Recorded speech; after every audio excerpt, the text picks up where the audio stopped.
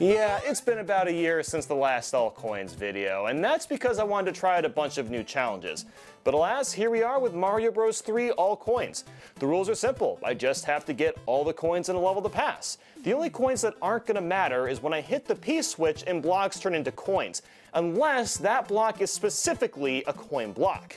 Also, I can use any power-ups I need to, and if I have to pass a level that's impossible, I might be able to do so with a warp whistle or with any power-up. But with that said, let's hippity-hop our way back into this challenge.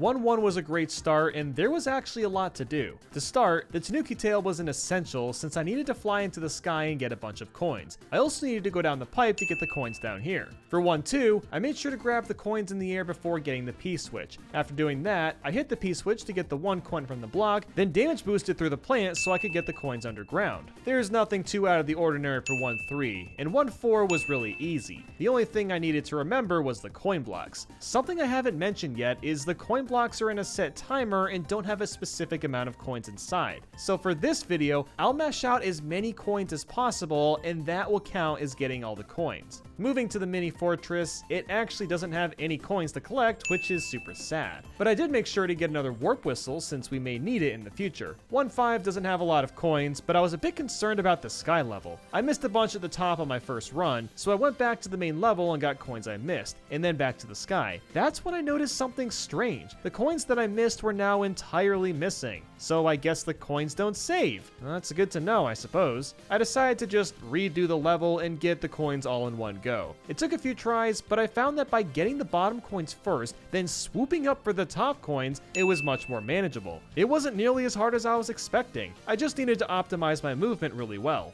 On to 1-6. This one was pretty annoying because of all the coins in the air. Before even getting to that though, the coin blocks were really sketchy because I had to perfectly slide underneath them and mash jump so I don't fall off by accident. Then the coins in the air required some really precise flying because when you start to fall, you gotta land somewhere and there isn't much ground to land on. I bet a lot of people didn't even know these coins exist because the screen usually obtrudes them completely. So basically, I had to keep flying at the end of the level, grab a few coins, and then turn around and do it over. After several flights, I got all the coins, but it was definitely a pain in the tuchus. One airship has 0 coins, so after taking out the Koopa, we are set to take on World 2.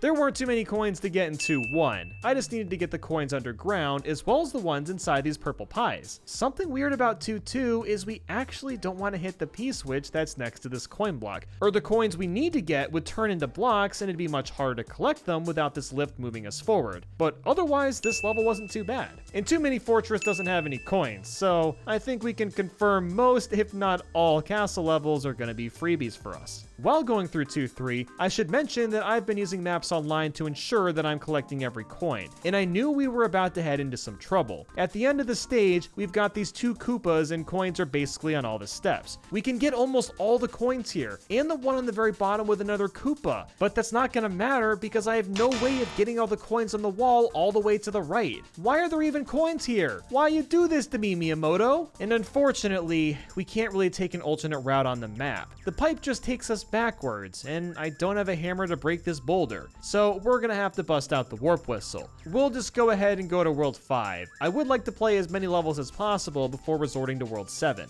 Starting off with 5-1, I had to make a game plan. Firstly, I went ahead and got all the coins on the top layer of the stage. After that, I flew into this pipe and got an invisible coin right here. Then came the hard part, the P-switch coins. They're shaped to look like 3s, and there was an absurd amount of coins to get. And let me tell you, I must have attempted this at least 50 times. I tried fast falling, then running for speed. I tried getting all the coins in 1-3 before going to the other 3, and I wasn't even getting close. I even tried out the P-wing, and while that did make me slightly faster, no real progress was being made. So unfortunately, we're gonna have to use our last warp whistle to World 7, and pray that the coins aren't too obtrusive here. 7-1 was a good start since there aren't too many coins to get. I actually never knew there was a group of coins around these pipes until now. There's only a segment of coins to get in 7-2, so this one was also pretty simple. The only thing worth mentioning for 7-3 are some P-switch coins to nab, but it was a snap. There weren't too many coins in 7-4, and the same for 7-5. The first Piranha Plant stage doesn't have any coins, but instead a free P-wing, which I'm sure we can use later. either. And the mini fortress has hardly any coins either. 7-6 has a ton of question mark blocks, but it's pretty easy. I gotta say, our luck has been pretty darn good. We might actually have a shot at World 8. For 7-7, you just run across the bunchers with stars and yet again, there's no coins. I guess this world has a bad economy or something. I don't know. 7-8 has a coin block in this random spot, plus a sky level, but it's much easier than the ones we've tackled. 7-9 is one massive maze, and while you can get all the coins here, you need to be really careful with your time. I had to do this one over a few times because I was going too slow, or I got hit too many times. You basically have to be Big Mario or better, otherwise half the coins aren't reachable. The second mini fortress has no coins yet again, and the same goes for the second Piranha Plant level. All that's left is the airship, and guess what? No, seriously, I want you to take your biggest, wildest guess on what happens next. No coins. So despite the odds, we've actually made our way to World 8 with a chance of beating the game while touching every single coin. Hooray! 8 Tank 1 features a total of, no coins, and neither does 8 Battleship. Wait, what? We didn't run into a single hand trap? That is insanely lucky. I celebrated by using the P-Wing and 8 Airship because there's no coins here either, and I hate this level anyway. Now for 8-1, there's a P-switch hidden in the sky.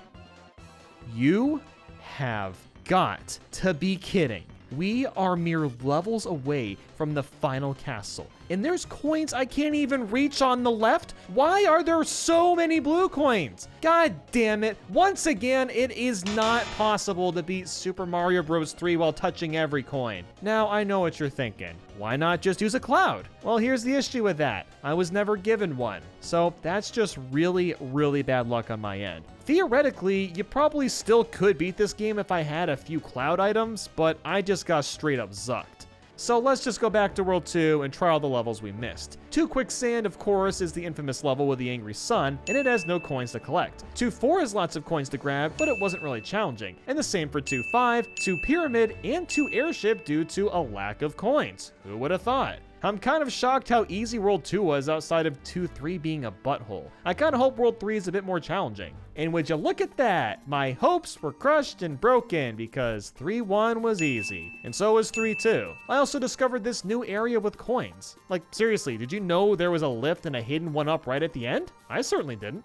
3-3 was definitely a lot harder because I had Boss Bass on my tail and the coins were in the water with him. I died quite a few times from just getting eaten by him. So I eventually figured out by being patient and slowly getting coins, I could beat the level. There were a couple times where I died right at the end, which was extremely aggravating. And believe it or not, 3 Mini Fortress actually has coins in the door all the way at the end of the hallway. This is another place I've never gone to before, but that was about it for coins. There was a good amount of blue coins in 3-4, but that's all that's worth mentioning. Now 3-5 is extremely frustrating because you'd think everything would be fine. There's some coins in the water and that's all you think there is. But alas, the map has showed me something horrifying. There are 2 coin blocks on the top. Here's one of my many problems. The only way to reach these blocks is with a P-Wing. That's because there's almost nowhere to run on land to build speed. But in the water, there's a pipe that's blowing water and we have to go through it with Frog Mario because there's coins down there. Do you see what's wrong? We can only have one of these power-ups at a time and therefore can't get all the coins. Moving on to 3-6, it was a bit annoying because a lot of the blocks had coins in them. I had to constantly move up and down the area, and it was really easy to slip up and fall. After some tries, I got all the coins. 3-7 has some coins in the air, the second mini fortress has zilch coins, but 3-8 doesn't. Now this level was one of the most obnoxious ones I've played in a long,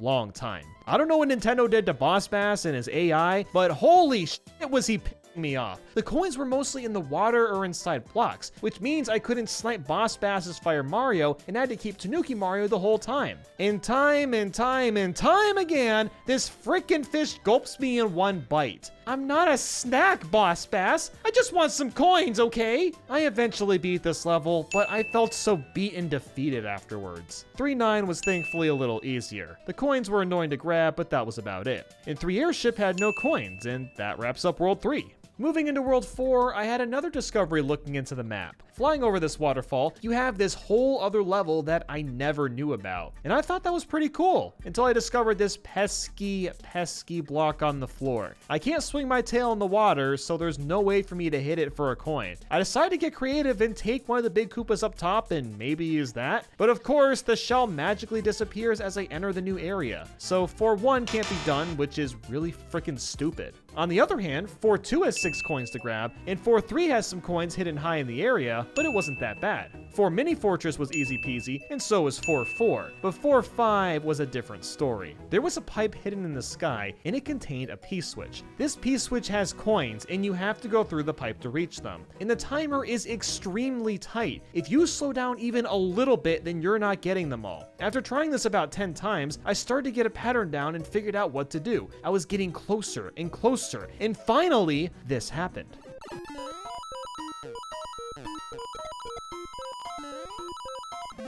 Phew! I had some really good luck with the bullet bill bounces, holy crap. 4-6 was much more manageable, and so was the second mini fortress, simply because I had the map to show me where the hidden coins were. And 4 Airship only had a few coins to grab, wrapping up World 4. I gotta say, a few of these levels weren't playing around, and I wonder how World 5 will fare.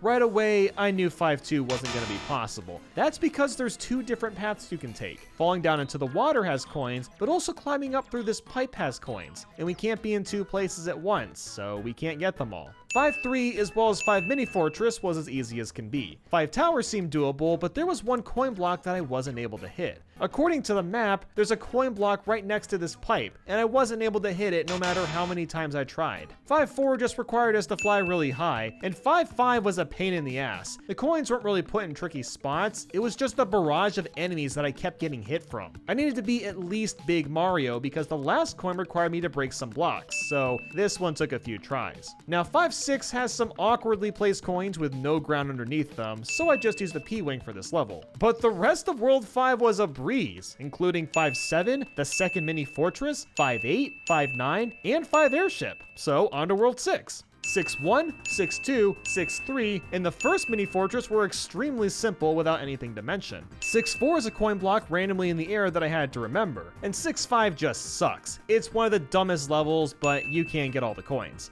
6-6 was fairly simple, and so is 6-7, but I had to be extra careful to keep Fire Mario the whole time so I could melt these ice coins at the end. The second mini fortress and 6-8 have no coins, but 6-9 has some in this secret pipe that requires a frog suit to get to. And then you enter the level and realize that you're screwed. The question mark blocks doesn't have a Tanuki suit or anything, and there's no way you could get all the coins in this room. Then you've got 6-10. This is another level I'm just not a fan of. Honestly, half of World 6 is just garbage, but getting all the coins here makes it worse. I mean, look at all these ice blocks I have to thaw. This takes forever, and I can't go fast because if I lose Fire Mario, then I have to retry the entire level. The third fortress wasn't too bad. By the way, did you know there's coins up here? Mario Bros 3 really does have a lot of secrets. I've learned about a lot of them from this challenge. And finally, 6 Airship has 1 coin to grab, and we can now finish up World 8. We're in the home stretch. Now, I hate to do this, but the rest of World 8 is really anticlimactic. 8-2 is easy, the mini fortress is confusing but doable, and the second tank in Bowser's Castle is a breeze. And that is Super Mario Bros. 3. So out of 90 stages, only 8 weren't possible. That has to be the best we've ever done on an all coins challenge. Only 11% of stages couldn't be completed. I think we did so well because the P-Wing is just so versatile, and a surprising amount of stages just didn't have coins at all. Super Mario Bros. 3. It's only the best 2D Mario game hands down. It's always nice to go back to this one from time to time, but let's play it a different way. The goal today is to avoid touching every single block. And when I say blocks, that means I won't be able to land or jump on brick blocks, question mark blocks, or ice blocks. The only thing I'm allowed to do involving the blocks is to break them with a Tanuki tail or Koopa Shell. I can also skip levels if I need to, but by the end of this, I'll have attempted every level. I personally feel like this challenge will be a brutal one, so let's get on with it. My first realization was that power-ups might be tricky to come by. Most of them come out of question mark blocks, so that sucks right off the bat. Moving on though, there's this long slab of blocks that I have to avoid, and unfortunately, I kept landing on them near the end. I kept trying this with more speed, but I just wasn't able to get fast enough. So my next idea was to bring a Koopa Shell with me to destroy some blocks that are in the way. This plan actually works pretty well, but after a few seconds, I wasn't breaking the final block. After dying to the shell, I realized I needed to be closer to the right side of the screen. What's annoying about retrying this level was I kept killing the plants by accident. It was just the worst. After a few more tries, I eventually broke through the barrier and cleared the level. That wasn't too bad, but I feel like this is gonna get a lot harder. 1-2 seemed impossible at first since you're supposed to use this question mark block to reach this pipe. But with a very precise Goomba jump, you can just barely cling to the edge of the pipe. The rest of the level was easy peasy. Next was 1-3, and it only had one tricky part. I needed to clear this segment of blocks by using the music block in Paratroopa. After a couple tries, I pulled this off. I also decided to kneel on this white block so I could get access to the warp whistle. I'm gonna try to get all three since I may need them to beat this game at all. For fun, I tried out 1-4 even though it's optional and wasn't having any luck. With some practice, I got close to touching the platform without using the blocks in the middle, but I knew I would need a Tanuki to reach it. I double checked the map, and sure enough, it would definitely be possible with a Tanuki, so let's just mark this with a yellow circle instead. After that was one tower, and there were literally 2 or 3 bricks in the whole level, so it was a cakewalk. One thing that sucked was that since I didn't have a Tanuki tail anymore, I couldn't go for the second warp whistle, so I hope I don't need it later. Thankfully, 1-5 was super easy considering I didn't spot any blocks. Now 1-6 had one jump where I had to bounce off this Paratroopa, but otherwise it was painless. I hit up a mushroom house hoping to get a Tanuki leaf, only to receive a fire flower. The fire flower was useful for the Hammer Bro fight, but I really want to get those Tanuki leaves since they're much more practical in most levels. And wow, we have already made it to one airship. We're sailing pretty smooth so far. The level itself has a couple of blocks, but after taking out the Koopaling, we are finished with World 1. There's another warp whistle to find in World 2, so let's see if we can nab it.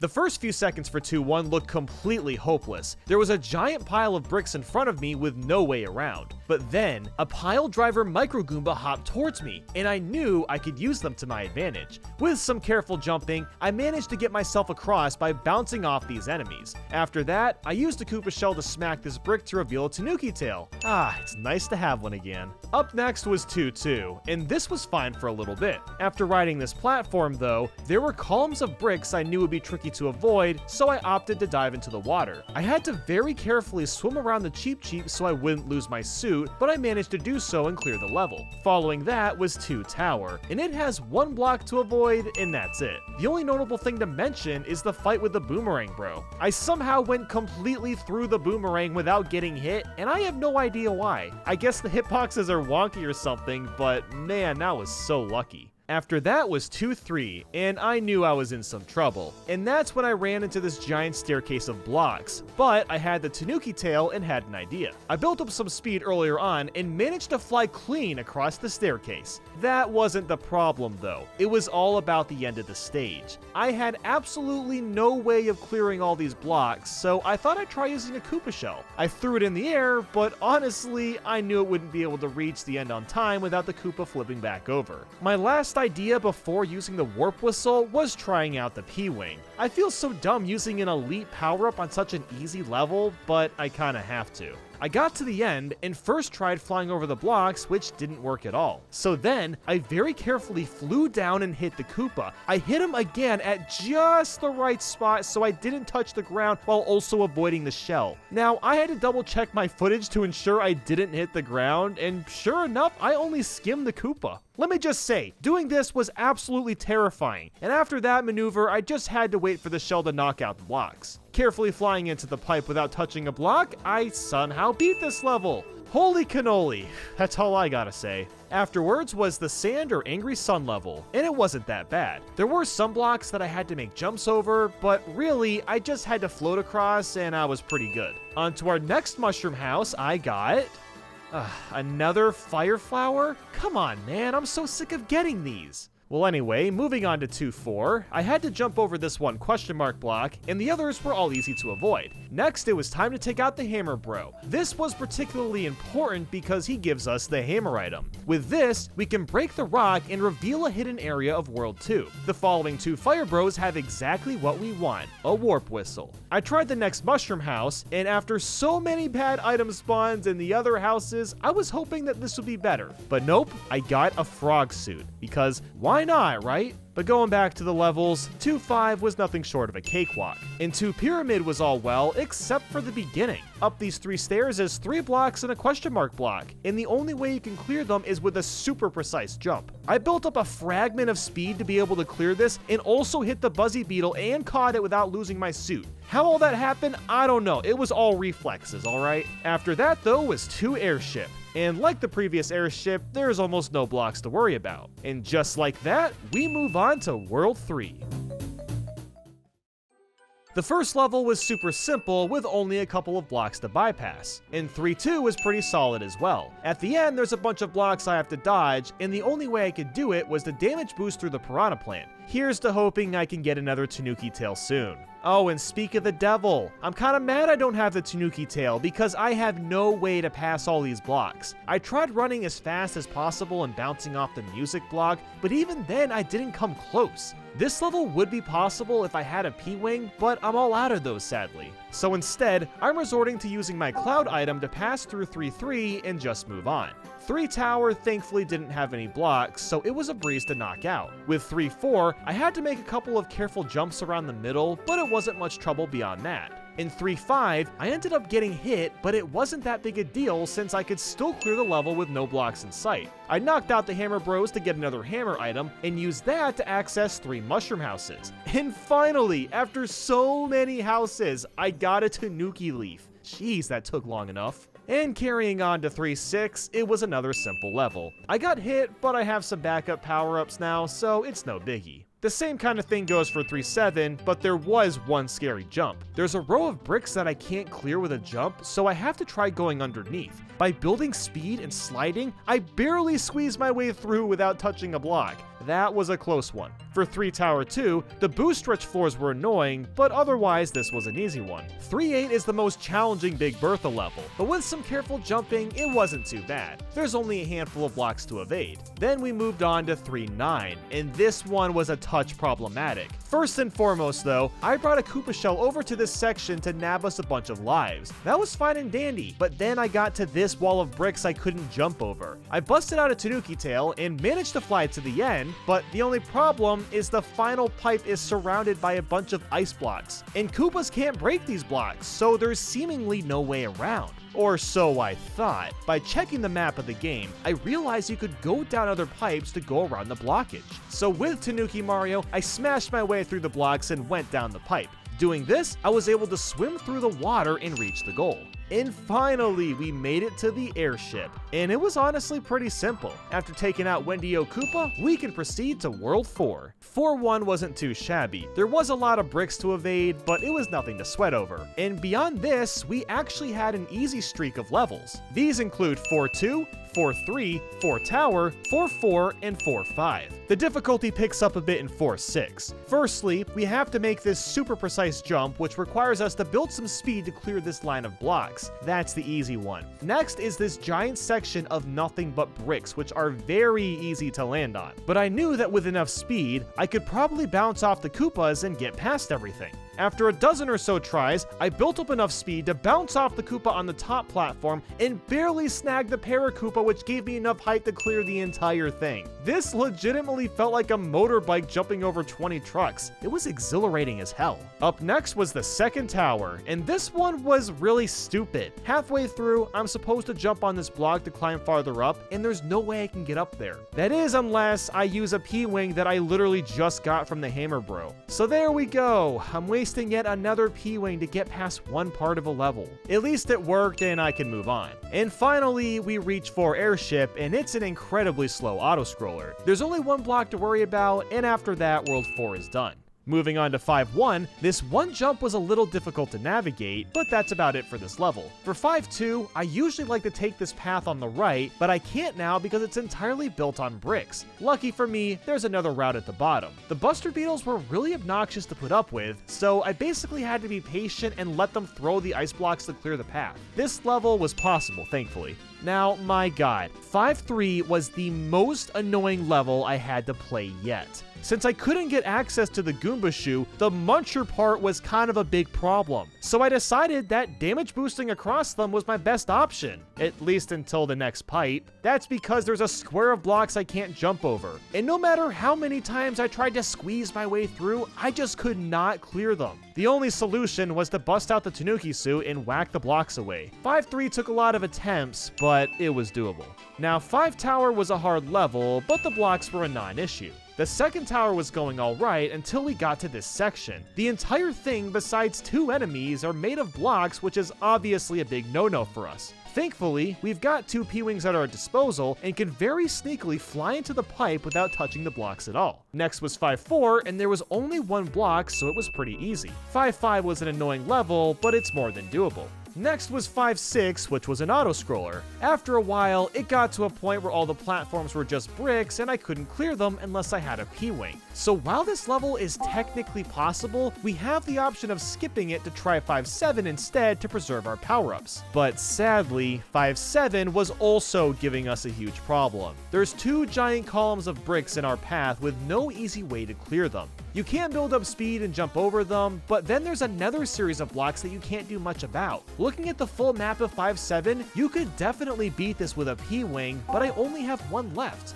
I also have a Cloud, so I decided to use that instead since the P-Wing is more useful in tricky situations. For the third and final tower, I just had to avoid the fireballs, and that was pretty much it. And 5-8 was also pretty simple, as well as 5-9. 5 Airship was another trouble-free level, and with that done, World 5 is a wrap-up. And I gotta say, I'm kinda surprised we haven't used the Warp Whistle yet. But hey, I don't want to jinx myself, so knock on wood. So 6-1 had very little blocks to worry about. There were a few tight jumps to make in 6-2, but it was all good. In 6-3, I had an insanely clutch moment where I was an inch from falling, but it was otherwise a painless level. And 6 Tower was more the same. It wasn't too bad. 6-4 was simple enough, and 6-5 is another level that can be done, but we're not going to complete it. 6-5 requires either a Tanuki or P-Wing to fly up top to the exit, as you can see by this map. Since we can try 6-6 instead, we'll do that to save our power-ups. 6-6 is a slow-paced level, but it's more than possible, and the same can be said for 6-7 as well as 6 Tower 2. 6-8 was interesting because the only way I could get across this small Mario was to let the Beetles throw the bricks so I could get through, and 6-9 was another painless level. 6-10 has a couple tricky jumps, and you have to let the Beetles throw a lot of blocks, but it's otherwise possible. 6 Tower 3 was yet again painless, which means we've moved on to 6 Airship.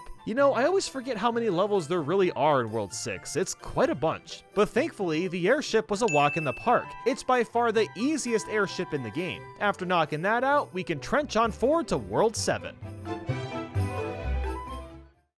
7-1 was not the greatest start. That's because there's no way to get past this vertical jump without a P-Wing. I need at least 1 platform that's made out of blocks. You can do this with a P-Wing by looking at this map, but we're going to use a Cloud instead. 7-2 is another level where we really need the Tanuki suit. There's 2 blocks on top of this pipe, and no matter how many times I try, I always barely touch the blocks. This is yet another one that could be done, but instead I'm going to use a Cloud to pass 7-2 and just move on. 7-3 is yet another level that requires the P-Wing. There's a large jump at the beginning, and I can't reach it without touching the blocks. Now, I do have 2 P-Wings at my disposal, but I really want to have these for World 8. But I guess I have no choice since I'm out of Clouds. Thankfully, 7-4 was much more manageable than the other World 7 levels. Now, 7-5 is interesting because this is actually the first level that will be impossible. That's because we're required to hit invisible blocks to make progress, and those count down his blocks, so there's nothing we can do. Thankfully, this level is optional, but it's honestly mind-boggling that this was the first unbeatable level. It took until World 7 to get to this point. But within the first glimpse of 7 Tower, it's impossible because the entire level is blocks. Well, this first room is at least, but not even a P-Wing can save us here. The last thing we can try is 7 Plant. This is a hard level, but with patience, you can do it without touching a single block. And what's really nice is you get a free P-Wing after completing it. But our dilemma now is that we're at a dead end. We can't use a P-Wing to clear 7 Tower, and I'm fresh out of clouds. That means it's time to finally use the Warp Whistle, which takes us to World 8. This has been a long and treacherous journey, so let's see if we can finish this challenge off strong. First up was 8 Tank, and there was only one block that I needed to avoid. 8 Battleship was more the same thing, except the level is slightly harder. Next was the hand traps, and I luckily only needed to play the last one. This level had next to no blocks in my path, and I was able to nab a free Tanuki Leaf as well. While 8 Airship was really challenging, there's no blocks to worry about. And then came 8-1. I tried it with Fire Mario and had no success getting over this pipe. So by building some speed with my Tanuki Leaf, I managed to fly right over it. The rest of the level was really challenging, but the blocks weren't in the way that much. 8-2 was particularly scary because the level was flooded with fire piranha plants as well as the angry sun, but if you play it carefully, it's more than possible. And here we go, 8 Tower.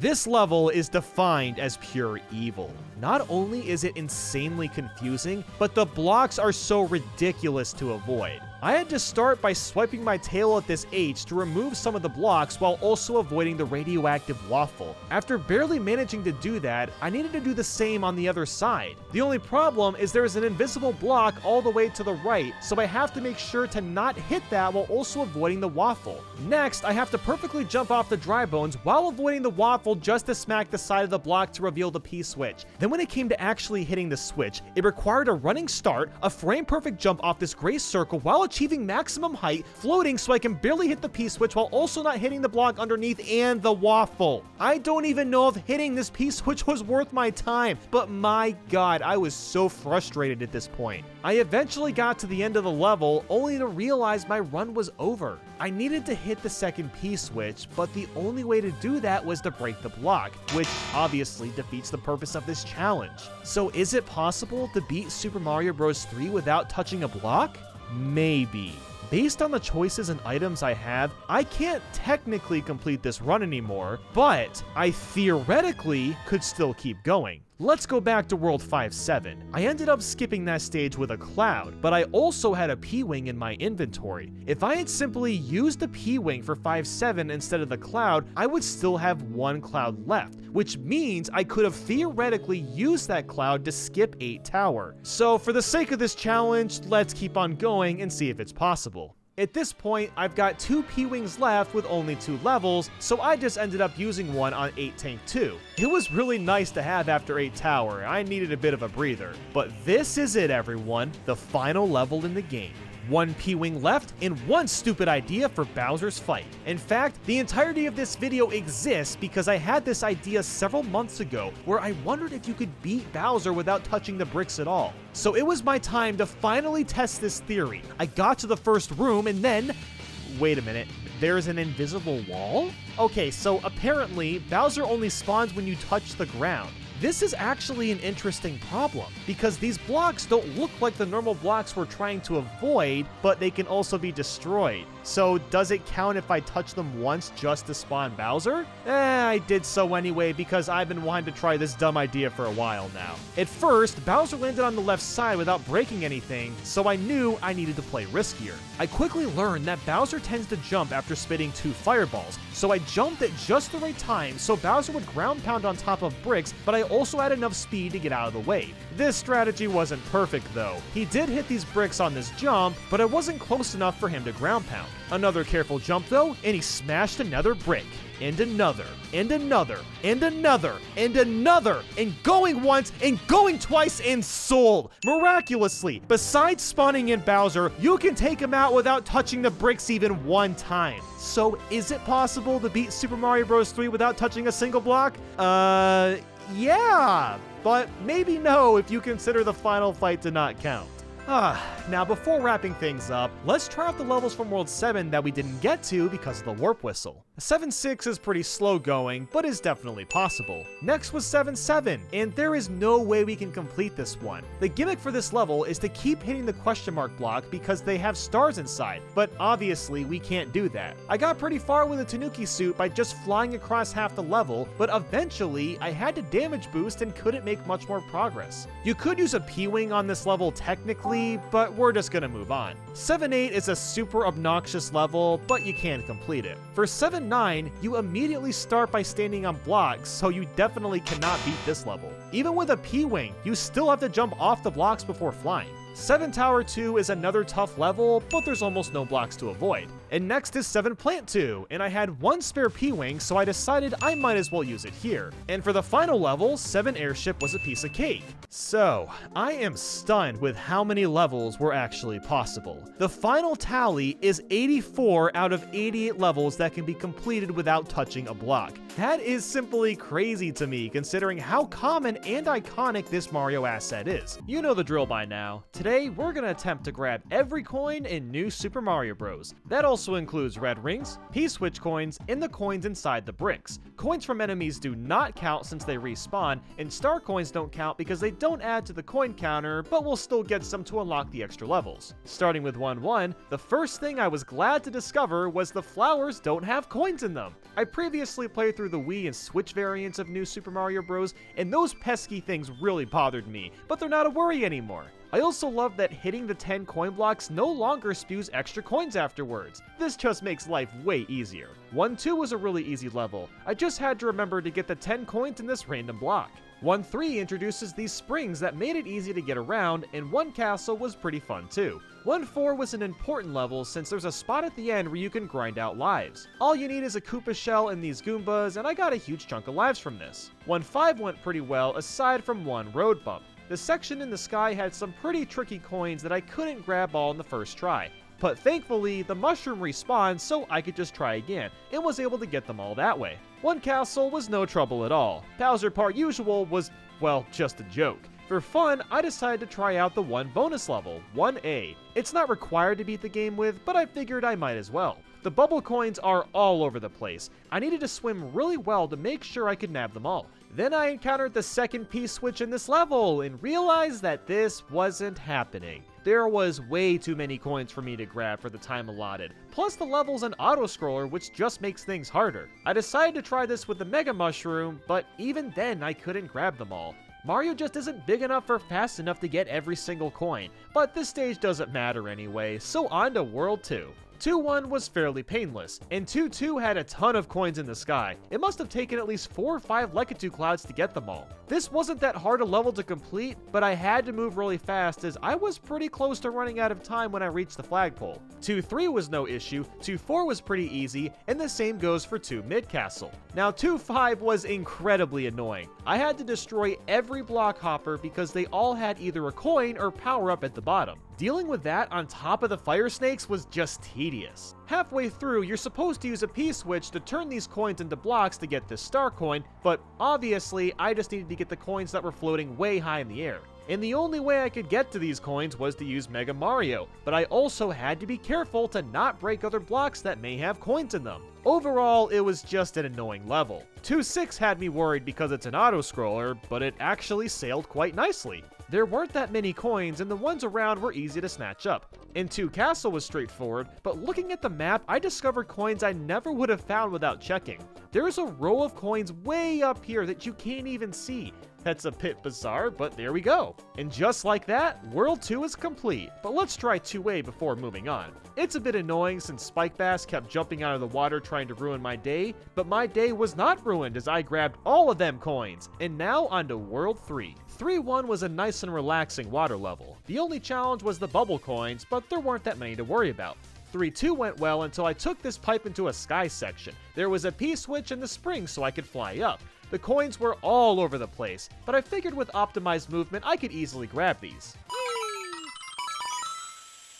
Or not? Well, it turns out you can actually get a Mega Mushroom and fly off the spring that way too. I had no idea you could even do that with Mega Mario, but there we go, we were able to grab all the coins. 3 Mid-Castle was another simple level, 3-3 had a lot of bubble coins but was doable, and 3 Ghost House was nothing to sweat over. 3 Castle had very few coins, and the boss was a piece of cake. And just like that, World 3 is done outside of the bonus levels. 3A is kind of time consuming since there was lots of coins under and above the water, but it's more than possible. 3B was incredibly easy, and 3C was another annoying spike bass level, but I completed it showing that every level in World 3 is possible. So of course, it's time for World 5.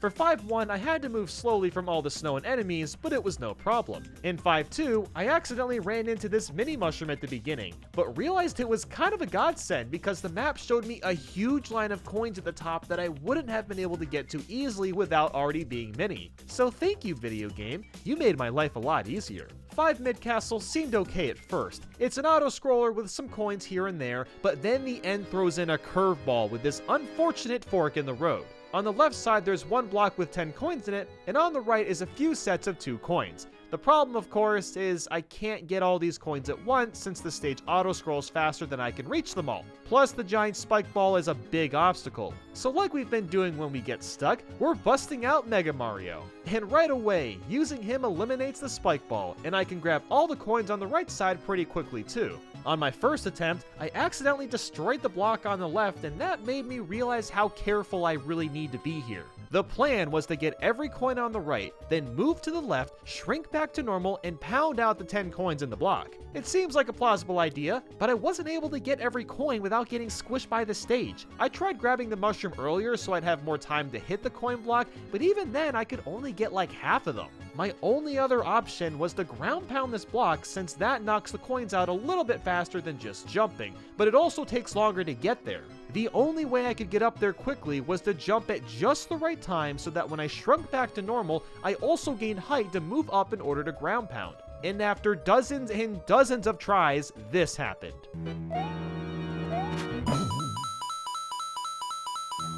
Now, I know it may look like I didn't finish because the block still looks the same, but I counted out the coins, and yes, I did get all 10. So after all of that, this level was finally done. 5-3 was a pretty slippery level, but more than manageable. 5 Ghost House went fine besides this one little block. As you can see, there's a series of 3 blocks, and this left one is always destroyed by a bruiser, and unfortunately, I need him to bust open this opening. I wasn't sure if there was a coin in there or not, so after checking the map, it turns out there is. I couldn't just ground pound this block either, since the platform above didn't let me do that. The only way to get this was to get into the level as Shell Mario, kill off the bruisers, get some speed, and hit the block with the shell. After that, I was good to go. So despite 5-4 being another auto-scroller, most of the coins were a breeze to pick up. And 5 Castle didn't have too many coins to worry about either, which proves that World 5 can be completed, outside of the bonus levels we gotta try. 5A was really unique and fun to plow through,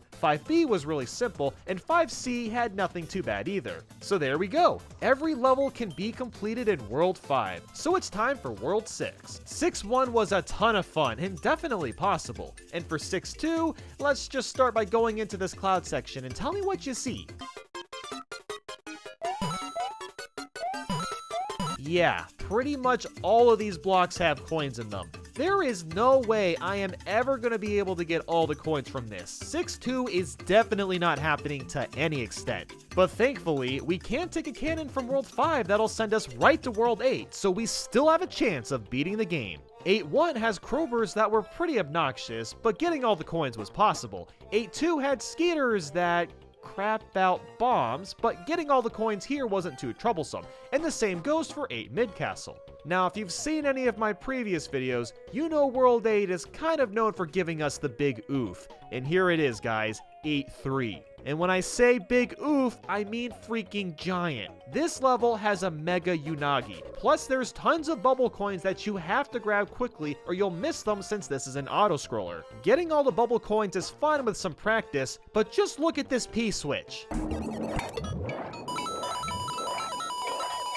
Like, come on game, this is just uncalled for. I don't even need to try this with Shell Mario to know that there's way too many coins, the screen scrolls too fast, and the coins are on the screen for a very short amount of time. So naturally, we have one other option, and that's of course to bust out Mega Mario. but even he can't withstand the power of Unagi. He just gets pushed away and he's really not big enough to grab that many coins anyway. I was really struggling at this point, so I tried looking up some glitches and eventually found one from A+ Start where you could get rid of the eel by moving yourself above the screen, but that wouldn't be too practical in my scenario. But now I knew that you could get rid of the eel, and you can get behind him as normal Mario. So with that logic, I stayed right below the P-switch, let the Unagi get in front of me, took a hit, released the Mega Mushroom, and as I grew in length, the Unagi started to disappear from behind. And you might think this was good news, right? Well, the plan didn't quite work out because, like I said, Mega Mario just isn't big enough to get all these coins, and they really don't stay on the screen long enough for me to grab them.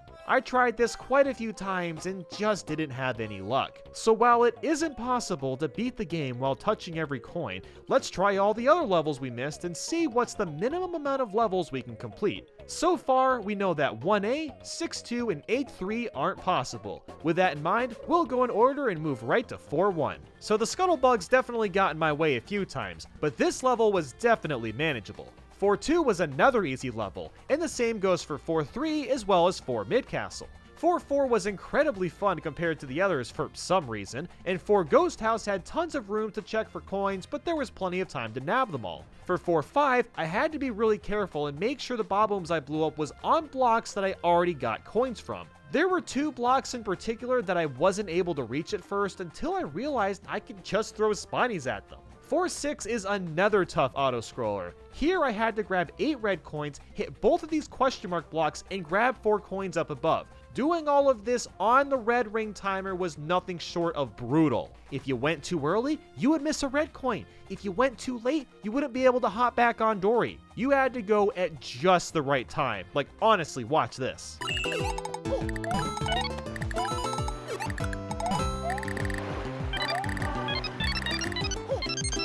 This was so frustrating to pull off, but I am really glad that I actually was able to do it. And 4 Castle thankfully was a simple level to knock out, but 4A made me hate vines more than I ever have in my life. When Mario jumps off a vine, the physics don't feel natural, and it's hard to tell where you're gonna land. None of the coins were that hard to get, I just really struggled with the stupid vines and just getting used to them. And that is all of World 4. We've proved that every level here is possible, so now it's time to finish up World 6. 6 Mid-Castle was easy, and 6-3 had these petty swinging question mark blocks, but it wasn't that bad. And quite frankly, the rest of World 6 gave me little to no issues. That's right, 6-4, 6 Mid-Castle 2, 6-5, 6-6, 6 Castle, 6A, and 6B were all possible. There wasn't much to say about really any of them. But believe me, now that we're heading into World 7, things are about to get interesting. 7-1 was a bit intimidating since you're flying through the air for most of it, but the coins were effortless to grab. 7 Ghost House is another time-consuming stage, but all the coins here were doable. That was until I stepped into this P-switch room. What the frick is this? The game basically just dropped a hammer on my toe. There's a negative 10% chance I'm getting all these coins. Anyway, 7-2 was a unique level and also pretty easy to complete. 7-3 is one of the levels I actually remembered from a new Super Mario Bros. Game. You run on top of a giant wiggler and it's just so creative and interesting. You know what? I take that back. Why on earth is Mario releasing a multitude of coins that I can't reach? Why does this only happen on this stage? I don't even know if I should count these as coins, but they add to the coin counter and they don't respawn in the same place, so I guess I kinda have to. At least 7 Mid-Castle is possible, it's just a slow-moving level. 7-4 has this cloud segment that takes you really high into the air, and I'll just let the stage explain itself.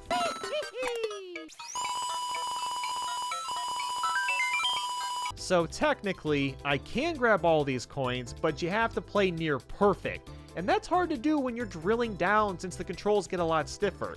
And you can't just slowly float down for a bit. You gotta drill right away or the coins will disappear before you hit the bottom. I must have tried this over 100 times, and I actually got pretty good at this. There were some runs where I only missed like 4 or 5 coins, but really the only true way to do this was to build up muscle memory. What really made this so hard was just the screen crunch. I couldn't see what was coming up, making it harder to prepare myself. And then I realized that I'm a complete buffoon. Okay, that's not as impressive, but I'd rather do this than spend another 5 years grinding this out. So 7-5 was really easy despite all the bullet bills, and 7-6 wasn't challenging at all. 7-7 was an easy enough auto-scroller, and then we got to 7 Castle. I've previously had a lot of trouble with snake block levels, but this one really didn't have that many coins, surprisingly. 7A was a bit confusing, but definitely possible, and that wraps up every level in World 7, with 7 Ghost House and 7-3 being the only outliers. All that's left now is to finish World 8, so let's jump right into it. 8-4 had scuttlebugs that were a pain in the neck to put up with, but all the coins were definitely possible. 8 Castle required me to route carefully since the platforms could only be on certain poles. 8-5 was pretty easy, and I discovered this random hidden coin thanks to this map. 8-6 had rising lava, which caused me to die a few times since some of the blocks had a lot of coins in them. With some practice though, I was able to do this. 8-7 just as a level was kind of difficult. Strangely, getting the coins here was the easy part. And god damn it 8-8, why must you have these stupid freaking lava rocks? New Super Mario Bros. Wii gave me the same issue. Their frequency and random nature make this level not possible to any extent because they're constantly destroying blocks with coins in them that I needed to grab. You're just never given a break throughout the entire level. They're just always falling, and this one is just not giving me any sort of chance. 8 Mid Castle 2 was another snake block level, and again, there just wasn't that many coins to get. And now we've made it to 8 Final Castle after all this time. Despite it being the last level, there's next to no coins to grab, so after fireballing Bowser Jr. and Bowser to death, I finished the entire game. I'm sad we couldn't complete every level, but going back and trying all the others regardless really added to the experience. Out of all the levels, 6 of them were not possible in terms of touching every coin. That's not too bad, honestly. I was expecting more levels to not be possible since the power-ups weren't nearly as useful, so I'll take it. You may or may not remember the Backwards series on my channel from around 2 years ago. The idea was to play through games, well, backwards. I ended this series with New Super Luigi U, but I never even finished that game, and some of those levels were modded to be beatable when they normally couldn't be done. These videos were shot like edited Let's Plays, so I thought we'd bring this back, but have everything more formally scripted. Every level here has been modified so Mario starts at the end of a level, and the only added difference is gonna be a new flagpole. Secret exits weren't edited, so we can use them if necessary to beat levels. And with that, let's do this thing. Starting with 1-1, I thought it would be fun to use the Mega Mushroom backwards and see if I could get to the flagpole. It turns out that wasn't the best idea and this glitched out the game for some reason. So after a reset, I ignored the Mega Mushroom and completed this fairly easy level. 1-2 felt kind of weird to run through for some reason. Running left so much is something I still needed to get used to, but the level was a cakewalk. This Koopa almost had my number in 1-3, but that's all there is to say about this one. 1 Mid Castle was going well too, that is until I got to this floor and I had no way of going through. I was thinking that we would be stuck here, until I realized I can still access the secret exit. I destroyed the blocks in my path to get access to this shiny red pipe, and going through this unlocks exactly what I needed, a warp cannon. One massive shot through the sky later and I was sent to World 5 to hopefully be able to beat the game while playing these levels backwards. 5-1 was sluggish from the snow, and 5-2 had a mildly tricky jump to make. Afterwards was 5 Mid Castle, which was frankly quite hilarious since I was just falling to the very bottom. When I did get to the bottom, the platform activated and started pushing me back up, but that was no problem since I could swiftly go to the side and underneath it to get to the boss. Now, I've always hated 5-3 for how slippery the stage is, and these snail cords were even more of a pain to put up with. And for some reason, I was having issues attacking enemies when climbing up hills, and I don't know why. Something about doing that just felt kinda jarring. But after a few tries, I cleared the stage. When I first entered 5 Ghost House, I thought it was impossible without getting hit because this boo spawns literally right at the door. Seems a little unfair, don't you think, buddy? But to my disbelief, you can simply run towards the left and get out cleanly. I guess Mario has a few invincibility frames when he first exits a door? I don't know. Immediately after that, I fell with style down this pit, only to be stopped by a platform. While it does push me up, it also shakes around, which allows me to sneak right through it and continue backward. Next, I had to manipulate these bruisers to destroy some blocks for me, and that's when I realized that I'm very lucky they do that because these 2 gray blocks towards the right would have otherwise kept Mario stuck on the stairs. This was a pretty fun level to play, and it was possible.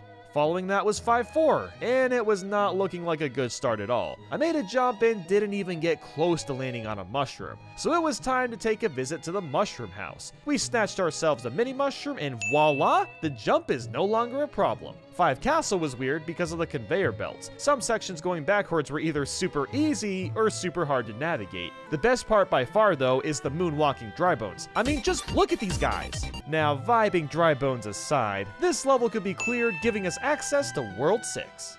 Our first level in this rocky terrain was a breeze, and 6-2 had this one pipe that looks impossible to clear, but it surprisingly wasn't. What didn't surprise me was getting stuck at 6 Mid Castle. Like the level from World 1, I don't have a way of getting any lower than this blue platform. That means it's time to go back to 5 Ghost House. This level just so happens to have a secret exit that opens up a massive cannon, and this cannon takes us all the way to World 8. This is our last scapegoat, so let's hope for the best. 8-1 was off to a great start since my only real obstacle was the bullet bills, but what about 8-2? Well, I figured out that I was going to need the mini mushroom to make any progress after the checkpoint since I couldn't enter this tiny pipe. So 1 mini mush later, I went back to 8-2 and got past this room. Next, I had to go through this pipe and... what the heck? Well, why can't I go through it? Well, guess what? You actually can't go through sideways pipes when there's no ground beneath them, and this pipe is required to keep proceeding backwards. So unfortunately, it is not possible to beat New Super Mario Bros. DS backwards. But since we've gone this far, we might as well try the rest of the levels.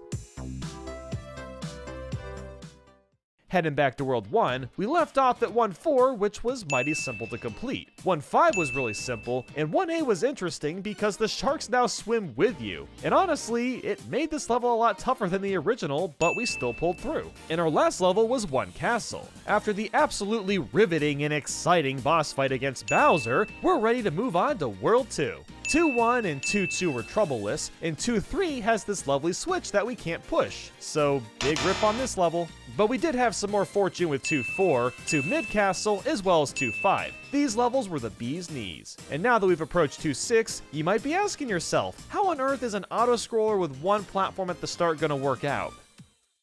It doesn't! And we don't have better luck with 2A. Like mentioned before, we can't enter pipes sideways if there's no ground beneath them. For 2 Castle, I wasn't able to hit the yellow question mark switch to lower the land, so I had to bounce off a bullet bill and run across the top instead. After that fiasco, I was lock and loaded for the boss and finished up World 2. Besides this cheap chomp chasing me down, 3-1 was pretty simple, but 3-2 is when the good stuff comes in. Immediately, this level looks daunting since I can only see a mere paratroopa in front of me that I can't even reach. I try to jump for the heck of it and die to the troopa. With a mini mushroom, I was able to reach the paratroopa and actually make some progress, but now that I'm tiny, it's a lot easier to get hit and die. The physics are just so different, and I could not get used to the floatiness. Simply reaching this second paratroopa was a challenge on its own, but I had a feeling that it could be done. With lots of practice and learning the troopa's patterns, I was able to not only bounce on both of them, but also make it to the mushroom and survive. These kinds of jumps are what I live for. It's so satisfying pulling things like this off. But I wasn't quite done yet. This next jump left me missing this mushroom by quite a large margin. With more speed, I got much closer, so now I was figuring out how to optimize this jump.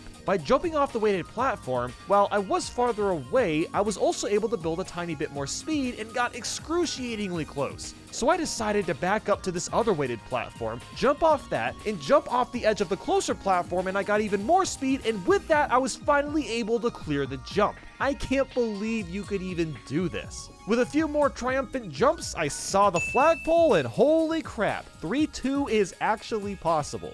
Next up was 3 Mid Castle, and it's mostly just dropping down the whole time. And 3-3 has 2 green pipes blowing air in my face, making it impossible to move backwards. Or so they thought. With the power of blue shell swimming, you can just barely swim fast enough towards the top, float to the bottom, and bypass this obstacle. 3 Ghost House has a giant slant that requires me to hit a switch to spawn in stairs for climbing. I did find a switch to use, but it's meant for the stairs above me, so I wasn't sure if this could be cleared. But by running at full speed with no errors, you can reach the top and clear the entire level. 3A was kind of annoying because I couldn't jump up this platform with the water, so I had to precisely jump off the skeeter just to get on top. Otherwise, this level was easy enough. 3B and 3C were pretty easy, and 3 Castle was too, but these spikes made it very slow going. And with that, let's move on to World 4. So 4-1 has this giant gap to clear, and we couldn't get up there with normal Mario. But with Mini Mario, we can easily bounce off the Scuttlebug with no scratches or questions asked. A large majority of this level was just bouncing off Scuttlebugs, which is easier said than done considering the floatiness and one-hit death. As useful as Mini Mario is, I really don't like using him.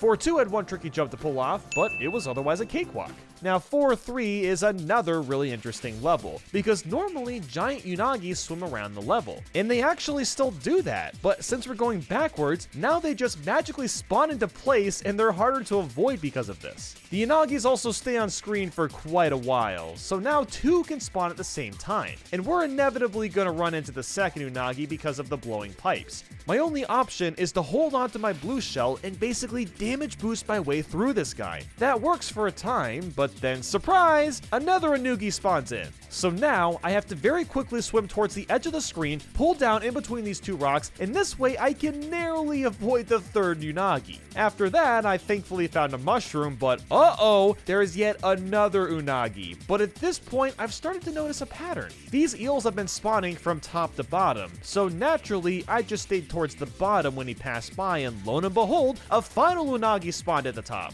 Now, as crazy as this level was, it was actually beatable. This was a really fun challenge. But no skill is going to allow 4 mid-castle to be possible. As soon as you enter, the lava is just waiting for your booty. 4-4 and 4 Ghost House are pretty simple, and so is 4-5 up until the end. Normally you use bob-ombs to break these blocks, but now we can't access them. Or so I thought. There actually are bob-ombs in this level, but they're just really far away. My idea was to hit this bob-omb on the left in order to blow up these blocks, then let the other bob-omb get closer, hit it from the bottom, pick it up, and dash to the blocks that I need to break. It didn't work too well the first time since the Koopa got in the way. So to save a bit of time, I let the bob-omb walk to the left more so I could have more rain to slow down. And this strategy actually worked and allowed 4-5 to be completed.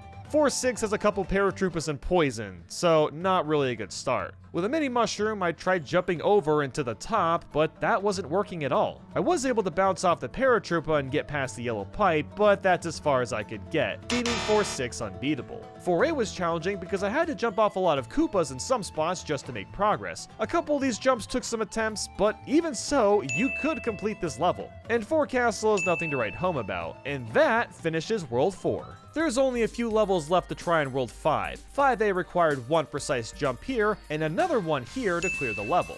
5B was a walk in the park, and then there's 5C.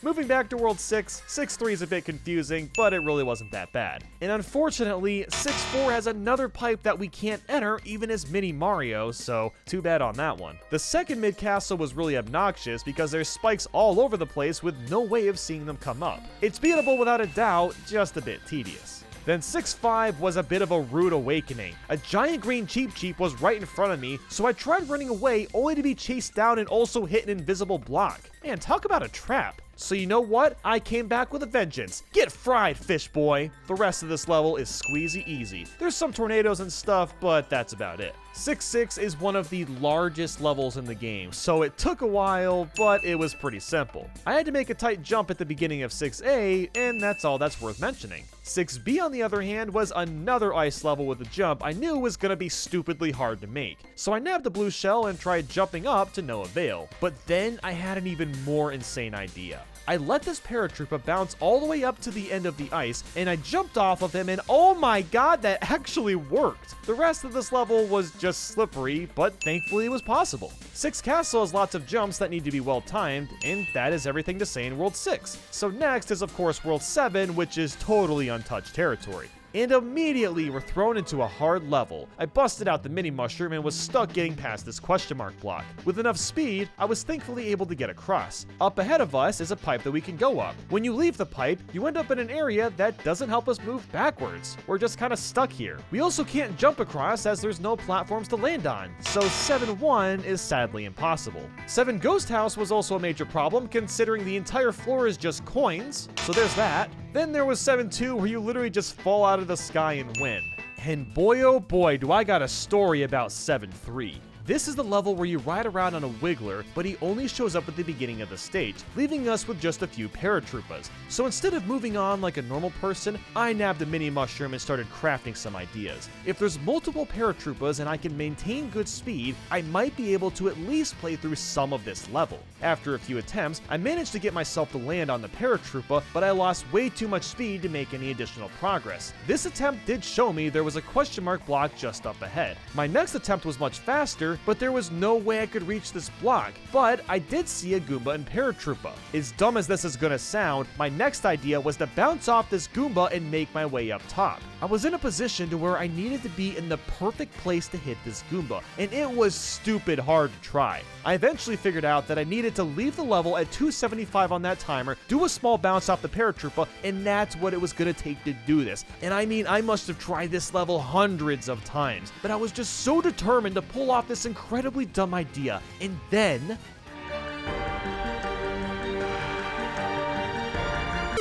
what? Oh, that was so close. Man, I am shocked I was even able to bounce off that Goomba. The angle was just so ridiculous and... Okay, that was officially the most gamer thing I've ever done in my life, but I wasn't done yet. I had to make my way to another platform that was extremely far away. With more speed, I got pretty close, but not close enough. I tried jumping off the paratrooper next time since he was higher up, and that seemed like a possible solution with more speed. But instead, I bounced off this paratrooper, landed on the brown platforms while running, did a pixel-perfect jump off the question mark block, and finally made it to the other side by the skin of my toes. Beyond this was another question mark block and a pipe that spawns Goombas. At this point, it was getting too difficult, and I deemed this level impossible. The thing with this level is I feel like maybe a task bot could do it, but I really have no idea. Now after that massive adventure, 7 mid-castle brings me back to spikes that are hard to avoid. I got to a point where the ground was blocking my path, making this level undoable. And 7-4 was another one of those pipes that we can't enter, so it's impossible as well. But 7-5 was doable, and so was 7-6, but I needed Mini Mario to get up this big hill. 7-7 required me to make and learn a lot of blind jumps, but it wasn't that bad. 7A went well enough, but 7 Castle is a snake block level, which means there's zero chance of beating this one. But back to World 8. 8 Mid Castle was a breeze to knock out, and 8-3 is another Unagi level. But even by damage boosting through him, there's no way to make any more progress, so 8-3 can't be done. 8-4 was pretty simple, but 8 Castle definitely wasn't. There's a platform I had no way of reaching as normal Mario, so with Mini Mario and building up some speed from farther back, you can just barely get enough height to get across and continue going backward. The rest of this level was just more well-placed jumps, and that's about it. 8-5 sadly has another pipe we can't enter, 8-6 we're trapped in this last room, and 8-7 has a giant gap with no way of us clearing it. Man, World 8 has not treated us very well. But next up was 8-8, and this one was incredibly tedious because the meteors are random and hard to get around sometimes. With quite a few tries though, this can be completed. 8 Mid Castle has a lot of falling since it's another snake block level, but there's 2 long lines of spikes that we can't really get around, even with damage boosting. And we finally made it, 8 Final Castle. It's been quite the treacherous journey, but let's see if we can complete this one. This level has so many paths and you also have to flip the rooms around, but frankly the hardest part was just figuring out which doors to go in. I did have to damage boost through this fire, which was kind of annoying, but this really wasn't as hard as I thought it would be. I got to the final room, which confirms that 8 Final Castle can be completed. So out of every level, only 20 of them weren't possible. And what stinks is that a lot of these levels seems like they could have been done, but the sideways pipe thing was an issue, or there was just no ground to work with. Was I the only one that really liked the Blue Shell New Super Mario Bros? Maybe this is just me, but when I was a lot younger, I would pick random levels and see how long I could last bouncing around in the Blue Shell. So that got me thinking, why not try to legitimately beat the whole game with only the Blue Shell? The rules here are simple. I just have to be inside the shell at all times, and I can only be outside of it when I'm getting the running start or if I have to enter a pipe/door. So we'll of course start with 1-1, and after hitting this wall and going back to the beginning, I just realized what a mistake this was attempting this challenge and how hard this is going to be. Trying again, I realized a maximized jump could clear this wall. What really worried me though was the ending because of the staircase of blocks, but by some miracle, I managed to perfectly jump off the block and make my way to the goalpost. 1-2 was no sweat. Right after the checkpoint, you have to make make some precise jumps here and there, but I didn't have any trouble. With 1-3, there was a block with a tiny mushroom that I had to avoid, but otherwise got around that and cleared the level. And then came one mid-castle. I learned how much vertical levels were gonna suck once I got here. The first challenge were these opening and closing pathways. There was 4 in a row to clear, and climbing up them was an issue because I was always moving at the same speed, making it difficult to time when to jump. As you'll see, I'm constantly going up and down these things or just getting squished. But with some practice, I figured out the pattern and was able to get myself up and out. But I'm not even close to done yet. Immediately after that is 4 vertical blocks and 1 long horizontal one that closes up and down in a domino fashion. I had no idea how to get through this. All that would happen is I'd clear the area, try to jump up, miss, then go back to where I was. Apparently, the strategy was to wait until the blocks closed in, because by complete accident, that's how I got past this segment. And the final thing was this staircase of blocks, and they kept moving in and out of place. This was aggravating because I kept getting my shell pretty high, but never high enough to get out of that area. Thank God the ceiling was so low, because by using that, I was able to bounce off the side, land on the top block, and clear the section. The rest of the level was easy enough. But I learned something super weird about Bowser Jr. While you can knock him over with the Koopa Shell, you actually can't hit him. For some reason, the shell just goes through his entire body. So I had to stop using the shell to jump on him. You could technically say this doesn't count, but this honestly seems like an overlooked glitch on Nintendo's end, so I think this is fine and we can move on. About halfway through 1-4 was a huge wall of bricks which worried me, but by traveling back a bit and taking this higher route, I was able to clear them. But then I got to the end of the level with this yellow pipe. No matter how hard I tried, I was not able to get over the jump because the ground was too low. I tried jumping from multiple spots, but nothing really got me close, so I went back to the giant wall of bricks to try getting to the green pipe, but as I was breaking them up, I wasn't able to get in this tiny crack, which doesn't make sense because normal Koopa Shells can do that. So at this point, I'm giving up on this level. If the challenge turns out to not be possible, I'll go back and try the rest of World 1. My only option now was to get back to 1 mid-castle and enter this door. Now, I'm in a room with a bunch of randomly moving platforms, and believe it or not, I was not only able to get into my shell, but I also timed my jumps just right that I was able to enter the secret area. The room after that has a row of blocks to smack up, and then we can take the trusty old cannon to World 5. Going into 5-1, I discovered that the blue shell destroys snowballs, which makes this level extremely easy. The thick snow also doesn't slow me down. I only had trouble with this one jump and kept falling down this gap, but otherwise it was a cakewalk. After 5-2's checkpoint, I had to make a lot of really precise jumps. Passing this barrage of bats are a lot of really small platforms, and it was easy to either fall or knock myself the other way. After a lot of attempts, I realized that staying as high as possible was the easiest way to get through this. After that, I was good to go. 5A required a lot of trial and error. Since the mushrooms constantly change in size, you're forced to think ahead and remember where you need to be at all times. This whole level works on a cycle. You start at the beginning when the mushrooms at their longest, and then you can make it across that way. This took quite a long time to do, but it was actually possible. And then came 5 Mid-Castle. This is where things start to get really stupid. This is another vertical level, but it's also an auto-scroller. And this auto-scroller features these freaking spikes. Now at first, it's really not that bad because the spikes just roll in and out of the stage.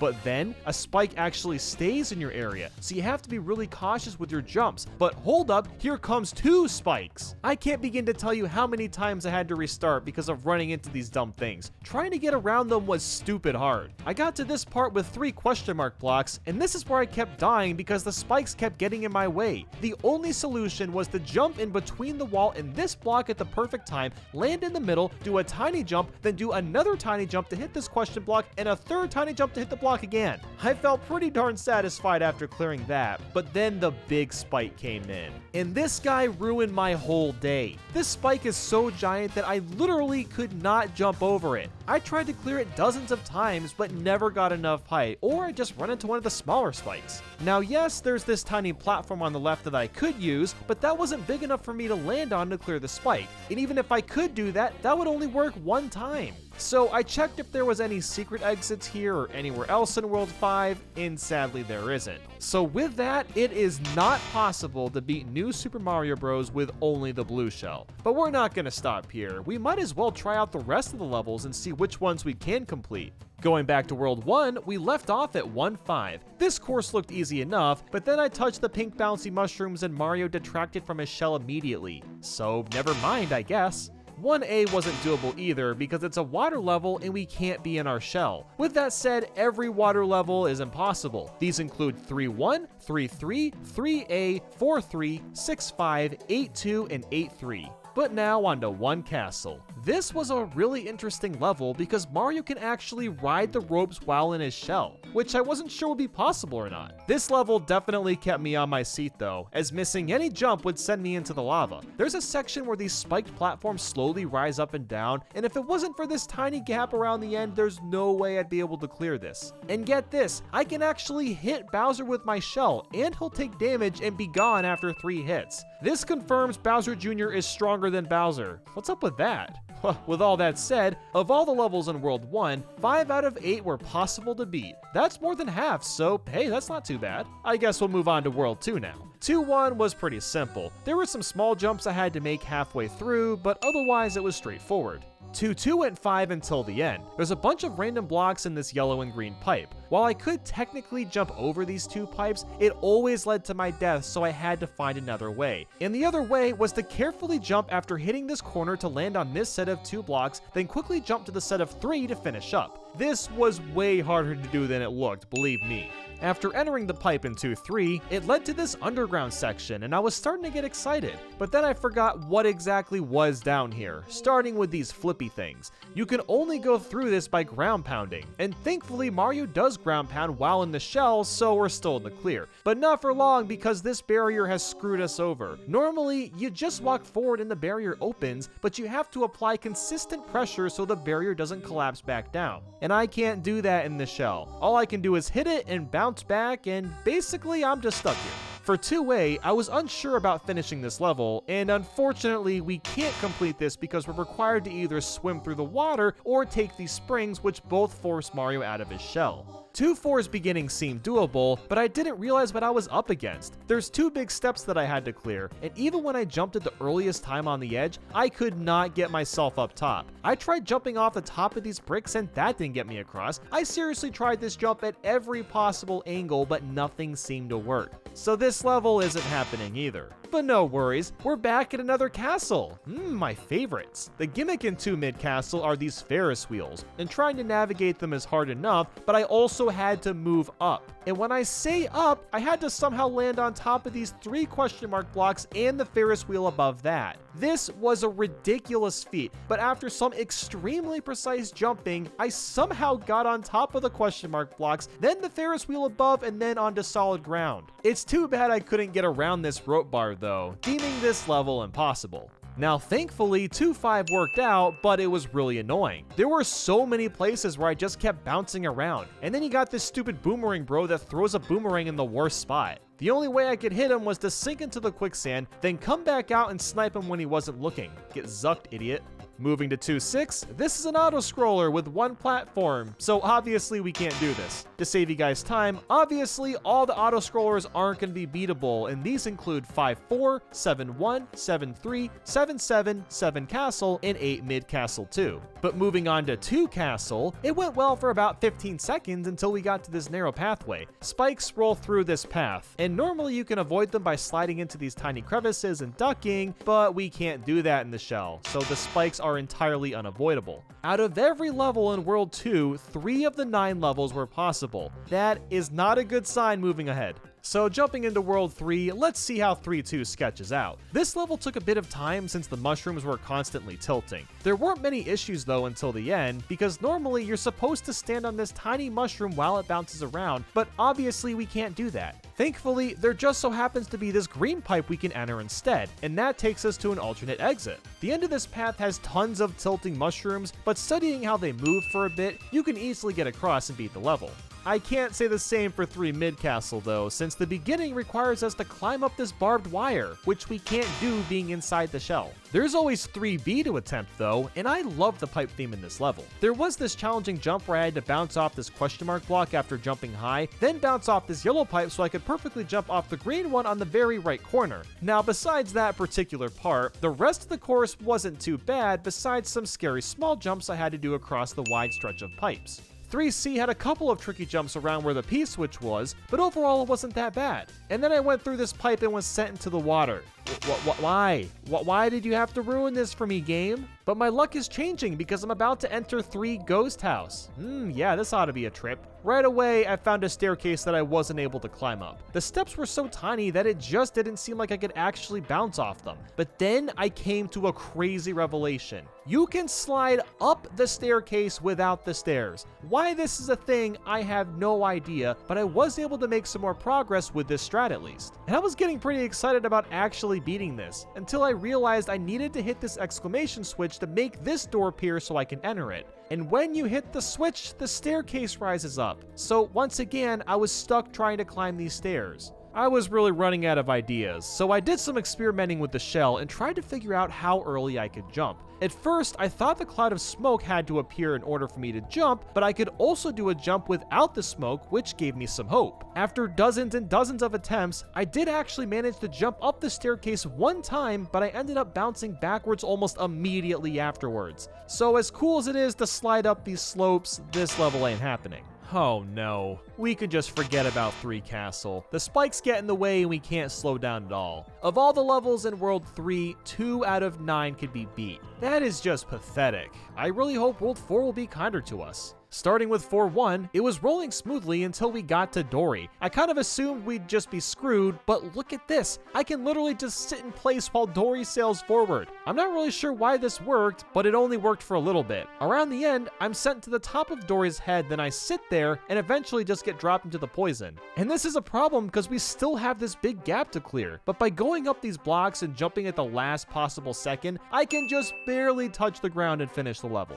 4-2 had this purple mushroom near the beginning that I kept falling through. Look at that epic hitbox, I mean really. By doing a tiny jump, you can just barely get this, and the rest of the level after that is easy. Jumping into 4 mid-castle, right away I was terrified of these platforms, but by some freakish miracle, I was able to get up and make it out alive. Don't ask how I didn't get squished. But it doesn't matter anyway, because past the floor, I'm forced to climb up more barbed wire. 4A isn't much better. While I can clear a few jumps, there's a giant gap of poisonous disappointment. And then for 4-4, I got stopped by a vine. I tried to clear the gap, but couldn't get high enough to do so. And after all that failure, it's time for a ghost house. Now, there was a lot of pipes and doors to get through, but I could surprisingly actually complete the level. Well, I'll be damned.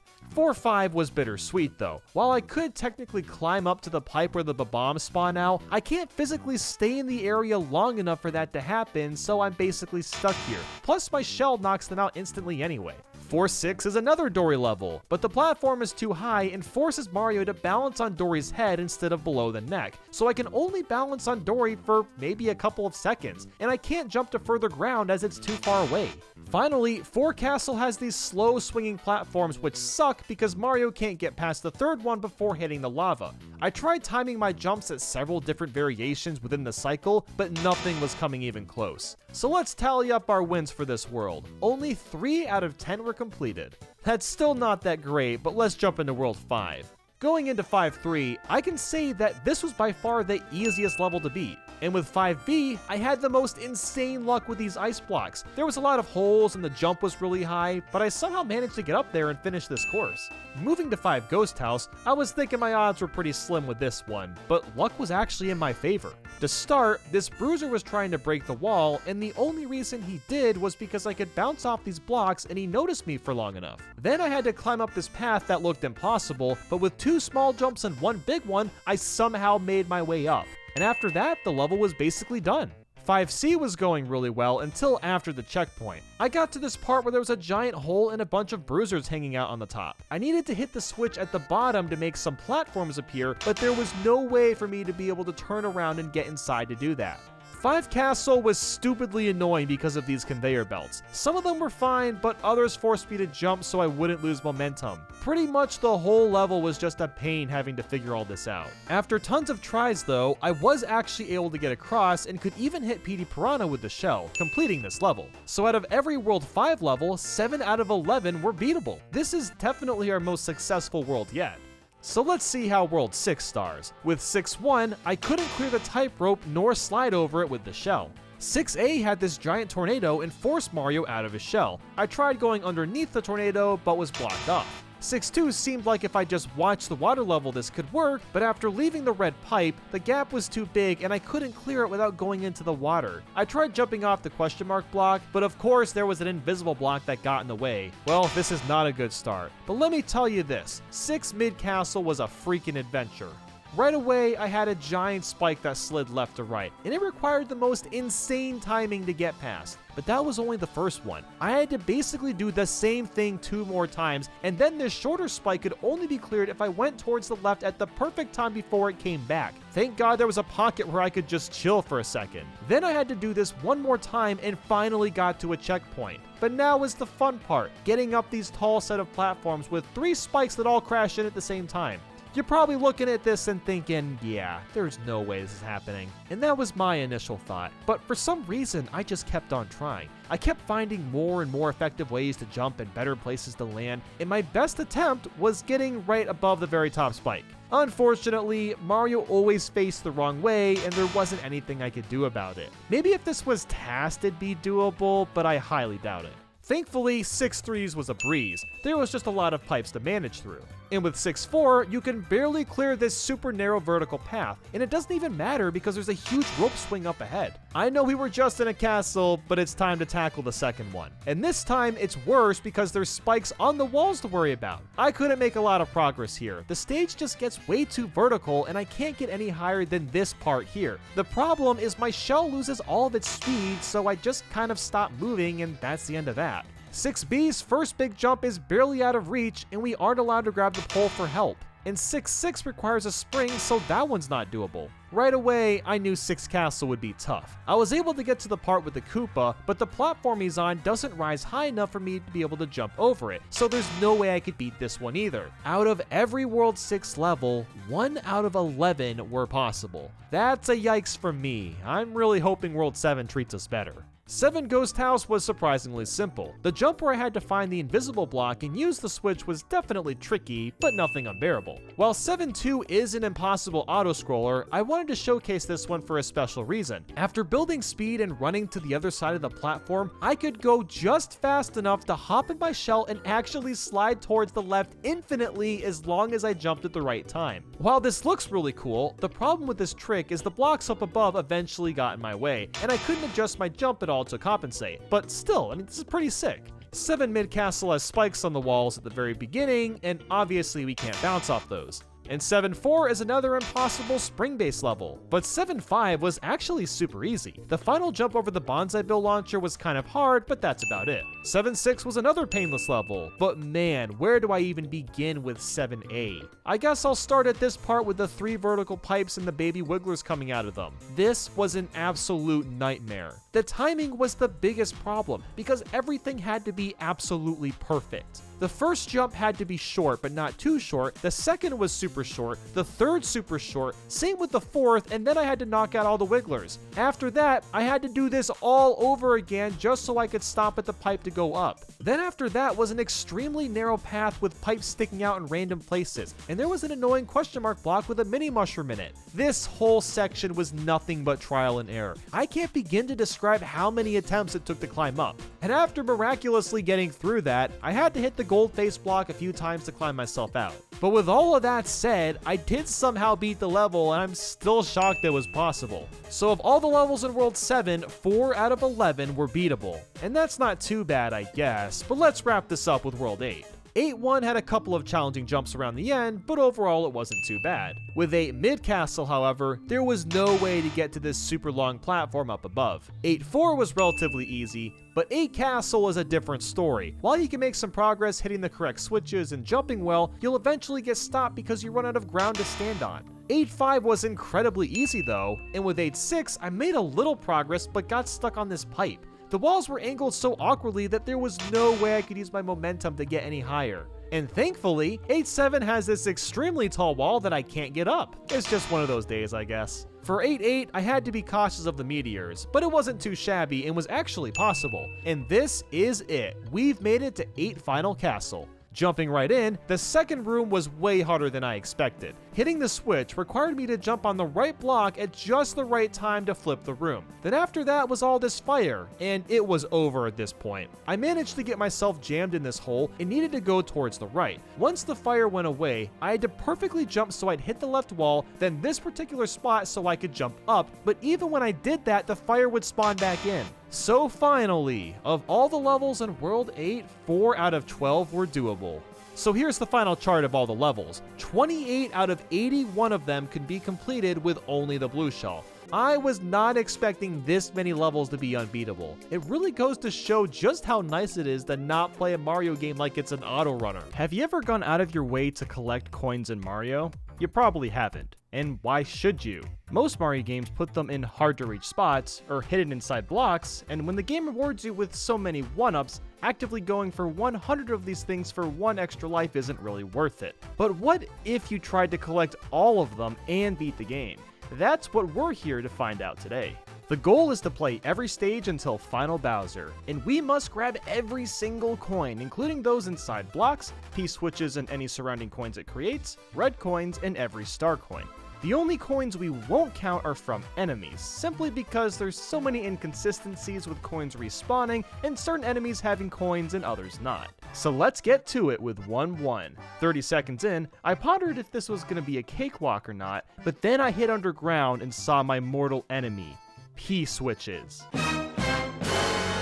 Okay, it really wasn't that bad. It did take a couple tries to nab all the coins, but it was all good. Then I ran into these coin blocks you have to pound over and over, and remembered that you get a burst of 5 coins when you empty the block out. That doesn't sound so bad, right?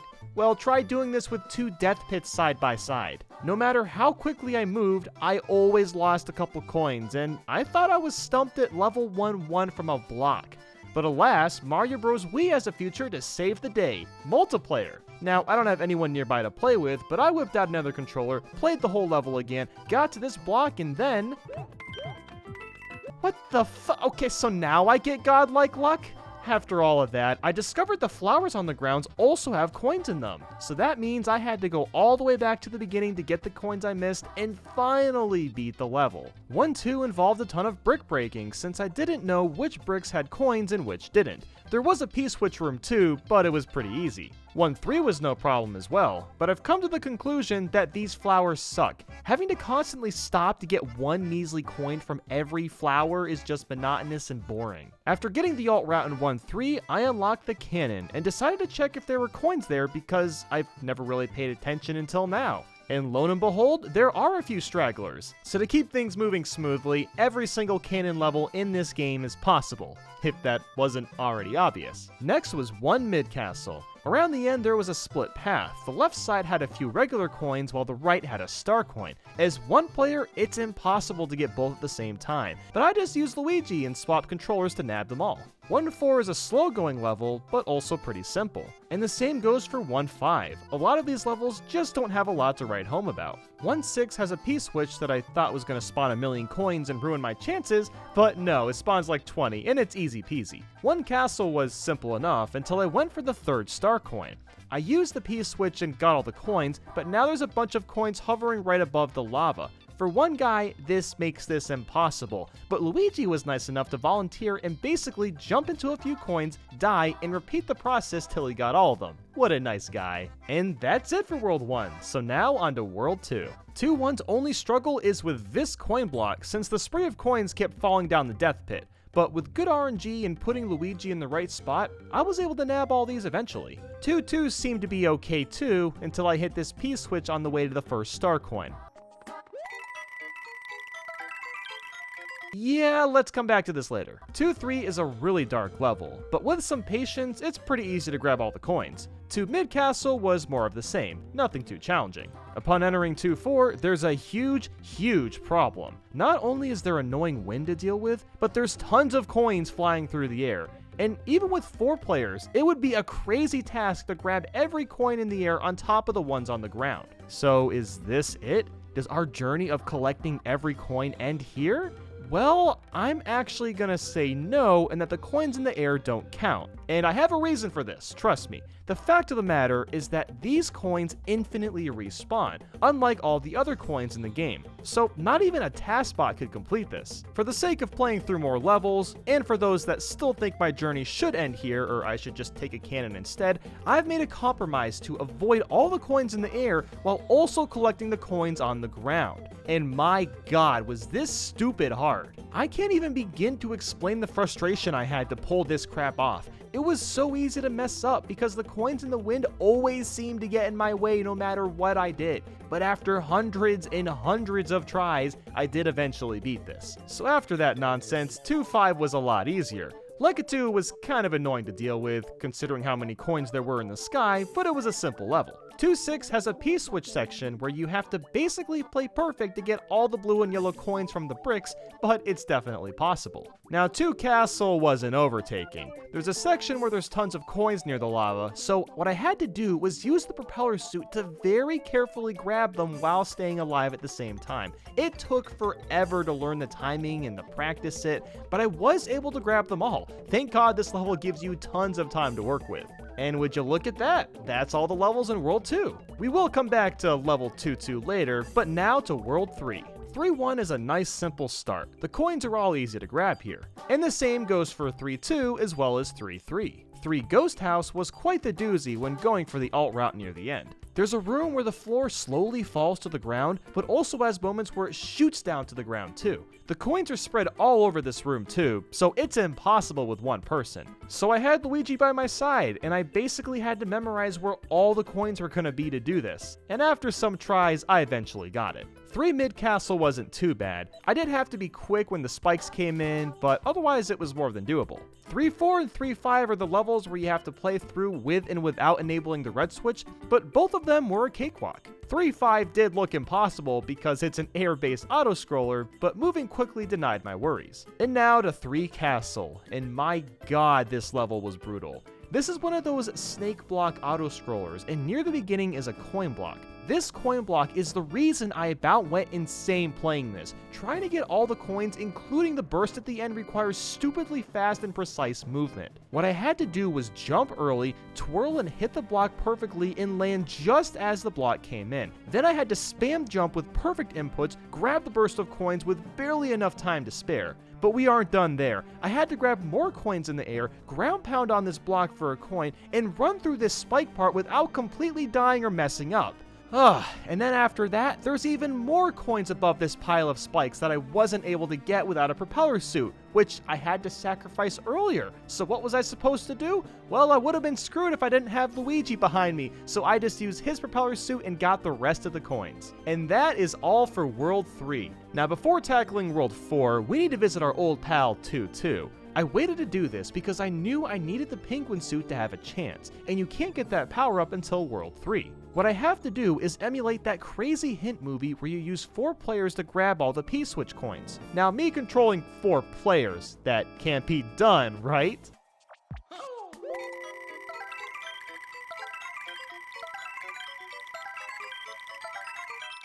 That's right, I actually pulled this crap off on my own. It was like a crazy science experiment doing this, but now we know that 2-2 is possible. So on to 4-1. It wasn't too shabby, but I had to move fast considering I barely made it in time. 4-2 was also easy and one of the more fun levels to play through. 4-3 was a knockout too until these last 3 coins. They're placed higher than they look. Basically, I had to do a triple jump off this tree to reach them. And honestly, the rest of World 4 is easy. 4 Mid Castle has very few coins, 4-4 has a stingy P-switch block, but it's not that hard, 4 Ghost House has some hard to reach coins, but they're more than possible, 4-5 is an easy Leica 2 level, 4 Castle is much easier than 3 Castle, and 4 Airship is also pretty simple. And that's everything in World 4. It was all just kind of a walk in the park. So on to World 5. 5-1 reintroduces those freaking flowers. I mean, it's not like they're hard or anything, but they're just a pain to collect individually. But anyway, on to 5-2. It's a cakewalk even with all these wigglers around. 5 Mid Castle is also no problem as long as you're patient with the spikes moving back and forth. 5-3 and 5-4 were both pretty easy to knock out too. 5 Ghost House was really annoying to get through because it has so many bricks to break. It took forever to break them all. There was one coin block in particular that's put in a spot where you can't ground pound it, and you can't jump underneath it either without dying. Now it is possible with a propeller suit, but even then, this level was just really tedious to get through. 5-5 may look intimidating, but it's actually not that bad with a propeller suit. The ending with the power block is a bit challenging, but it's more than manageable. 5 Castle wasn't an issue either. I just needed to watch out for the fireballs. And that's everything in World 5. Again, most of these levels were a breeze. But now on to 6-1 from World 6. There's a challenging P-switch section, but besides that, it's no problem. 6-2 was a breeze until I got to this third star coin. The star coin itself wasn't the problem, it was collecting the coins surrounding it.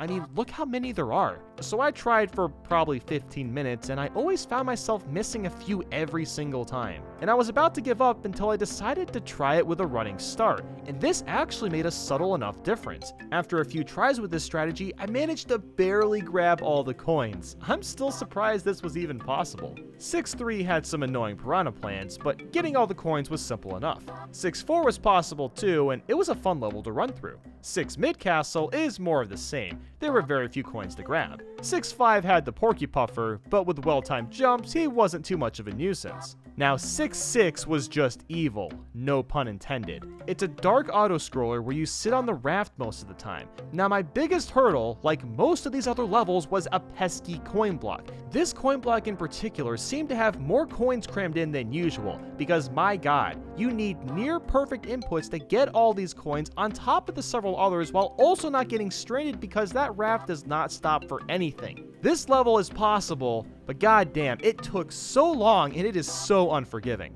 On a lighter note, 6 Castle was a lot easier than expected, and 6 Airship was also a pretty basic level. And that is every level in World 6. We're really starting to get close to the end of the game now. So on to World 7. 7-1 reintroduces those damn flowers, but the level's easy. 7-2 is also pretty simple to knock out, and 7-3 has some annoying coins to grab, but it's more than possible. 7 Mid Castle has one coin block in the middle of a barrage of bullet bills, but even then you can still grab all the coins. Now 7 Ghost House, like all the other previous ones, is a drag to finish. There's another one of those floor falling sections just like in 3 Ghost House, except now it's even more extreme. Even floating with the propeller suit, there was just no way I could grab all these arrow coins. There's just too many of them. Although I did manage to do it one time somehow, I think that was just dumb luck. So I decided to use Luigi once again to see if I could control both of them at the same time. And let me tell you, it took quite a while to figure out how to control them independently.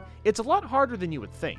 But after several attempts, I started to figure out how to use them and eventually managed to grab all the coins. So while this was devilishly difficult, it was pretty satisfying to actually get all the coins in the end. After that madness, we move on to 7-4, which has some annoying coins to get, but it's much easier than what we just did. 7-5 is also a walk in the park, and for 7-6, all I'm gonna say is I'm glad the propeller suit exists or this would not be possible at all. 7 Castle was also a pretty easy level, and holy crap, we're at World 8 already. So this is it guys, 10 levels to go before taking out Bowser.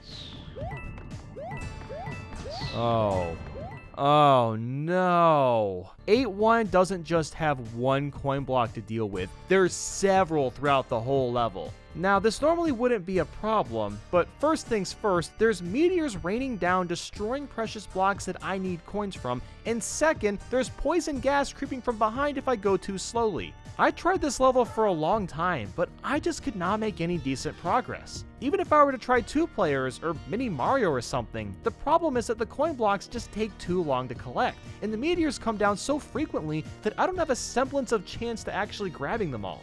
So, unfortunately, I have to say that it is not possible to collect every coin in New Super Mario Bros. Wii while beating the game. And it sucks because we got really close. Maybe if there wasn't any poison gas behind us, we could get lucky with the meteors, but this level is just too big an issue. Now, maybe there's a small chance you could do this with 4 really talented players together and routing which blocks to get, but even then, there's just too much going against you. You ever thought about how epic it would be to beat New Super Mario Bros. With your feet? No? Well, no worries, because that's what we're kicking off with today. There's only one rule. I can only use my feet and nothing beyond that. I won't be playing this on my 3DS simply because I don't want to risk accidentally breaking it, so I'll be using a controller instead. And before we start, I do apologize my foot cam isn't crispy HD footage. All I have that can record for several hours is this webcam, so I hope that's okay. In order for this to work at all, I had to tape my webcam down to my desk as well as tape my controller to this box. So with that, we're ready to get this party started. Immediately starting with 1-1, I learned that running is very difficult since my big toe can only hit one button at a time. It's also really easy to push down because I have to curl my toe in order to move around at all. So get used to seeing Mario randomly crouch all the time. I can't really do much about that. When I got to 1-2 though, I started to get a bit braver and went for some star coins. At this point, my feet are starting to ache a little bit, which really worried me considering I have to play the rest of the game like this. 1-3 has these bouncy springs that made this level a lot easier since I didn't have to make as many jump inputs. I also encountered my first red ring and was lucky to grab 5 of them. 1 mid-castle was a lot harder than I expected. Walking and jumping over the crushing pillars took some time to get used to as I had a couple of dumb deaths. Bowser Jr. was surprisingly not that bad since I managed to have a fire flower and mostly spammed him with fireballs to win. 1-4 taught me how much slopes can suck. The Goomba section at the end was tricky to time since I couldn't really run, but I managed to get through it. 1-5 wasn't too bad until the weight shifting platforms. Normally these are easy to navigate, but I had to time my jumps really well or I'd get to a point where I couldn't move forward very easily. With some practice though, I was able to get through this. 1 castle was a really easy level with some patience, and I just damage boosted over Bowser too. And there we go, we're already done with World 1. That was a lot faster than I was expecting, I'm not gonna lie. But on to World 2. 2-1's wigglers were giving me some issues when trying to jump over them without running. They weren't impossible, but you really needed to time your jumps well. Getting Fire Mario helped a lot with this level. Also, around this point, I had to take my first break from playing because my feet were really starting to cramp up. So 2-2 had me facing Lekitsu. Since I couldn't run, it was a lot harder to get a hold of his cloud, but using Fire Mario helped quite a bit. 2-3 wasn't really hard, but more just annoying since a lot of these jumps had to be pretty specific. Especially this part with a giant piranha plant. I had to basically mash my toe against both of the buttons to run and jump over him or else I would get hit and have to start over. Aside from that, it was an easy enough level. 2-4 has nothing much to write home about, but I had this insane luck with the Hammer Bros and managed to kill them both in like 1 second. I'm not sure how I pulled that off, but I'll take it. 2 Mid-Castle, on the other hand, was a chore to play. Mainly because these platforms are constantly rotating, making it difficult to time your jump. With some tries though, I did claw through this. 2-5 for whatever reason was giving me quite the hiccup from all the block hoppers. I guess it was because they would jump so quickly that I wasn't given much time to react to where they would land, I don't really know. 2-6 was my first auto-scroller, and frankly it was terrifying. The levels before allowed me to take my time, but now I wasn't able to make any mistakes. Avoiding the plants wasn't that easy either. Like, honestly, I should have died 2 or 3 times, but I got pretty lucky with items, letting me take extra hits. And 2 Castle had a lot of spikes to worry about. Some areas were really easy to get hit in, but there was nothing too dastardly. Even Mummy Pokey went really well. I was expecting a lot of attempts with him, but I actually knocked him out first try. And that is all of World 2. It was slightly harder than the first world, but it was still a-okay. Before moving to World 3, I gotta mention that at this point, the sides of my feet were in tons of pain because of how much pressure I was putting on them. They kind of felt like they were on fire. So I decided to put some socks underneath to try to ease the pain. And unfortunately, that barely helped at all, but you know how we roll. No pain, no gain. So 3-1 was a water level, and it really wasn't that bad. Most of the fish were just swimming along minding their own business. 3-2 was a really easy level, and 3 Mid-Castle had me climbing up these grates, and it was a lot simpler than I was expecting. 3-3 is another water level that was also really simple. 3 Ghost House had these time switches with the stairs that I thought was going to be the death of me, but the game is actually just really generous. I was able to get through the whole stage without having to run at all, which kinda surprised me. 3 Castle made my cheeks clench quite a bit though from the spikes, but it wasn't anything too terribly difficult. Even the boss was pretty easy. And yeah, that's it guys, we're already done with World 3 and moving on to World 5. 5-1 really got me peeved from all the snow falling from the trees. I died an immaculate amount of times from getting stuck in it. I eventually realized that I just needed to be patient by letting the snow fall, melt, and then move forward. 5-2 has a lot of ice on the floor, so there was some struggle avoiding the enemies and not getting hit. This was yet another level I just needed to play really slowly to complete. 5 Mid Castle was when I realized that every auto-scroller is miserable with just your feet. Avoiding all the spike balls might not seem that bad, but when 2 of them or the big one shows up, the difficulty spiked up a notch. This took a lot of tries and just memorizing where I needed to be to avoid the spikes, but thankfully I was able to beat it.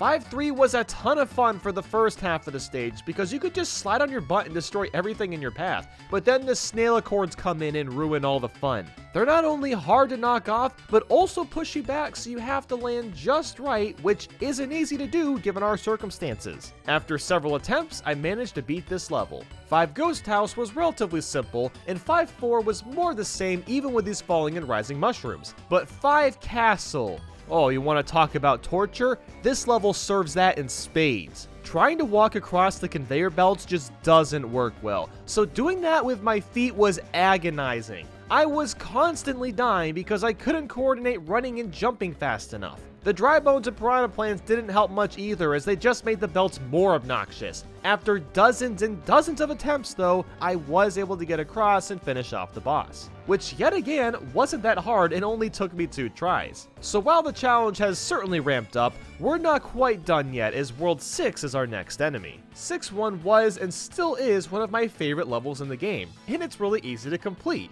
The same goes for 6-2. 6 Mid Castle really went wild and burned my buns. The spikes move even faster than previous castles, so I had to die quite a few times to get the hang of when I needed to move. I should also mention that being at World 6 and after playing all day, my feet were hurting so much that I had to stop and walk around every 3 levels. Like seriously, don't attempt this challenge unless you enjoy Sonic the Hedgehog on the Game Boy Advance. Then by all means, go crazy, and what is wrong with you? Anyway, Bowser Jr. finally starts getting harder since the platforms flip all around, but I still managed to finish him off. 6-3 was just straight up fun, and 6-4 was basically 6-1 but with fire bars everywhere. 6 Castle 2 is just like the other conveyor belt castle, but 10 times worse. Not only do some of the platforms spin faster, but now you have less ground, there's spikes, and even this troll pipe takes you backwards if you climb into it. This whole stage is just infuriating because you gotta do it all by just walking when clearly you're meant to be running the entire time.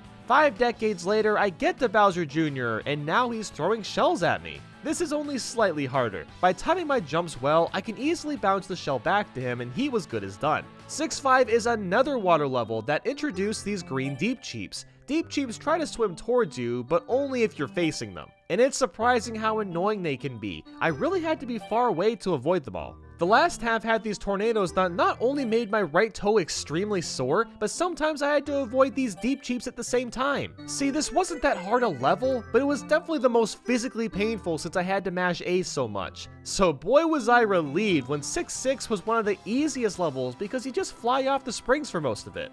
But then there was 6 Castle. It was the first instance where I actually had to run and jump with no way around that, at least I think. So after finicking with my toe, I kinda just slammed it on the controller and made the jump that way. There was a lot of jumps that required me to run, so this level was a pain to get through for that reason. Thankfully, I was allotted to take my time with the jumps, but still.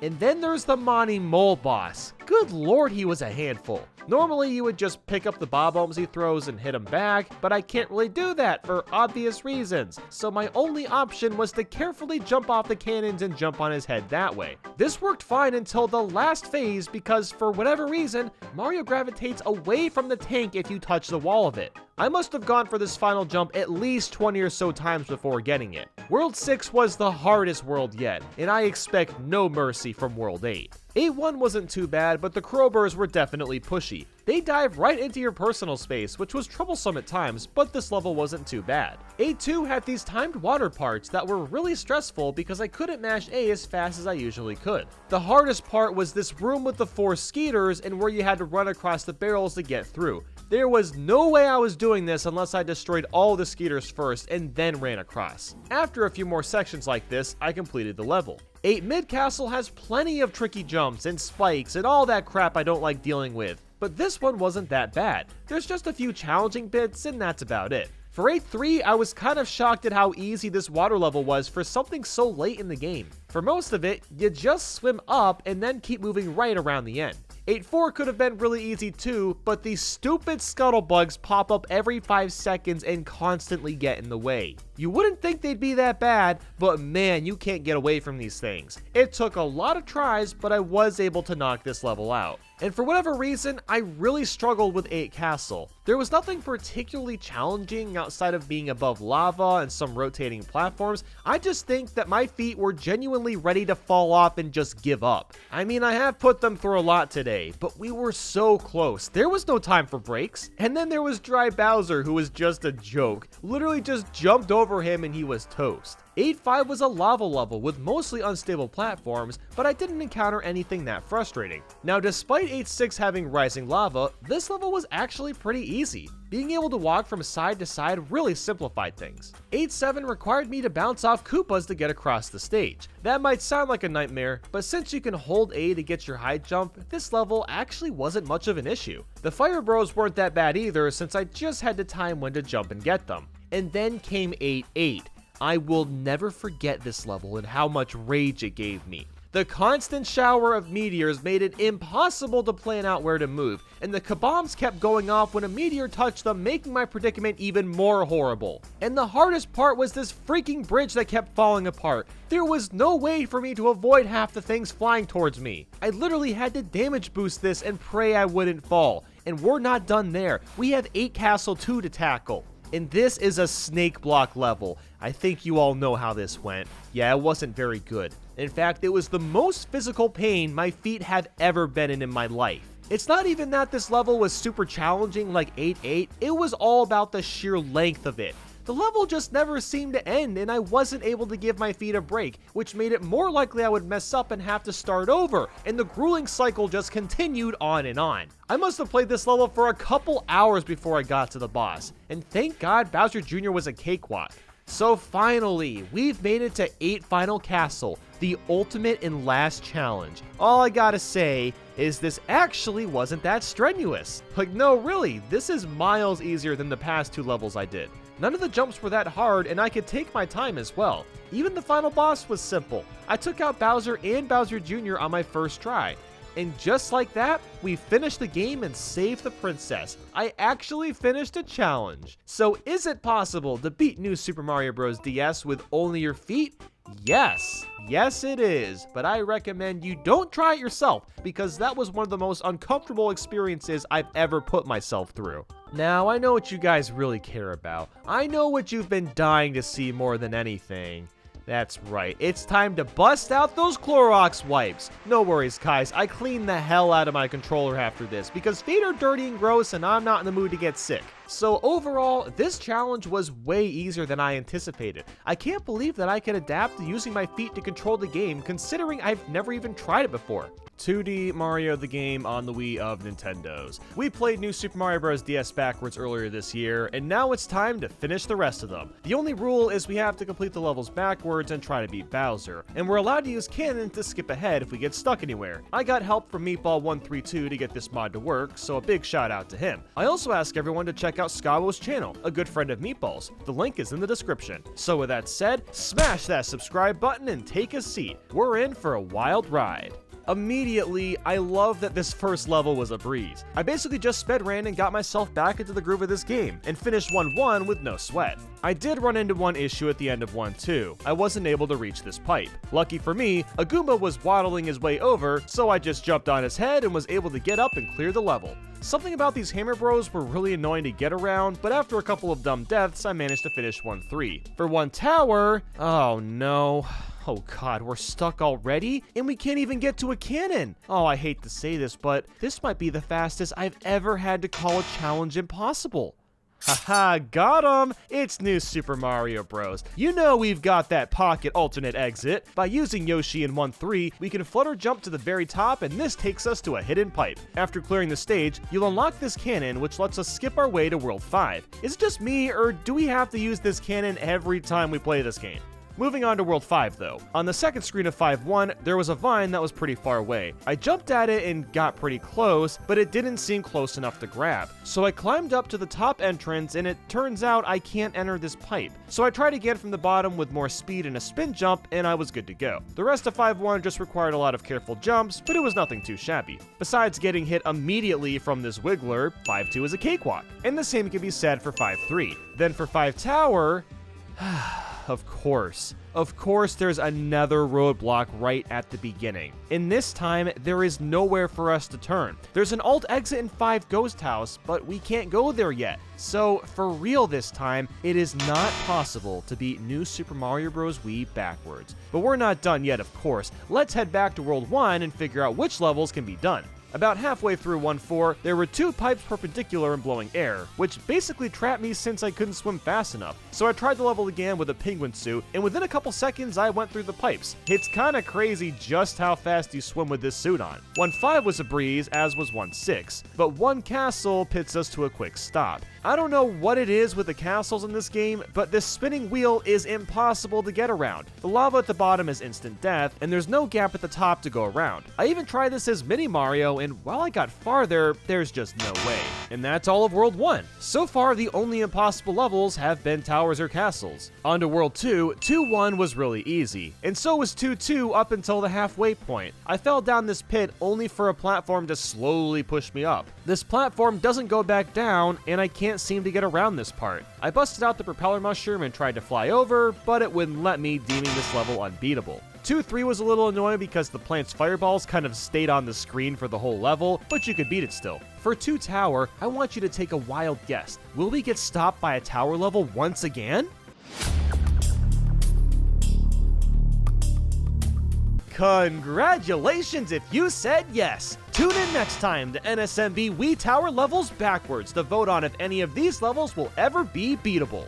On to 2-4, I was being a big dumb, and we'll get to why in a second. The stage gimmick is that wind blows every 5 or so seconds, and this is really annoying when the wind blows against you. I got to this part with a huge gap with seemingly no way to get around. With Propeller Mario, I could wall jump off this wall, but I didn't need to get up here. I had to get to the other side on the left. So I switched to Mini Mario and tried this jump dozens of times. The closest I could ever get was wall jumping off this wall, but that was about it before the wind started to blow me away. And then I came to a revelation. I can walk back down the ladder. I honestly thought it was inaccessible because it was underneath this platform, but nope, you can actually use it. Once I learned that, 2-4 was more than doable. 2-5 was pretty simple, but with 2-6, you can't make it very far since this is an auto-scroller that requires a spinning block to get through it. Jeez, there's so many levels so far that just aren't beatable. And now we're at yet another castle and... Oh, wait a minute.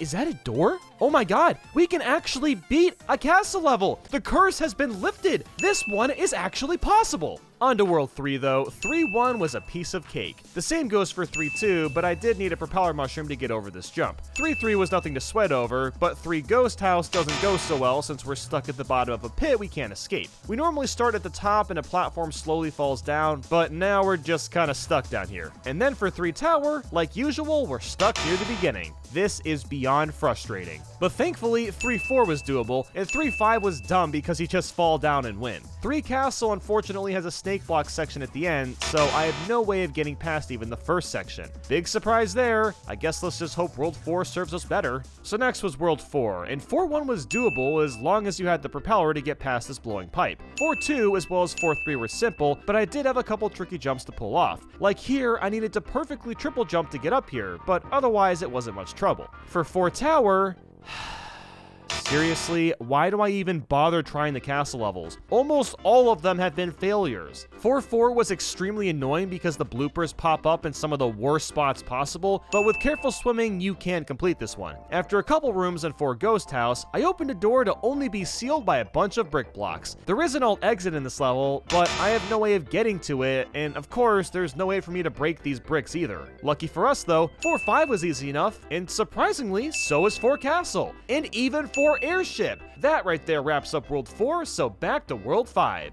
5-4 starts off as an absolute banger though. Immediately, it looks like a dead end because there's no raft to take me across the poison, but there's also enemies falling from the sky or pipes, which means I can theoretically bounce off them. With the propeller suit, I got to work and started to figure out the patterns. The bob-ombs fell about every 7 seconds, but at first I just tried to avoid the bob-ombs. I tried to jump again with a bit of a running start, and I almost got to the bob-omb that time. I just need a bit more of a boost before using the propeller jump. So the solution was to bounce off the first bob-omb, soar across the poison, and propel at the very last second. This was easier said than done, since most of the time I couldn't get this stupidly precise jump off the first bob-omb, but eventually I pulled this off.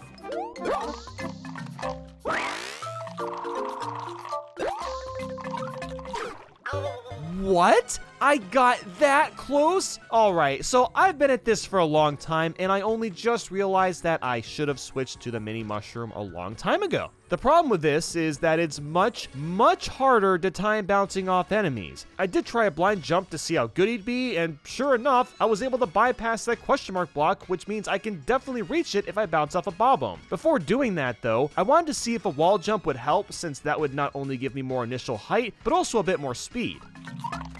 Yes! Oh, thank God that worked. I knew I could get there somehow. The next jump was much easier. I just need to spin jump a bunch in the air and I made it to the POW block. After that was another very careful jump to another question mark block, and I knew I was getting close to that raft. I also discovered I can't cheese the rest of this level because you can't go around these giant vines, so I literally have to do this from the bottom. Another careful jump and another question mark block landed on. I wanted to see how much farther I had to go, so I did this massive jump, and lo and behold, the raft actually isn't too much farther. But on the way to that raft, you may have noticed that I am now out of question mark blocks to land on, which makes this 10 times harder than it already is. My only idea now was to bounce off the Goomba on the left and land on the top. And by some goddamn miracle, I managed to hit the Goomba after hundreds of attempts and land safely on the top. How the f***? So are we close enough to spin jump to the raft now? No, we're still not close enough. The only thing I can do is bounce off a Koopa Troopa and hope that works.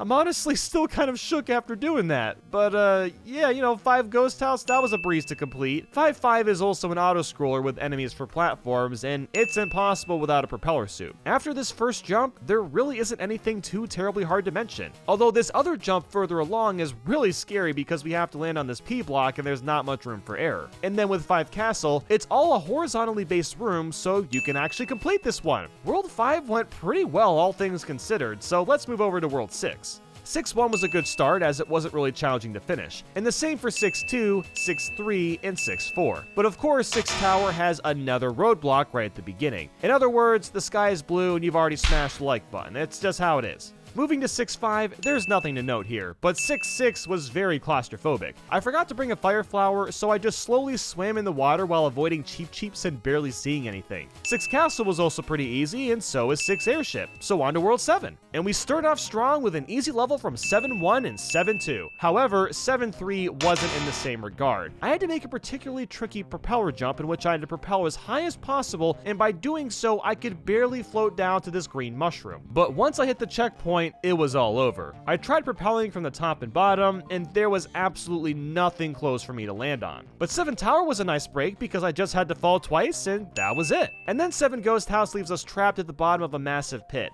You know, I'm just noticing that this is a recurring theme, and that's kind of disturbing. 7-4 had the weirdest death I've ever seen. When I left this red pipe, there was no ground underneath and I died. I gotta admit, I never would have seen that coming. But with a propeller mushroom, you can easily survive this fall. It's just super super interesting to have an obstacle like that. 7-5 was easy as pie, and so was 7-6. 7 Castle has some promise up until the halfway point. Once again, some platforms are blocking the path, pitting us to a stop. But now on to World 8. 8-1 was not the greatest start ever, considering the poison gas cloud cuts us off almost right away. That's where 8-2 comes in, with a smooth sailing level, and 8-3 was no different. But of course, 8 Tower stopped us in our tracks. Yet again, another day, another dumb castle. And 8-4 isn't much better. At the very end, we're stuck at the bottom of the stage with no way of getting up top. But look at that! 8-5 is a pipe that we can't get into because there's no ground underneath it, which is just lovely. Unlucky for us, 8-6 traps us at the top of the floor. Good lord, this is 4 levels in a row we can't finish. Oh, but 8-7, that's the snake block level. And of course we can't play that backwards. And for 8 airship, we need the screw to open up this path, so rip on this as well. So boy oh boy, final castle time. Will this one be impossible like every other level from this freaking challenge? Well, believe it or not, you can actually do this one. The level itself is super short, so there really isn't much blocking our way. Now that we know we can make it to Bowser, there's one more world to go, the elusive World 9.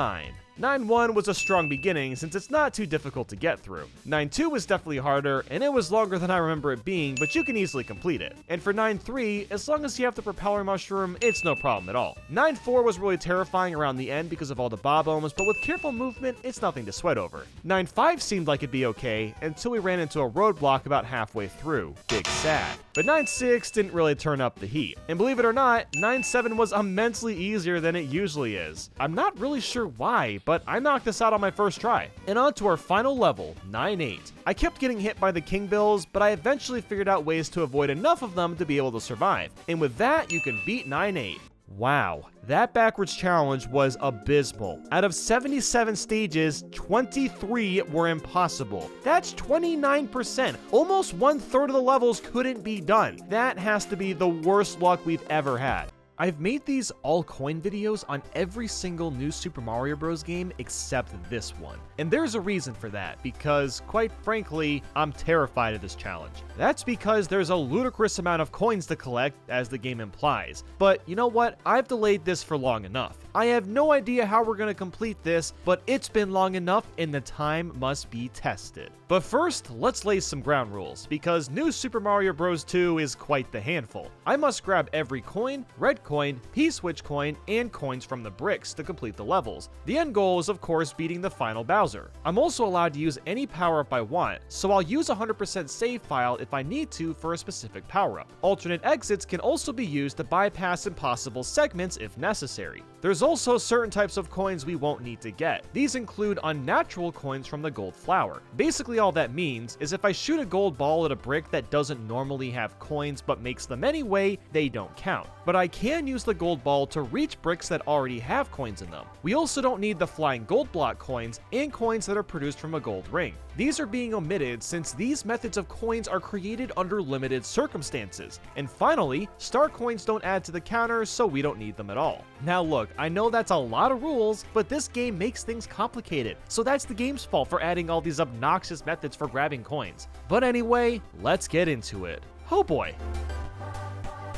So here we go, the first stage. Now if you've seen the new Super Mario Bros. Wii video for this challenge, you'll know that the 10 coin blocks were annoying because after getting 10 coins, another 5 would spew out randomly, which were hard to predict. For NSMB2, these 10 coin blocks now turn into a golden block which you can mash into your head. That's right, every single 10 coin block has this, and we have to keep it on without getting hit by anything until 100 coins come out of it. But that's not the problem with this level. Our issue is this eruption of coins. These coins only spawn in after grabbing the star coin, and as you can see, there is no godly way we can nab them all. That's great, the first level and we're already stuck. So naturally, I bought another 3DS and another copy of New Super Mario Bros. 2. That's because this game has co-op, and using these two systems, I can play as Mario and Luigi. So I went back through 1-1 and placed Luigi exactly where the coins on the right spawn in. Then I lined up Mario on the left. After jumping for the star coin, I still missed a few coins on the left, seeing as I wasn't in a good position, but was amazed to see Luigi only miss 1 coin on the right. So then I tried it again.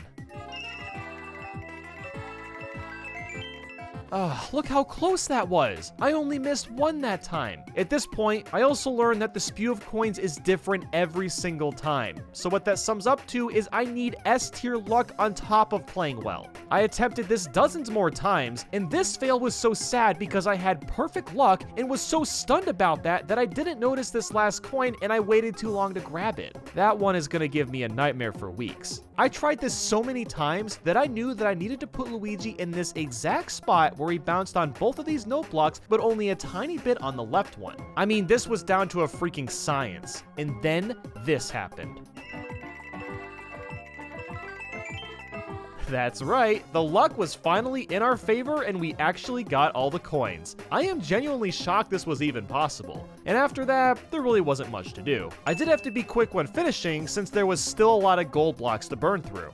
Well, that was a colossal undertaking, and guess what? 1-2 is actually worse. You see all these bricks with the Koopas inside? Well, every single one has a coin inside of them. You know, why would they even put coins in all of these? While we can jump up and hit some blocks with a Tanuki tail, there's no way to get all of them. The only potential solution would be to use a gold flower. And believe it or not, this actually works. So now I have to carefully wall jump up and hit all these blocks. It all seemed good until we got to these last 2 blocks. The gold ball's hitbox didn't quite reach. But then I had one more ridiculous idea. I knew there was a Mega Mushroom in this level, so I knocked it out of the pipe, grabbed the coins I missed, and ran back to the beginning. By some stroke of luck, I broke this one block which would give me access to climb up top. Now, I restarted this level to have more time, and let me tell you, I could not get myself high enough. Another fun fact that I learned was that I couldn't crouch jump my way up here because Mario would stop crouching after bouncing off Luigi's head. I know this is all looking gloom and doom, but one good thing about the Mega Mushroom is that it puts the golden flower back in your item slot, which will be very useful later.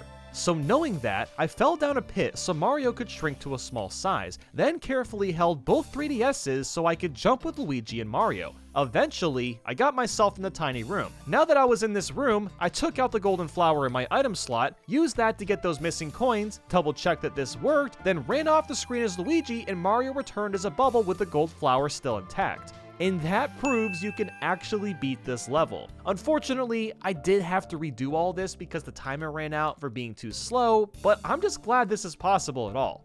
Well, talk about a stupidly hard level, but 1-3 was monumentally easier, and thank God. When checking the maps for this game, I discovered there's a load of coins in the air, so I had to be sure to backtrack and get all these. Checking the map again, I found coins that I thought would be tricky to get, but realized I could just whack them with a Tanuki tail. While I did miss these coins in the sky, you can take this pipe back up there as many times as you want to, so I got them all after a couple attempts. And that was it. 1-3 was easy enough.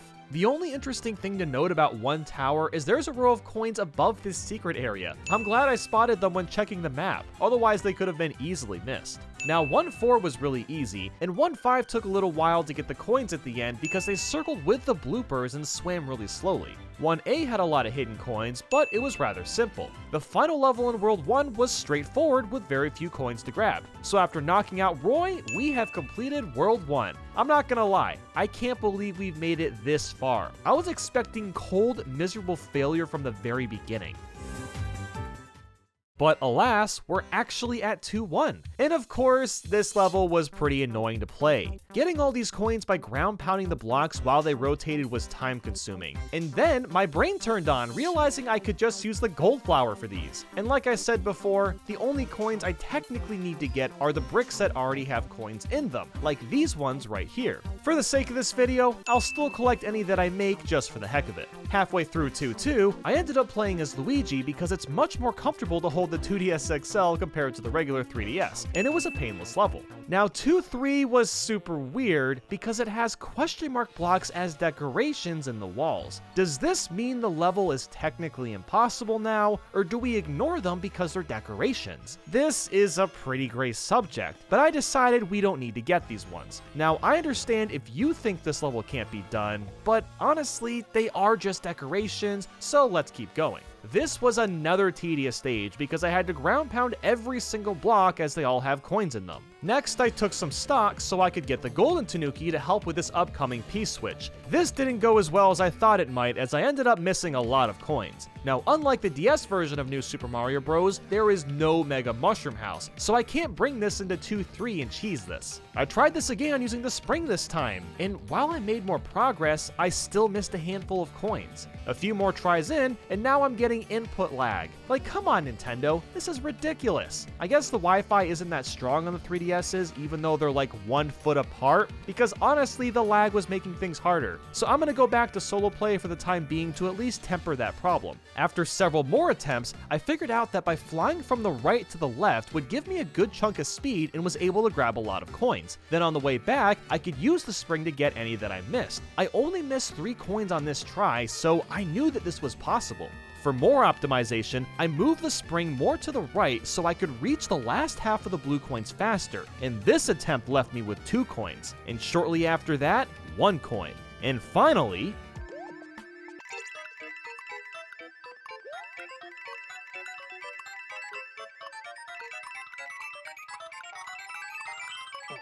man, talk about a close call, and crazier, I barely used the spring and it still somehow worked out. So yeah, you can beat 2-3 while touching every coin. Good lord. Next was 2A. While there were loads of tight jumps to make, it was more than doable. These coins in 2 Tower were tricky to nab, but otherwise this was another easy level. And after that, I had a string of simple levels. These included 2 Ghost House, 2-4, 2-5, and finally 2B. It was pretty nice to have a break after all that crap I just put up with. So next was 2 Castle, and this one had a bad start because all of these bricks have coins in them, which of course is ridiculously hard to snipe with the tail. So I turned on my brain again, grabbed Gold Mario, and surprise, surprise, this got a lot easier. With that said though, 2 Castle definitely kept me on my toes. Keeping that spring alive while getting all the red coins and using Gold Mario to bust open the moving blocks was a lot to handle, but thankfully the level was possible and it allowed us to head to World 3. Careening into 3-1, I gotta say, I'm feeling pretty good about this challenge. Most of World 2 was a breeze, and now we're just smooth sailing. I shouldn't have said anything. Even with Luigi to help me out, I wasn't even close to getting all these coins. I'm gonna have to bring in some actual help because this should be possible, but I need another player to fly and stay near the top of this pipe. So should I ask my brother Nathaniel Bandy? Wait, what? Nothing. Who's that? Nah, Tetrabit Gaming's gonna come in clutch and help us out. Now, I apologize in advance that this piece of footage looks choppy. We actually had to play this on Citra and it was running at a horrible frame rate. But anyway, Tetra and I came up with the most ridiculous plan. I was Golden Tanuki Mario and ran across this tiny platform which had barely enough space to start my flight. Then Tetra as Luigi follows right behind and hits the switch as soon as I hover right above the pipe. After that, I would fly in place until my flight meter ran dry. And lastly was the hardest part. We had to rely on good luck that the coins would drop near us. And after dozens and dozens of attempts, eventually the coins were in our favor and we managed to get them all. I don't know how we did this still, but hey, I guess I'll take it. And that wraps up 3-1. 3-2 was relatively easy, and the same goes for 3-3 as well as 3A. 3 Towers was very close quarters considering it was an auto-scroller, but you can't complete it. And 3-4 seemed to be fine until we got to yet another pipe that spews coins. So you know what that means? Tetrabit Gaming coming in clutch part 2. Now, our plan this time was just as insane as the last one. I was Golden Tanuki Mario again and had to build up speed off this wooden box, but I also had to turn around and jump again so I would have additional time to grab coins. Then Tetra would jump off the wiggler and hit the switch so the coins would start pouring out. And everything went to plan at this point, but there's one major problem. As soon as I started floating down, we realized the coins fall through the box. Now, obviously we saw that before, but it wasn't apparent how horrible this was until now. Our only chance of doing this would have required the coins to land on this box, but they don't want to cooperate. So even with Tetra's help, 3-4 was not going to be possible. So is this challenge over as I expected it would be? Well, not yet. We have one more option left. Going back to 3 Tower, we can take this alternate exit to unlock this cannon, and this cannon takes us to World Flower. There's another cannon we need to get to in World Flower that'll direct us to World 6. So this is all we've got left. This final route must work or we fail trying. Flower 1 was a great start as it was very simple to get through. We just needed to be sure to take the secret exit that would lead us to Flower A, which goes to that cannon. With Flower A, there's some hidden coins to nab up above, but otherwise it was possible. Which of course means we can take this cannon and go straight to World 6. Despite how close of a call this has been, there's actually a smidge of a chance that we can beat New Super Mario Bros. 2 with every coin. Let's do this. 6-1 starts off pretty challenging because you have to make sure you destroy the bricks before the meteors get to them, but the POW blocks helped a lot and it was possible. Next up is 6 Ghost House. I hit the switch and the ground fell from beneath me, and oh my goodness, I'm gonna need some help from Luigi. After busting out the green lad, I positioned him over the coins on the right, and then I got the ones on the left. After that, there really wasn't that many coins to find and the level was possible. 6-2 was also doable, but very challenging. I went in with Gold Mario since there was a lot of bricks to break, while I was also forced to stay on this dry bones train thing. Even though the train was moving slowly, I really needed to play well or I was gonna miss coins. The ending was scary since the lava was rising, but like I said, 6-2 was doable. Gold Mario was essential for 6-3 considering this level was filled with bricks and coins, so his giant gold blast was required to complete this one, and 6A happened to be short and sweet, but 6B did not start well. These platforms move up or down when you jump on them, and there's coins all over the place, so there isn't an easy way to backtrack and get any.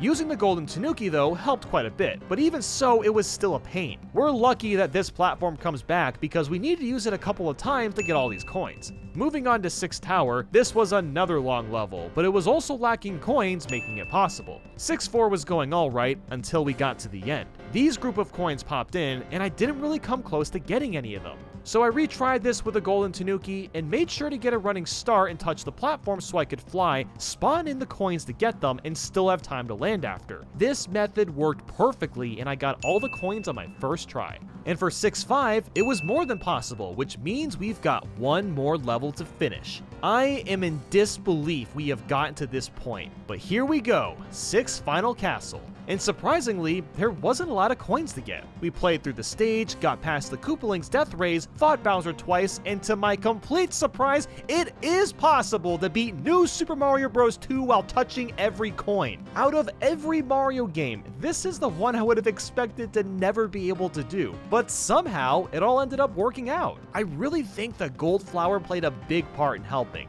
as well as the Gold Tanuki. Their versatility made a huge difference and I can't thank them enough. But let's not stop there, we might as well try out the rest of the levels, right? Let's head back to where we stopped at World 3 and continue this adventure. 3 Ghost House was easier than I expected it to be. Now 3B was really strange since you could take 2 different paths, so we'll have to complete at least one of them. The red pipe path was pretty easy, I just needed to jump well. But the yellow pipe path is a different story. Entering this secret pipe, there's 2 bullet bills that I have to keep jumping off, and there is far too many coins for me to grab here. A golden tanuki wouldn't work either, seeing as we'd run out of flight, and 2 characters really wouldn't have made a difference. There's just way too many coins. Even with this though, we're still in the clear since this red pipe was completed. Next, we're trying 3-5, and after entering this blue pipe, there's a P-switch for us to hit. And as you can see, there is 0 chance of us getting all these coins. Even with 2 people, it just wouldn't be enough time. The final stage in World 3 gave us no issues though, so it's time to move to World 4. 4-1 was pretty simple, and 4 Ghost House went fine until we got to this final room before the flagpole. There's loads of coins which seem easy to nab, but of course the walls close in on us before we can get them all. I did go back to this to see if the walls would possibly open up again, but of course they don't. Thankfully, there's a secret exit that we can take to bypass this room, so that brings us to 4B. And 4B was really easy, and the same goes for 4-2. But then there's 4A, and oh boy, this one was a trip. It seems to be fine until you get to the very end, only to find 4 coin spewers. 4 of them! Even with 2 players, this would be impossible because the mushrooms are constantly launching you high in the air, which lets the coins spread out as far as they want to. So 4A is just not gonna happen. After that was 4 Tower, and this one was pretty intense. While you can get all these coins, you really have to be booking it. If you're not jumping for coins really early, then you're not going to be able to grab them all. This level was a rush. 4-3 as well as 4-4 were easy levels to knock out. 4-5 was pretty slow just because it was all in the water, but I learned something cool about the bubble coins. Just like in New Super Mario Bros. U, these coins respawn if you miss them the first time. If they didn't respawn, this level probably wouldn't have been possible, so I'm glad that they do. Now for 4C's P-Switch. I thought I'd have no chance of getting all these blue coins, but it was actually a lot easier than I expected. And outside of that, this level was painless. And to wrap up World 4, 4 Castle was a cakewalk without much getting in our way. So next up is World 5. We've got another string of easy levels to go through, which include 5-1, 5-2, 5-3, and finally 5 Ghost House. But the difficulty picks up at 5 Tower. After the checkpoint, we essentially have an auto-scroller where we can't touch the ground due to the lava, and these coins are all over the place. And worse, I can't get hit at all because I have to complete this gold block on top of everything going on. So instead, I busted out the golden tanuki and this level was miles easier. So that takes care of that. 5-4 was really simple, as well as 5-5 and 5-6. 5A was going smoothly until around halfway through. There's a lot of coins high in the air that I couldn't quite reach, at least not easily. So I tried it again with the golden tanuki and all was good after that. And lastly was 5 Castle, which was also pretty easy. You know, it's really weird how these later levels have been a lot easier compared to the first couple worlds. But anyway, let's move on to World Mushroom. Mushroom 1 was fairly simple, and Mushroom 2 was slow going, but there is very little coins. For Mushroom A, I had to be cautious of the spiky balls, but that was about it. And everything was going fine at Mushroom Ghost House until I got to this room with a P-switch. As you can see, there's a load of blue coins here, but it doesn't seem like anything unreasonable. I pulled out my other 3DS again and positioned Luigi on the left, but out of nowhere, Mario took off and Luigi ended up in a bubble. That's when I realized that this would be near impossible. I tried this a few times anyway, and while I could kind of control Mario and Luigi at the same time, the bouncy platforms were so fast, and all that happened was Luigi would end up in a bubble from leaving the screen. So maybe this is possible with extremely good synchronization, but I'm not too sure on that. Mushroom B was a bit of an intense auto-scroller, but if you moved quickly and had Gold Mario, it wasn't too shabby. But Mushroom 3, well, that one is a hard no, and let me show you why. You see all these blocks up here? They've all got coins in them for some reason. And we don't even get a chance to fly up and get them because Mushroom 3 turns into an auto-scroller, so there's no way you could get all these coins. But Mushroom Castle wasn't too shabby. I had to remember to fly up here to get these hidden coins up top, but it was otherwise easy. So now let's head back to World Flower and finish those levels. Flower Ghost House was super weird, but definitely possible. Now you might be wondering about that part where the star makes the entire floor turn into coins. None of those blocks were technically breakable before, so I don't consider these required to collect. If you think they are, then by all means the level is impossible, but this is the only time a star does this in the game, so I think we're good. Flower 2 was a little challenging in some sections, but it wasn't too bad. Flower 3 was also possible, but extremely annoying. At the halfway point, you have to play the rest of the level as Mini Mario. This normally isn't that bad, but trying to get all the coins while making jumps off the Koopas is the worst. This took a lot of patience and practice, but you can nab all these coins. Following that was Flower B, and that one was painless. Flower Castle was pretty easy and fun too, although I had this weird encounter with Lemmy where I somehow got stuck underneath his ball. I'm not sure if I'll ever replicate that, but hey, that wraps up World Flower. So now onto the final area, World Star. Starting with Star 1, well, it wasn't very inviting. We reached this P-switch coin only to drop down and find 10 bajillion coins. Even with 2 people, there is no feasible way you could get all these. But frankly, that's the only level in World Star that gave us problems, because Star 2, Star 3, and Star 4 were easy to knock out. Star 5 had these Koopas that were constantly moving the weight platforms, which was really obnoxious, but you could get all the coins. Star 6 had some tricky auto-scrolling, but that doesn't really matter since you could complete it. Star 7 was another tricky level with loads of precise jumps, but you could nab all the coins here too. And finally, the last level, Star Castle. It wasn't too bad, except for a few of these invisible coins. You needed to first go over 8 of them, then hide behind the wall to avoid the flash, then grab those coins and immediately go for the next 8. The timing for this was impeccable, and it took quite a bit of practice. But besides that, I took out Dry Bowser and knocked out this level. And there we go, guys, that is the game. Out of every single level, 75 out of 81 levels were possible. Only 6 couldn't be completed. That is simply mind-boggling. If there's one thing to say about New Super Mario Bros. 2, they really do want you to get every coin, considering so few levels weren't possible. I recently tackled New Super Mario Bros. Wii backwards, and if you haven't seen it yet, well, go watch it so you can come back after witnessing the pure horror and agony. Yeah, that challenge didn't go so hot. A lot of the stages couldn't be completed. But I have some more confidence for New Super Mario Bros. 2 for no particular reason. Now, before beginning, let's really quick clarify the rules. We have to try to beat the game while playing backwards, and warps are allowed if we get stuck at a level. A big thank you to Explos for modding every level, and he asks that you all check out and subscribe to the Next Team channel. Speaking of subscribing, don't forget to smash the button here as well. But with all that said, let's dive right into this challenge. So before recording, I tested the mod to see if it works, and I originally thought it would be impossible on 1-1 because I couldn't defeat this stack of Goombas. But of course, New Super Mario Bros. 2 gives us the invincibility leaf after losing 5 lives, and that is literally the only reason we can complete this level. We're at 1-1 and we're already forced to use this. Oh boy. For 1-2, we go down this pipe and we're seemingly trapped, but thankfully, we can use the Tanuki tail and break our way out. Outside of that, this level is painless. 1-3 requires us to have a Tanuki, so I went ahead and grabbed the invincibility leaf to get up this hill. Although personally, after this, I'm going to try to refrain from using this leaf unless it's for emergencies only. Otherwise, it makes levels way too easy. Or maybe I spoke too soon, as one tower stops us before making any progress. There is an alt exit in this level, but as you can see, we can't reach it. So already, it is not possible to beat New Super Mario Bros. 2 backwards. This might officially be the fastest we have ever lost a challenge, but let's see how the rest of the game plays out. 1-4 was simple enough, and the same for 1-5, although I did almost get eaten. Ugh. With 1A, I need to move this switch thing, but I don't have any way of pushing it down. Now yes, there is another pipe that I can use that takes me to a secret area, but when I leave this area, it doesn't solve my problem at all. Good thing that one castle was easy as all can be. It was actually pretty short in comparison to a lot of the castles I played in New Super Mario Bros. Wii. So with that, let's get into World 2.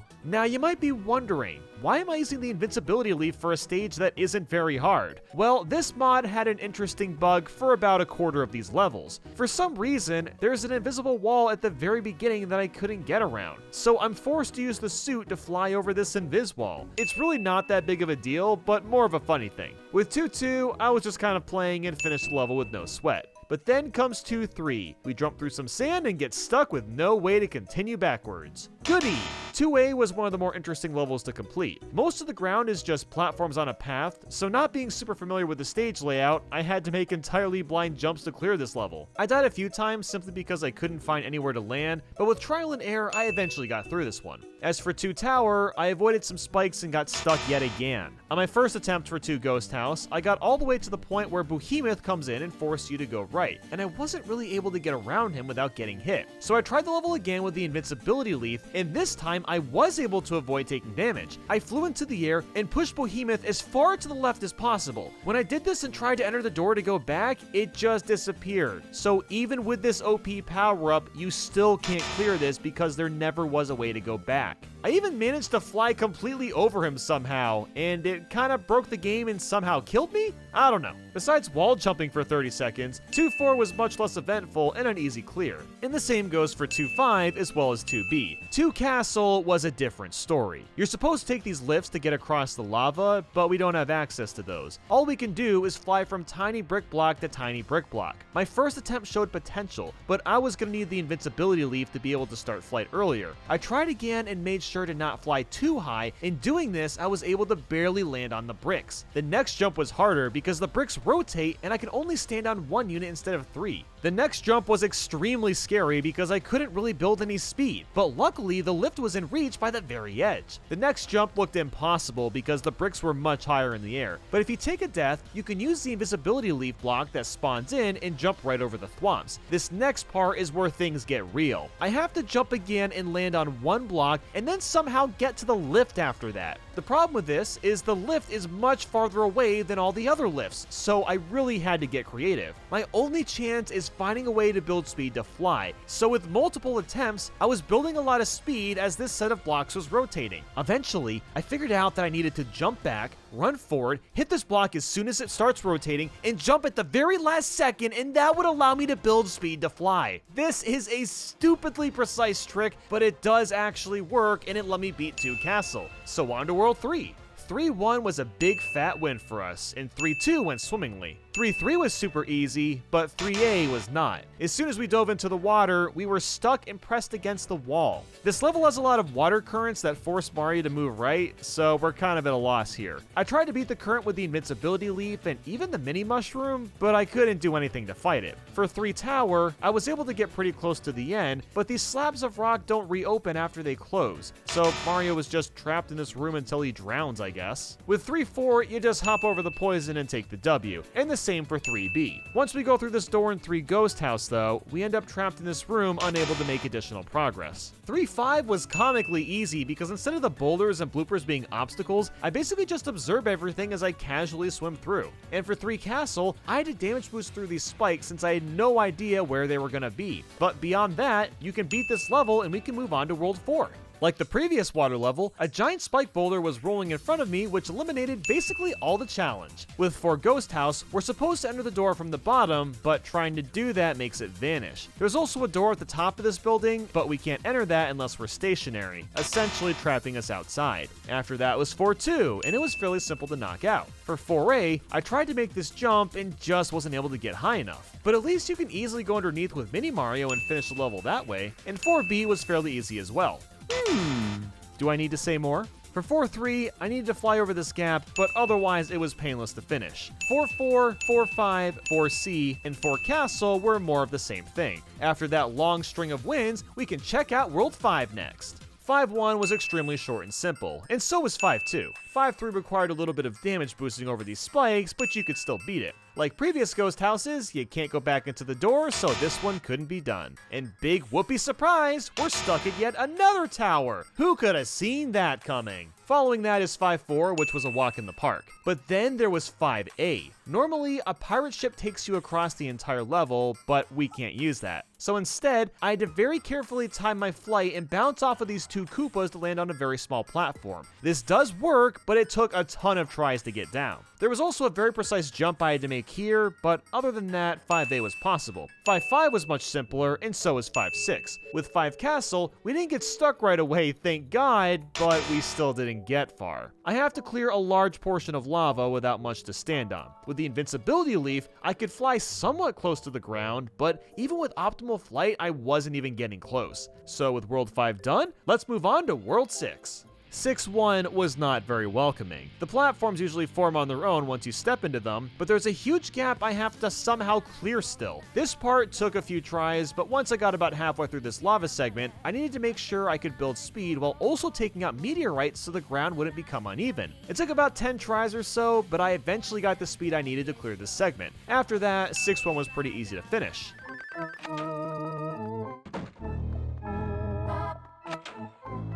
Nope.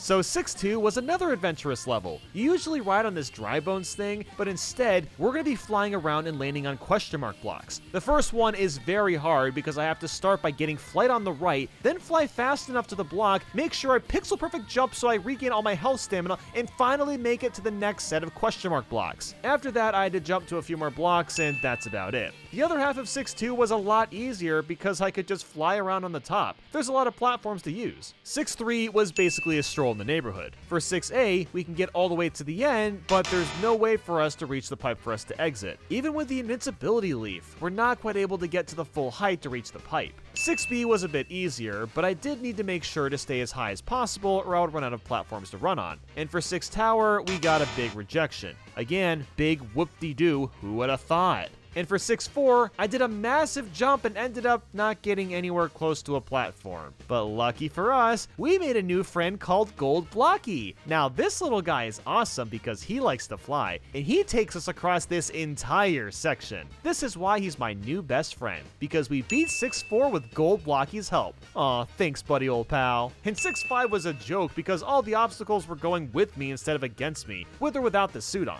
And we finally made it to 6 Final Castle. Now, Explos told me that he wasn't able to modify 6 Final Castle because the game kept crashing whenever he tried to edit anything, so what I did was I played through the level normally and just added save states at the doors so when I tried them backwards, I can switch save states as if the level was modded. And I can tell you this, this level is, it's definitely not possible because of the lava rising segment. It gets in the way and there's nothing you can do about it. But we're not quite done there. There's still 3 bonus worlds to try out. Mushroom 1 was a great beginning, as playing this level was ridiculously easy. But for Mushroom 2, this middle barrier is closed shut, making it impossible to beat. For the ghost house, you need switches to open these blue barriers, and as you'd expect, we can't reach them. For Mushroom 8, we're following spikes from behind again, but unfortunately we get stuck. We can still take this blue pipe, and that leads us to another pipe farther down the level, but for some reason, the spike ball just chooses to not break open the barrier. Look, I imagine Mario has to activate a hitbox for it to work, but come on, you're a big ass spike ball, just break the freaking thing in front of you, come on! Mushroom B is by far the weirdest NSMB level I've ever played backwards. So it scrolls down, which obviously it would since we're playing it backwards, but here's the weird thing. There's 2 sections in this level where a mushroom head covers the entire area, and you would think Mario would get squished by a death barrier, right? Well, actually no. As you're seeing now, Mario is falling down as if nothing even happened, because there never was a death barrier on the top of the screen. I think what's happening here is the objects despawn, but Mario never does, which is why he can pass through them.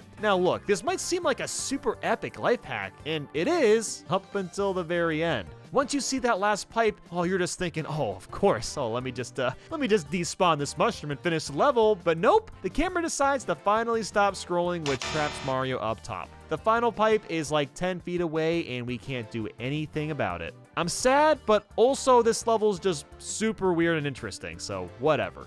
But after all of that, Mushroom 3 was beatable, and Mushroom Castle was too, so let's head into World Flower. With Flower 1, it felt like picking a bunch of flowers. But in Flower Ghost House, it felt like I was picking poison ivy. As soon as Behemoth appeared, it was all over. I have no way of getting past him without getting squished or the camera coming to a halt. The beginning of Flower A had a jump that shouldn't have been that hard, but the problem was the ceiling was so low that I couldn't quite clear it. I must have tried this jump 50 times and just could not get over there. So I switched to Mini Mario and was able to barely make the jump and also not die. And everything was going fine after that, up until this part. Of course, everything comes to a halt after all of that effort. But luckily, Flower B was a clean victory. And so was Flower 2. I did have a pretty scary jump at the beginning, but with a good amount of speed, the jump wasn't that bad. Flower 3 had one part where I needed to bounce off a couple Koopa Troopa to make a jump, but I've been playing for so long that it's kinda just second nature now. And Flower Castle was possible as well, so let's finish up with World Star. Star 1 has a couple jumps that require the Tanuki suit, but otherwise it was painless. The same goes for Star 2, Star 3, Star 4, Star 5, Star 6, and Star 7. And after that entire streak of wins for World Star, Star Castle isn't possible in the slightest. Look, you can jump as far as you want with a Tanuki suit, but you'll never get close to landing.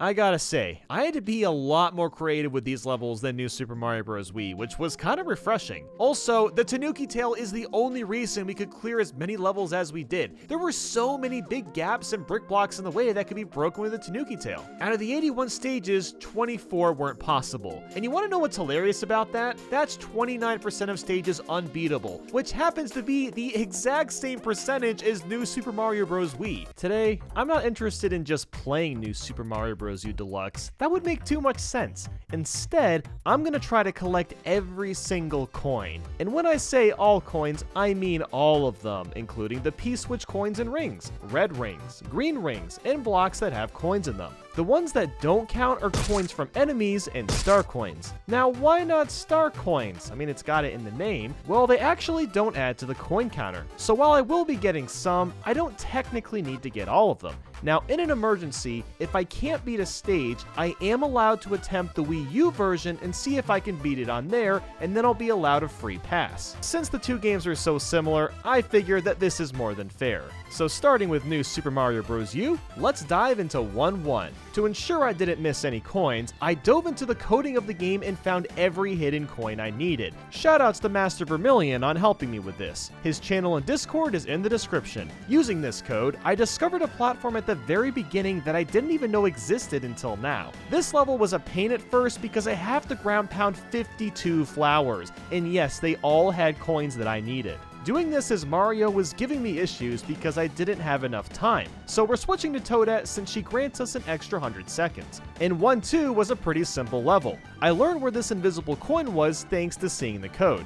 Now, one tower seemed like a breeze until I got to this one brick. I wasn't sure if there was a coin in there, and after checking, it turns out there is. Now, Toadette can't break this with a jump or ground pound or spin, but thankfully, all we need to do was freeze a dry bones and throw it at the block. I gotta say, that was a close call. And the rest of World 1 was pretty simple. For 1-3, I just needed to be careful of all the Monimoles. 1-4 had tons of flower coins, so I had to be quick and nimble. 1-5 was a cakewalk, and the same goes for 1 castle. And just like that, we are done with World 1. Now along the way, I decided to try some levels I didn't need to just for fun, starting with one blooper. And as it turns out, this one actually wasn't fun. Immediately, these bubble coins went above and below the level so I couldn't touch them, even with Toadette's good swimming. As impossible as this seemed, I kept trying the level over and over to improve my route and movement. And then I realized something about these bubble coins. The ones that you do miss can actually spawn back in.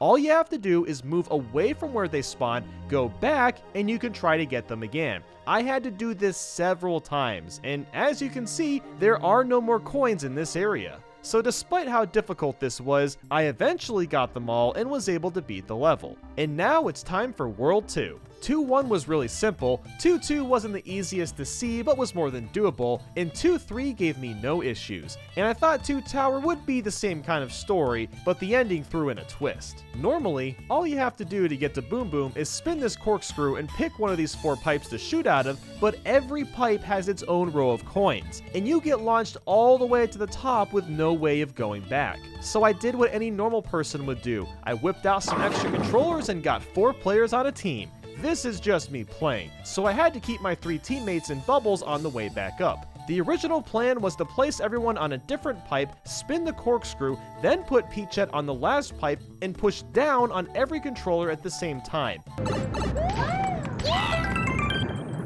And that didn't really work. So basically, I had to use a combination of bubbling characters after launching them and keeping one alive at the bottom. It was messy, but I got all the coins. Thankfully, the next level, 2-4, was a breeze to get through. 2-5 was fine too, but the ending was really irritating. I needed to beat Peachette to get to the top with Spike, but I had to get these bottom coins on my first try since the platform falls at the end. I kept either getting hit or falling off and realized I shouldn't have recorded this at 3 in the morning. I eventually got all the coins and moved on. 2-6 was a pretty fun level and learned just how many coins there were in the sky. 2 Castle was also super easy, and that is the end of World 2. But for fun, I wanted to try 2 Ice, the secret level in this world. And this was a mistake. In fact, this level was absolute hell. Not only was everything slippery, but these piranha plants suck. There's giant blocks of ice everywhere, and you must melt the small blocks yourself to get the coins or have the plants melt them. This was really tedious, and it was easy to get hit by the plants' fireballs. But that wasn't the worst part, it was this green ring segment. The first 2 parts of this aren't too bad, but looking ahead, there's a set of 4 coins that get engulfed in an ice block if you aren't running full speed at them. So getting the green coins and this set of 4 was not working out at all, even after an hour of attempts. So I tried using 2 characters. The plan was to run and jump with both of them, have one run into the second segment of green coins and the other for the set of 4 sacrificing themselves. And that didn't work, so I thought 3 players would do the trick. I ran Toad and Toadette into the green coin spots before getting the ring, switched to Nabbit, hit the green ring, and swept into the set of 4 coins. But even then, I couldn't grab all the coins because the plant dropped the ice block faster than he usually does. So that's just lovely. I gotta do all this with good luck also being on my side. And after another hour of attempts, this happened.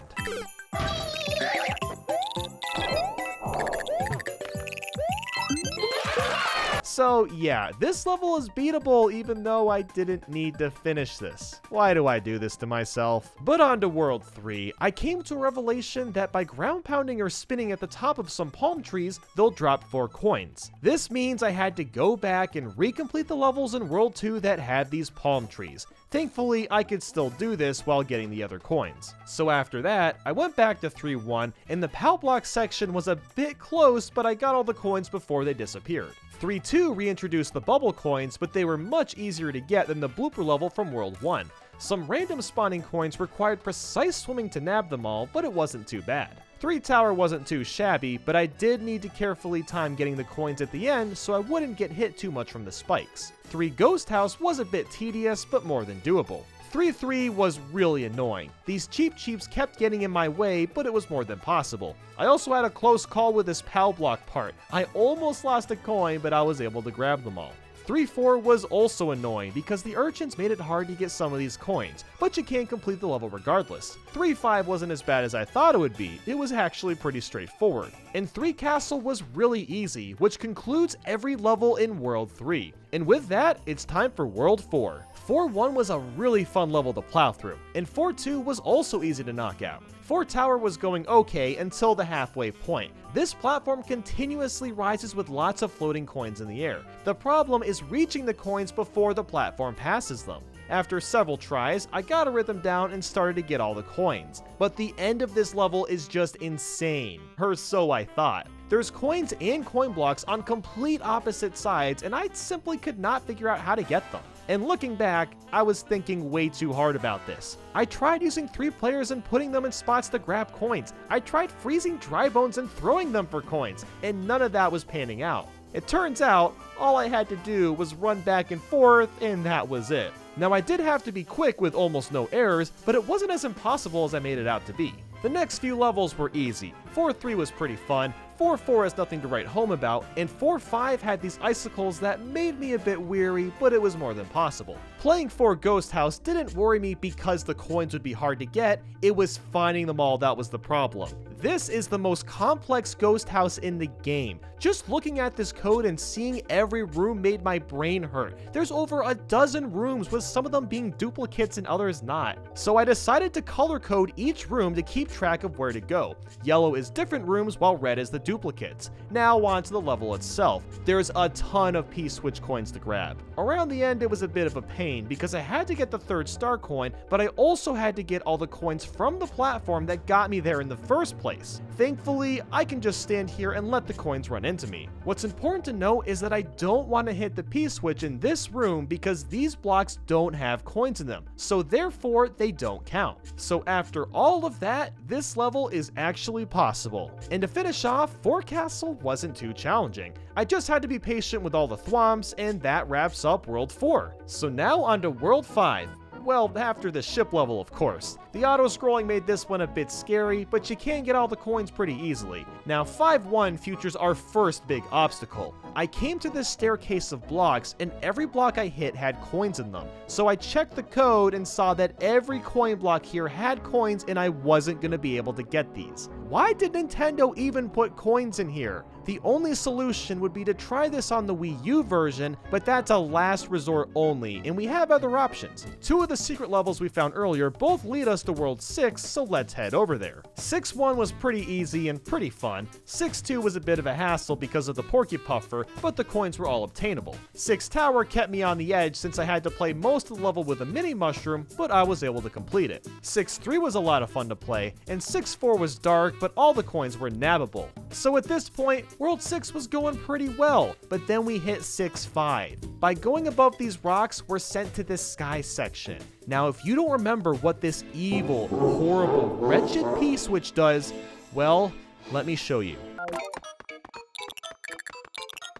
Lord have freaking mercy. So, obviously, I'm not going to be getting all these coins as one character. I'm going to need to be more creative. My first idea was to hold up Mario and float across with Peachette, but for some reason, I can't float when holding him. Then I remembered that baby Yoshis existed, so I went back to World 1, grabbed the pink one, ran all the way back to World 6 and tested out the Yoshi with just Toadette. I was grabbing tons of coins doing this, but Yoshi is just way too slow and the coins disappeared before I even got to the end. So then I tried using 3 players, gave them all acorn suits, and taped down the run buttons so I wouldn't have to worry about holding this while using all these controllers at once. And well, not much came from that, so I stacked Mario and Toadette and decided to fly down. I was able to get to the end this way, but I couldn't grab every coin. I tried this again with Mario and Luigi since they're taller and was able to get even more coins, but still not all of them. Then I stacked 2 characters on top of each other, taped down the run buttons on both of my Pro Controllers so it'd be easier to do this, and gave it another shot. And I actually got kinda close on a couple attempts, but even still I couldn't get them all. At this point I was close to giving up.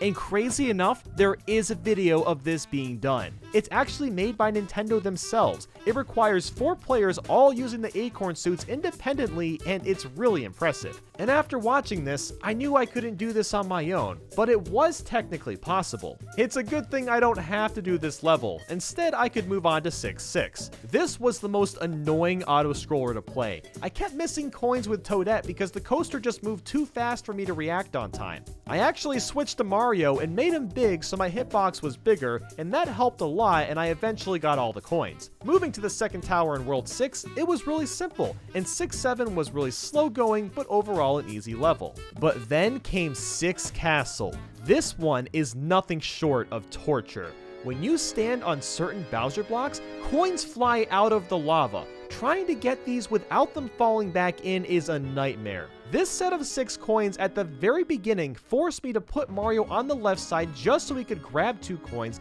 and then I could get the middle and right ones before they disappeared or got squished by this block. And this is the first 10 seconds of the level. The rest of it has more coins that does this crap, and I had to keep retrying because it's not easy grabbing these coins perfectly every single time. But then there's this orange switch, and you know, it appears innocent enough, but let's see what happens.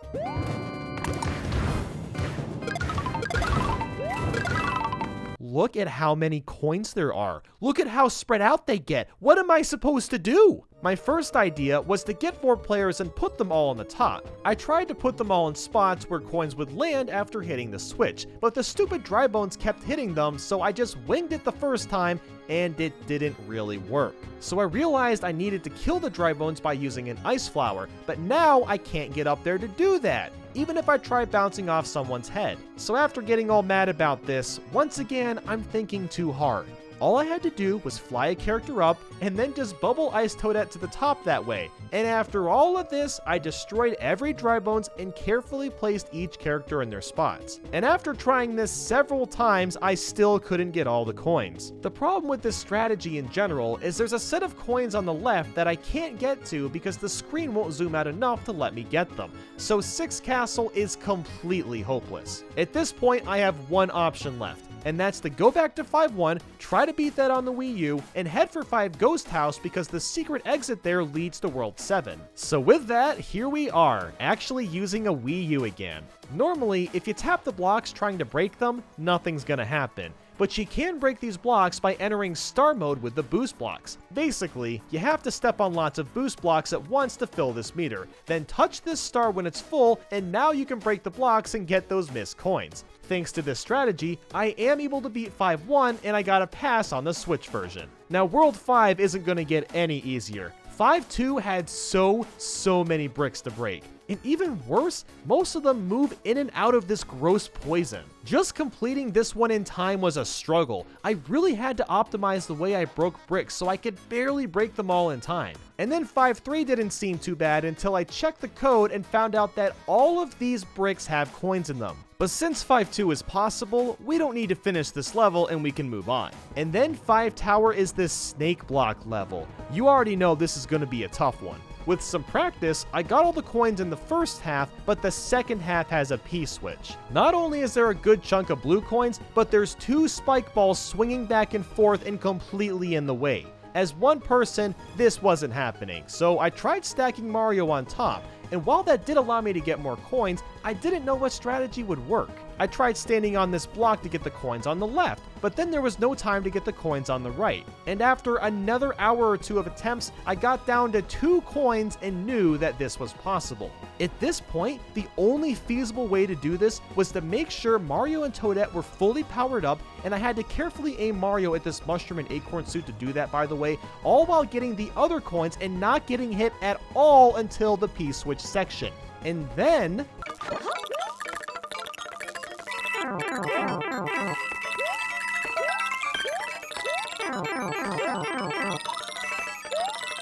I actually did it.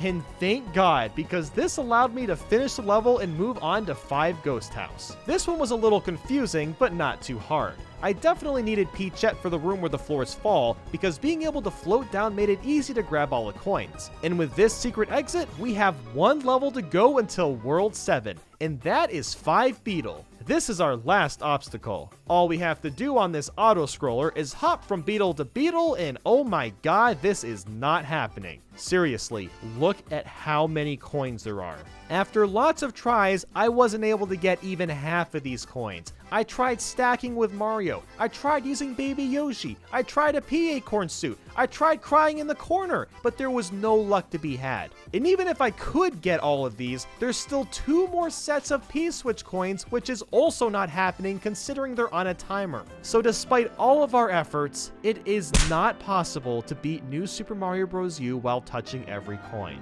But hey, we can try New Super Luigi U at least, so let's jump into that and see if we have more luck. Now with Luigi U, we're granted 100 extra seconds using Toadette, so most of World 1 was a breeze. 1-1, 1-2, 1 tower, and 1-3 were a cakewalk. 1-4 had a lot of flowers to get, but it was possible, and 1-5 gave me no troubles at all. 1 castle wasn't too bad until the end. Normally, you hit this P-switch and get the blue coins to get across these munchers, but I also have to grab the coins that I used as platforms. I figured out their patterns and eventually got fast enough where I could barely damage boost across all the munchers and nab every coin. And that is World 1, so on to World 2. 2-1 had nothing too challenging. I just needed to watch out for the spike balls. For 2-2, I had to time getting these P-switch coins carefully, but otherwise it was pretty easy. 2-3 went smooth as well outside of the ending. Do you see these blocks? Yeah, I'm sure you can guess by now. They all have coins in them, and we can't access them. Well, of course, this level's possible in the Wii U version. We're not even gonna bother because we don't need to finish this level to move on. So after that, the rest of World 2 was pretty painless. 2 Tower, 2 4, 2 5, 2 6, and 2 Castle were a breeze to get through. And with that, World 2 is complete. And starting at World 3, 3-1 gave us no issues. 3-2 was one of the easiest water levels to finish, and 3 Tower was a knockout. 3 Ghost House was surprisingly simple. 3-3 took a while because there were so many tree coins to get, but otherwise it was effortless, and the same goes for 3-4. 3-5 introduces not a P-switch, but a P-ring. It's basically just a P-switch though. You go through it and out comes some blue coins, but look how many we have here. Even with Toadette's good swimming, I could barely get half of these coins in the amount of time we're given. I even tried using Baby Yoshi, which lets you swim even faster under the water, but even then I still missed tons of coins. I think with 4 people you could probably do this, but as 1 person, we'll have to stop here and move on to World 4 and see how far we can get. So 4-1 has some annoying bruisers, but the level was pretty simple. And the same goes for 4-2 and 4 Tower. They were rather straightforward. Now 4-3 would probably be impossible if we didn't have the power of Peachette. After getting these P-switch coins, we still have to get these coins on the bottom. By using a couple of jumps and very carefully floating, we can use Peach's extra jump or her safety jump, in which you automatically get launched up when close to a pit. After a few tries, I eventually got all the coins doing this. 4-4 was another level that was no issue knocking out, and 4-5 made me realize just how many coins there are on these rolling circles. I had to wait for quite a bit to get every coin, but alas, it's more than doable. 4 Ghost House had me weary of the coins that flew out of the walls, but otherwise it was an easy level. And 4 Castle seemed like a piece of cake, but it actually isn't. That's right, all of these freaking blocks have coins that the Thwomps can get, but not Mario. So obviously, this level is out of the question. We could attempt this on the Wii U version, but we don't need to because there's a secret exit that's open for us to try. So on to 4 Flippers. And this level was really easy, and that allows us to skip World 5 entirely and move right to World 6. 6-1 is easy as pie as long as you have ice balls. 6-2 is a bit nerve-wracking because of the Porky Puffer, but overall it's not too bad. 6 Tower has grolls that make me growl, and let me explain why. There's a small chunk of bricks that all have coins in them. The only problem is we can't reach them all without letting the grolls destroy our precious bricks and stealing our coins. But thankfully, this is more than possible on the Wii U version, so we get a pass here. 6-3 was relatively easy, you just have to watch out for all the spike balls. 6-4 is easier than it looks. The auto-scrolling isn't that bad, despite the P-switch coins being a bit of a close call. 6-5 is nice and sweet. The second tower in World 6 is one of the shortest castles to knock out, and 6-7 was pretty straightforward. 6 Castle was much simpler than the Mario Bros. U version. I was able to knock this out and move right on to World 7. So that's pretty great. We've already made it farther than we did in Mario Bros. U. 7-1 is easy thanks to the Ice Bros freezing a lot of the fuzzies for us, and 7-2 is actually just not happening. See, there's this segment of blocks that all have coins in them, and yada yada, this could be done on the Wii U, but we don't need to do that because we can try 7-3 instead. And this level is pretty fun to play through. And the same goes for 7 Tower. 7 Ghost House is one of the strangest levels considering most of the coin blocks attack you, and since these blocks attack you, they're considered enemies, and as we've already established, enemy coins do not count. So with that, we move on to 7-4 and 7-5, and they're both pretty easy to knock out. 7-6 is an interesting one, because at first I thought the screen was scrolling too fast and there was too much to collect. But after some tries, I learned where the coins would spawn and where you would have to be to get them, at least for this beginning part. The ending makes this level not possible, and that's because half of these coins make you be in a certain place for them to spawn in. There's a middle row and bottom row of coins you can get, but you can only grab one of these at a time since the screen scrolls. Now you could probably do this with 2 players, but it doesn't matter because there's an alternate route that lets us travel right to 7 Castle and skipping this level entirely. The castle isn't that hard, but it's extremely annoying having to wait for these gargantuan walls to go back and forth. And this is it, guys. World 7 is done and we're at the airship before World 8. Right away we have a big pile of blocks, and surely these can't be... oh yes they can.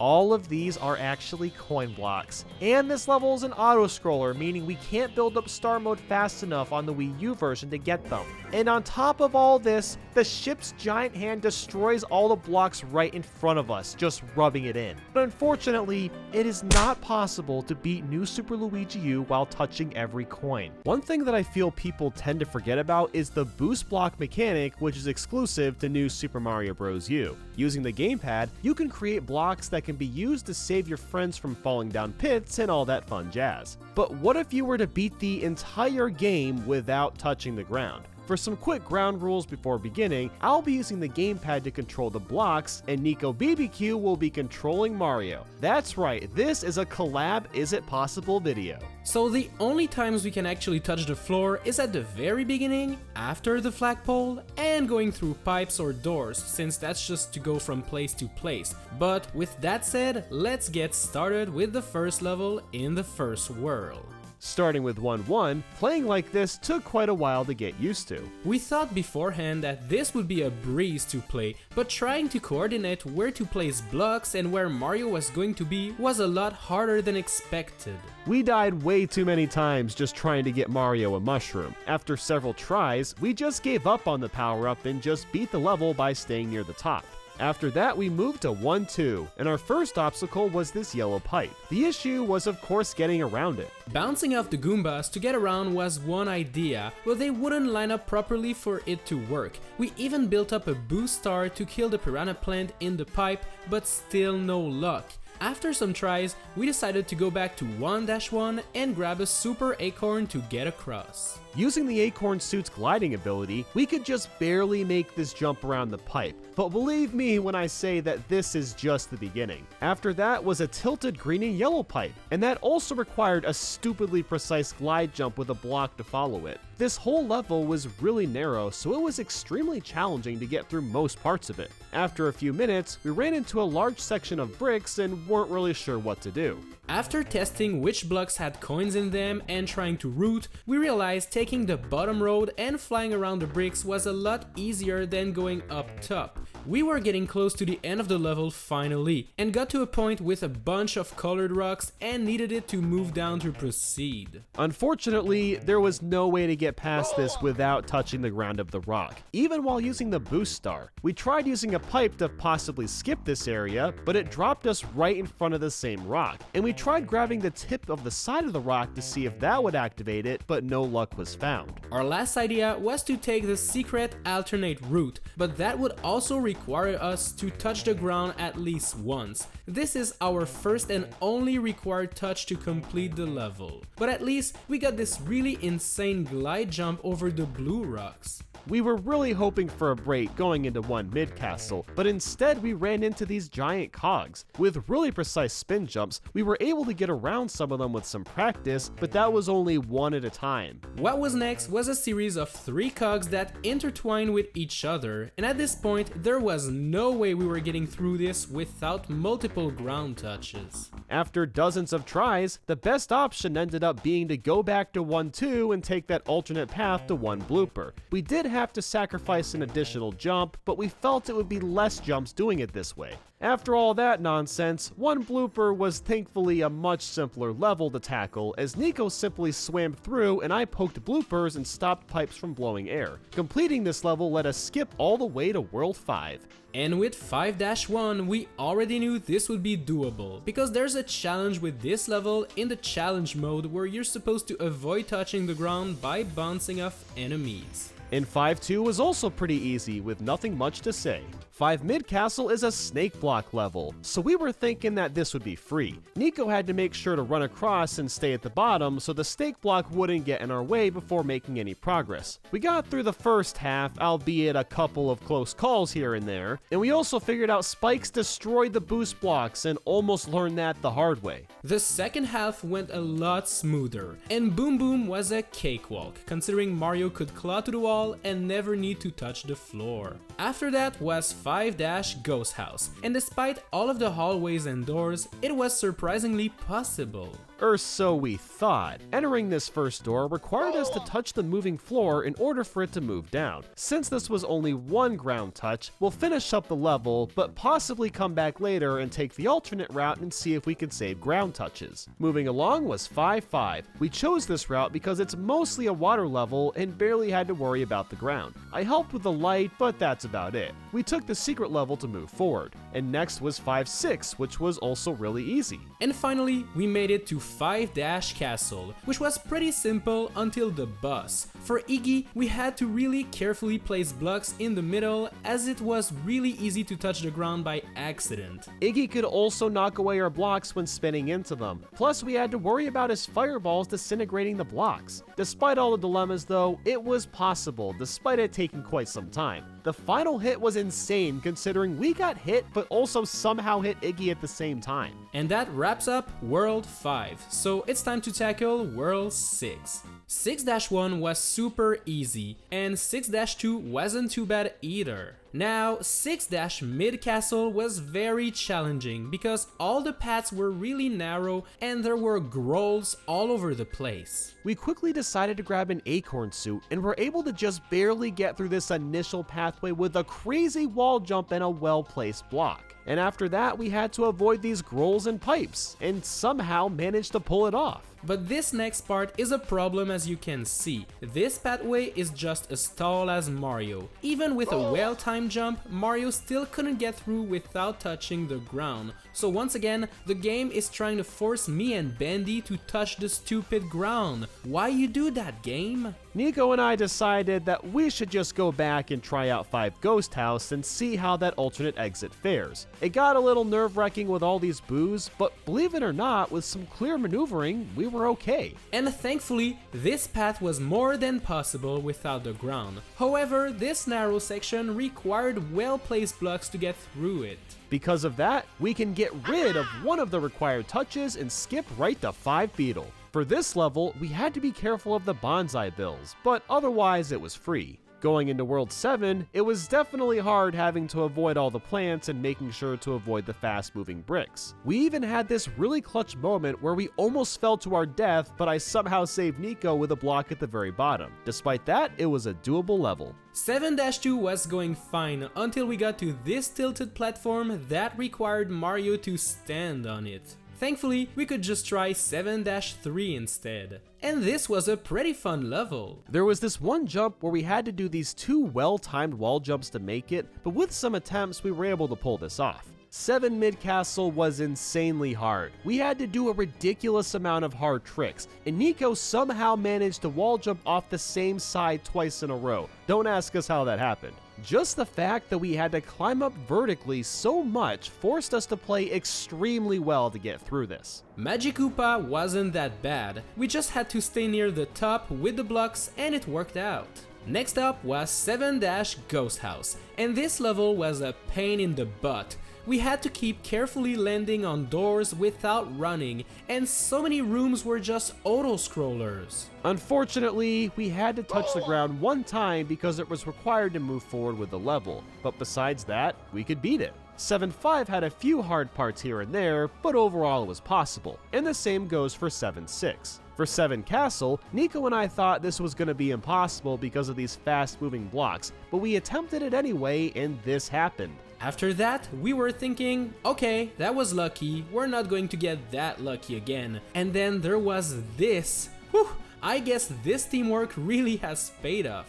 Those were the hardest parts of the level, and after the boss, we were done with World 7 and were able to move on to the airship. This level was interesting because I discovered you can block the giant hand with a boost block, but besides that, it was simple enough. And just like that, we've made it to World 8. Here's to hoping we don't have to touch the ground for the rest of the game. 8-1's beginning required a very precise jump with the acorn suit, but since I could break up the lava balls, we were able to get across the whole level pretty seamlessly. 8-2 wasn't that bad. However, we had to react quickly to all of the enemies falling through the sky. I also told Nico to not hit this P block, but he hit it anyway just to spite me. It was totally worth it, dude. But moving on to 8-3, it was way easier than we expected, and 8-4 wasn't too bad until this big pile of bricks. We tried wall jumping up it at first, but that didn't work out, so I just destroyed some for him, and then it was a lot easier for him to get up. And after that, we were at the final level. It was time to take out the big old Bowser. So Bowser Jr. was incredibly annoying to avoid, since there wasn't really anywhere to run when trying to hit him, so we decided to grab an acorn suit.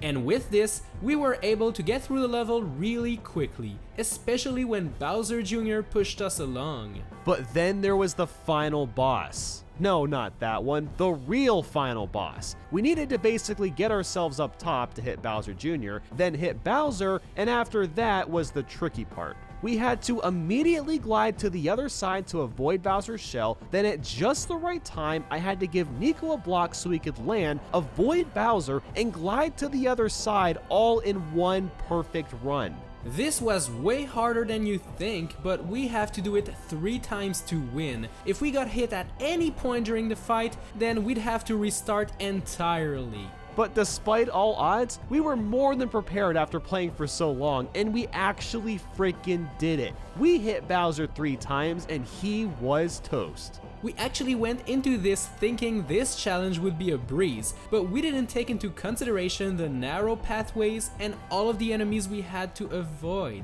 So is it possible to beat New Super Mario Bros. U without touching the ground? You know the answer. Sadly, it was not possible. Our grand total of ground touches though was 3, which isn't too bad honestly. This was a ton of fun to work on with Nico. Originally, I was thinking of making a video on getting all the coins in Super Mario Maker 2 story mode. I even made the thumbnail ahead of time, but then I actually played the story and realized it wouldn't really make for an interesting video considering the levels are so specific realistic and wouldn't allow me to get creative. Then I came to another idea. What is the most coins you could possibly earn in Super Mario Maker 2? And when I say that, I mean in just one level. I wanted to test the boundaries and push this idea as far as I could. So first things first was deciding the game style, and what I was looking for was a reliable and easy to use moveset. So I chose New Super Mario Bros. Because wall jumping is quick and easy, and his spin jump is a bit more beneficial than the one in Mario 3D World. Next was figuring out the most efficient way to collect coins, and there was a lot of options. You can put a coin in a note block and get 1 out of that, and of course putting coins in bricks gives you 10, but we have much better choices. I tried attaching coins to Lekatu and found that he throws 30 and then runs away afterwards. That's a pretty solid amount of coins from one enemy, but the coins spread all over the place and it isn't consistent with where he'll go, so he's not that practical. Then I attached a coin to a bullet bill launcher, and that also gave me 30. These coins came out in a more straight line, but it was still a bit tricky to grab them. Then I tried red pipes, and again received 30 coins, but these spewed out the least frantically.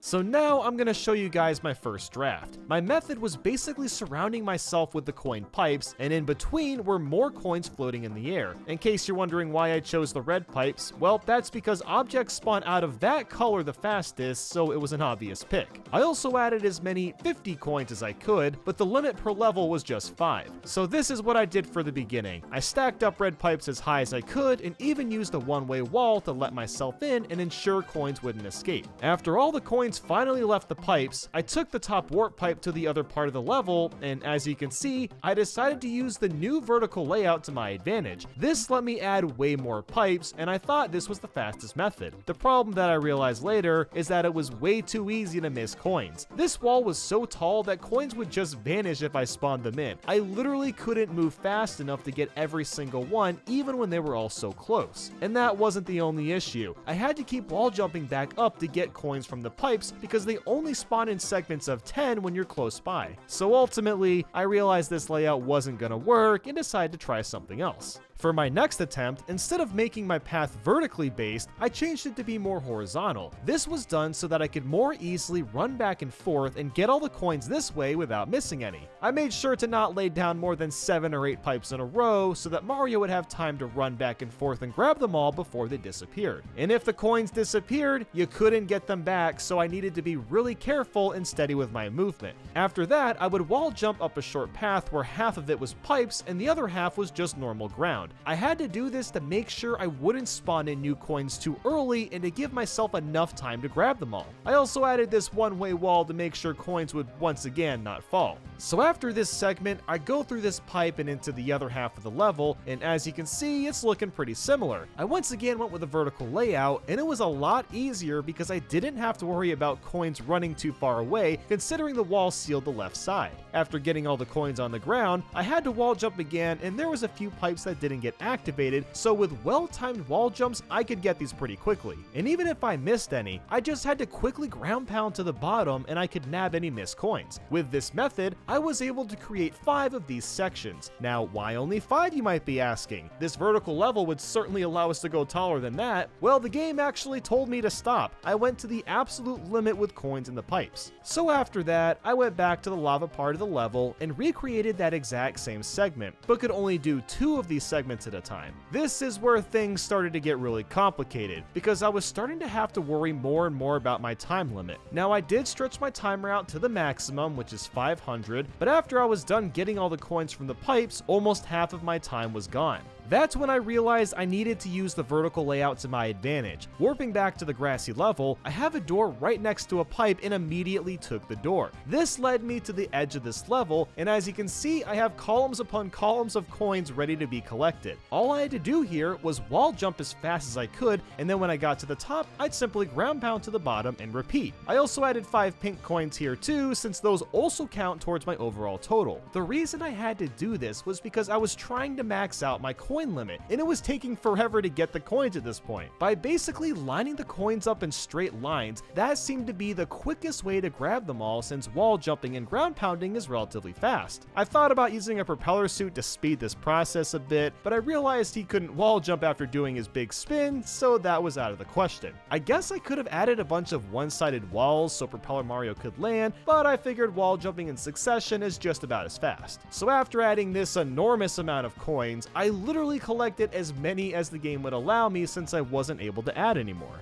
After that, I basically had to run back to the beginning. Looking back at this, I probably could have added a door to save a little bit of time so I didn't have to backtrack so much, but in the long scheme of things, it really didn't take that long. Regardless, I was back at the beginning of the lava level, and my next step was to max out the coin counter and the coins and pipes here since I could still do that. Upon going through this door, you're gonna notice I'm running for what seems like months just getting dozens upon dozens of coins. Like I did for the vertically based level, I used the horizontal reach to my advantage here too. There's two stretches of paths like this with coins, and then I had to wall jump on the left. I did this for a very specific reason, because now that I'm up here, you'll see another row of coin pipes. I needed to ensure that these pipes were high enough in the level so they wouldn't spawn while I couldn't reach them. So since I had to make them a certain height, it only made sense to run on the sides as far as I could to get a bunch of these coins out of the way. So after getting coins from these pipes and wall jumping up, I go through another door. That door leads me to another pathway with even more coins, and above that was about 6 coin pipes. This is probably obvious by now, but I only have that many because I finally maxed out on coin pipes. I did have to raise the pipes higher than I wanted, but when testing this out, I was having issues with the coins spawning when I wasn't even close to them, so I had to raise the pipes up to prevent that from happening. But after getting all the coin pipes, the rest of the level was just creating as many horizontal paths as I possibly could. And if you've been watching the timer, it's really starting to get down to the wire. So after more running through paths, I took another door, which was my final straightaway for coins. At the end of this is the exit, but of course I had to add the last 5 pink coins, and with that I was able to finish with 11 seconds left. So with this level, I was able to completely max out all the coins I could add, as well as the pink coins, the 50 coins, and coins from the pipes. The only way I could even imagine adding additional coins is to use a P-switch and some brick blocks. But quite frankly, I don't know where I would put those two things and if the hassle of adding them would even be worth it, considering how much of a time crunch my route is to begin with. But now comes the fun part, actually adding all of these coins. We'll start with the easy numbers. The maximum pink coins we could include were 5 per screen, so that's a total of 10.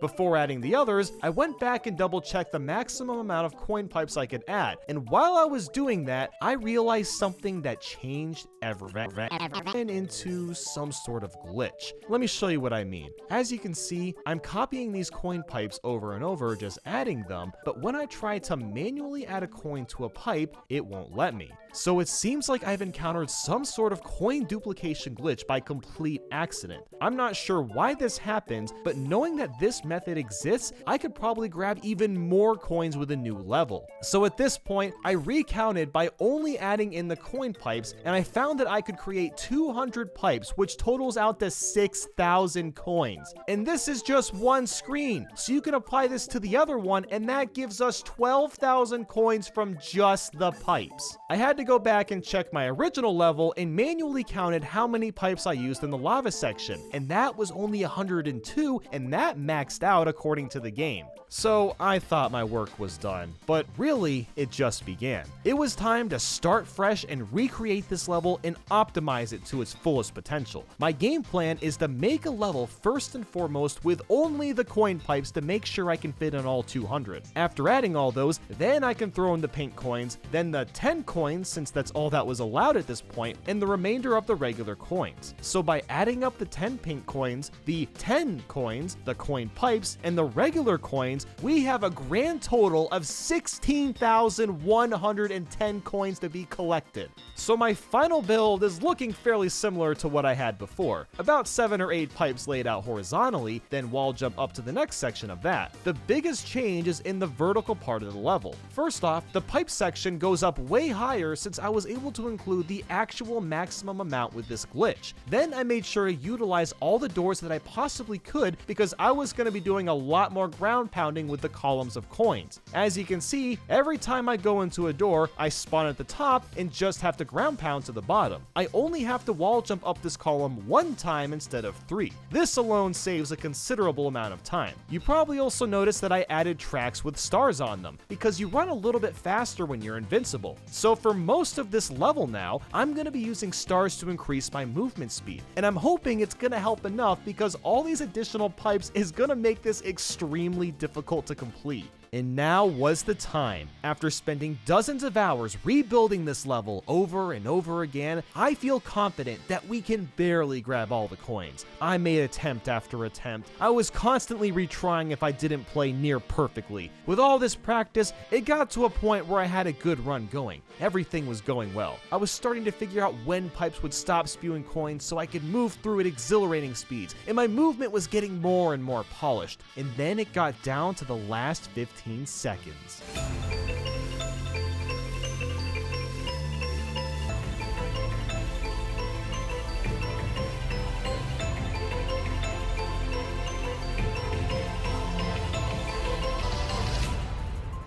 And there you have it. I was successfully able to collect 16,110 coins before the timer went out, with 2 seconds to spare. You can actually see that I did this by looking at my high score afterwards. All regular coins are worth 100 points, so by ignoring the first 2 zeros, the final score was 16,470. It's a little over because the 10 coins increased the score a little bit. Now, I'd love to see you guys attempt this level yourself, but because of the coin duplication glitch, Nintendo actually won't allow me to upload or even save this level. You are welcome to try to improve the coin count. I'd love to see other ways you can improve this if that's at all possible. You can also watch this full run by clicking the card in the end screen or the little icon in the top right corner. This has been an incredibly thrilling project to work on, and I really wish I could share more of this level. With the introduction of the SMB2 Mushroom and Mario Maker's 2 update, that led me to thinking, could you remake the entire game in Super Mario Maker 2? I mean, with the power-up you can stand on most enemies, pick them up to throw them, and even super jump from crouching. So the original controls are pretty spot on. Well, that's what I've spent the last week doing, recreating all 20 levels to the best of my abilities. I even put them all in a world, so feel free to check them out if you'd like. But I wanted to show you how I tried to remake the levels and the immense struggles and difficulty I had doing so.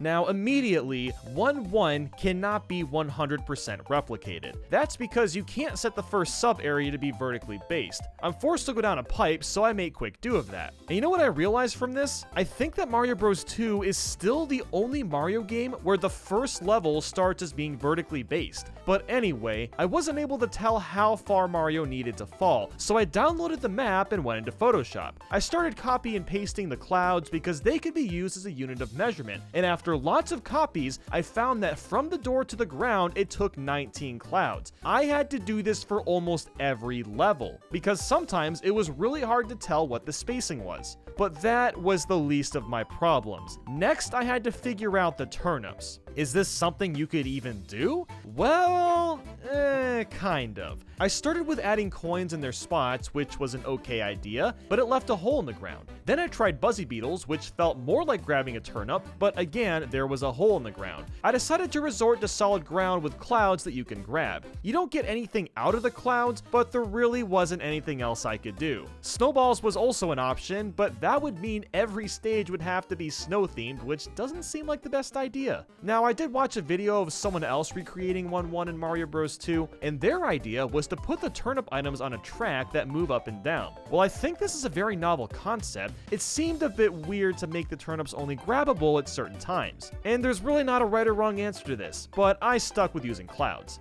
The next line of order was making the Shy Guys. I decided to use Koopa Troopas because their properties are very similar. The red Shy Guys fall off platforms like the green Koopas, and the pink Shy Guys stay on platforms like the red Koopas. Now yes, there is a shell turnip and Shy Guys don't have shells, but I have very limited options to work with, and this seemed like the best choice. In terms of including the subspace world, where you throw the potions, well, there's not really any way to recreate that. There's just not enough doors to be able to switch course themes, and on top of that, doors are static automatic in Mario Maker 2. So instead, I opted to add all the mushrooms and invisible blocks for people to grab. Some of them you're not going to be able to get, others you can if you've played a lot of SMB2 and already know where they spawn. The semi-solids I was able to mostly replicate, but there were a few that were 2 units in length. This was an issue because the smallest you can make for semi-solids in Mario Maker 2 is 3 units, so those can't be recreated perfectly. Now you've probably also noticed the flying Goombas. Those are replaced with the Tweeter enemy. They both move and jump a little bit, so I figured these would be fine substitutes. I also replaced all the cherries with coins, so while you can't spawn in a star after getting 5 coins, I can still grab them at least. Another issue with replicating Mario Bros. 2 levels is losing the playstyle when getting hit, so I made sure that most pipes spawn mushrooms for easy access. As for the logs, there's no way to create lift generators that respawn and move in one direction, so I just have them go up and down. Now, remaking Ninjas was extremely hard to figure out. At first, I used flying rocky wrenches. That's because they moved up and down like Ninjas, but they also threw their wrench projectiles. So I put a Goomba on a track and used that instead. I felt like this made more sense as a Ninja than as turnips, but again, there's no right or wrong answer. Now, for the secret door in the cave, I simply ran out of room, but I wanted to add a 50 coin in that same location so people would have some incentive to check it out. Bob-ombs will be the one exception to putting holes in the ground, so you can actually get through this in the most authentic way possible by having to time your throw. Next was Hoopster, and at first I didn't think there was a way to replicate this, but I discovered that you can pair a track, vine, and then a Buzzy Beetle. The effect works surprisingly well. Creating the vertical part of the stage was tricky because I had to keep adding doors or warp pipes to add to the vertical section. Now, perhaps this could have been optimized a little better, but it's what I went with. For making the clouds, I just used the donut blocks so it looked different. The hardest part of all this, though, was making Birdo. Adding a sound effect to play the boss music was simple enough, but figuring out how to create the same attack pattern was really tricky. I knew that no matter what, I needed to stack a cannon on an enemy, because you could pick those cannonballs up and throw them just like the eggs. But which character to use that for was where I was having issues. I tried Bowser, but he was way too difficult. Hammer Bros just didn't seem right. Boom Boom, you could just step on him and he was dead, but that's assuming you got hit and are using normal Mario instead. And then there was Bowser Jr. He requires 3 hits to go down, and you basically have to hit him with cannons. It's much harder to just jump on him. But then there's the problem of him spitting fire, and he's just way too difficult for a beginner boss. So even though Boom Boom only takes 1 hit to go down, I figured I would save the Bowser Jr. boss for when Birdo actually does spit fire later in the game. I talked to Mabro about this for ideas, and she came up with this insane contraption with a cannon, track, ice block, and spinies. And while this is an extremely creative boss, it didn't really look or play like a Birdo fight. As someone that doesn't really make Mario Maker levels, 1-1 was very tough. But now that I figured out a lot of the assets, making levels was going a little bit faster.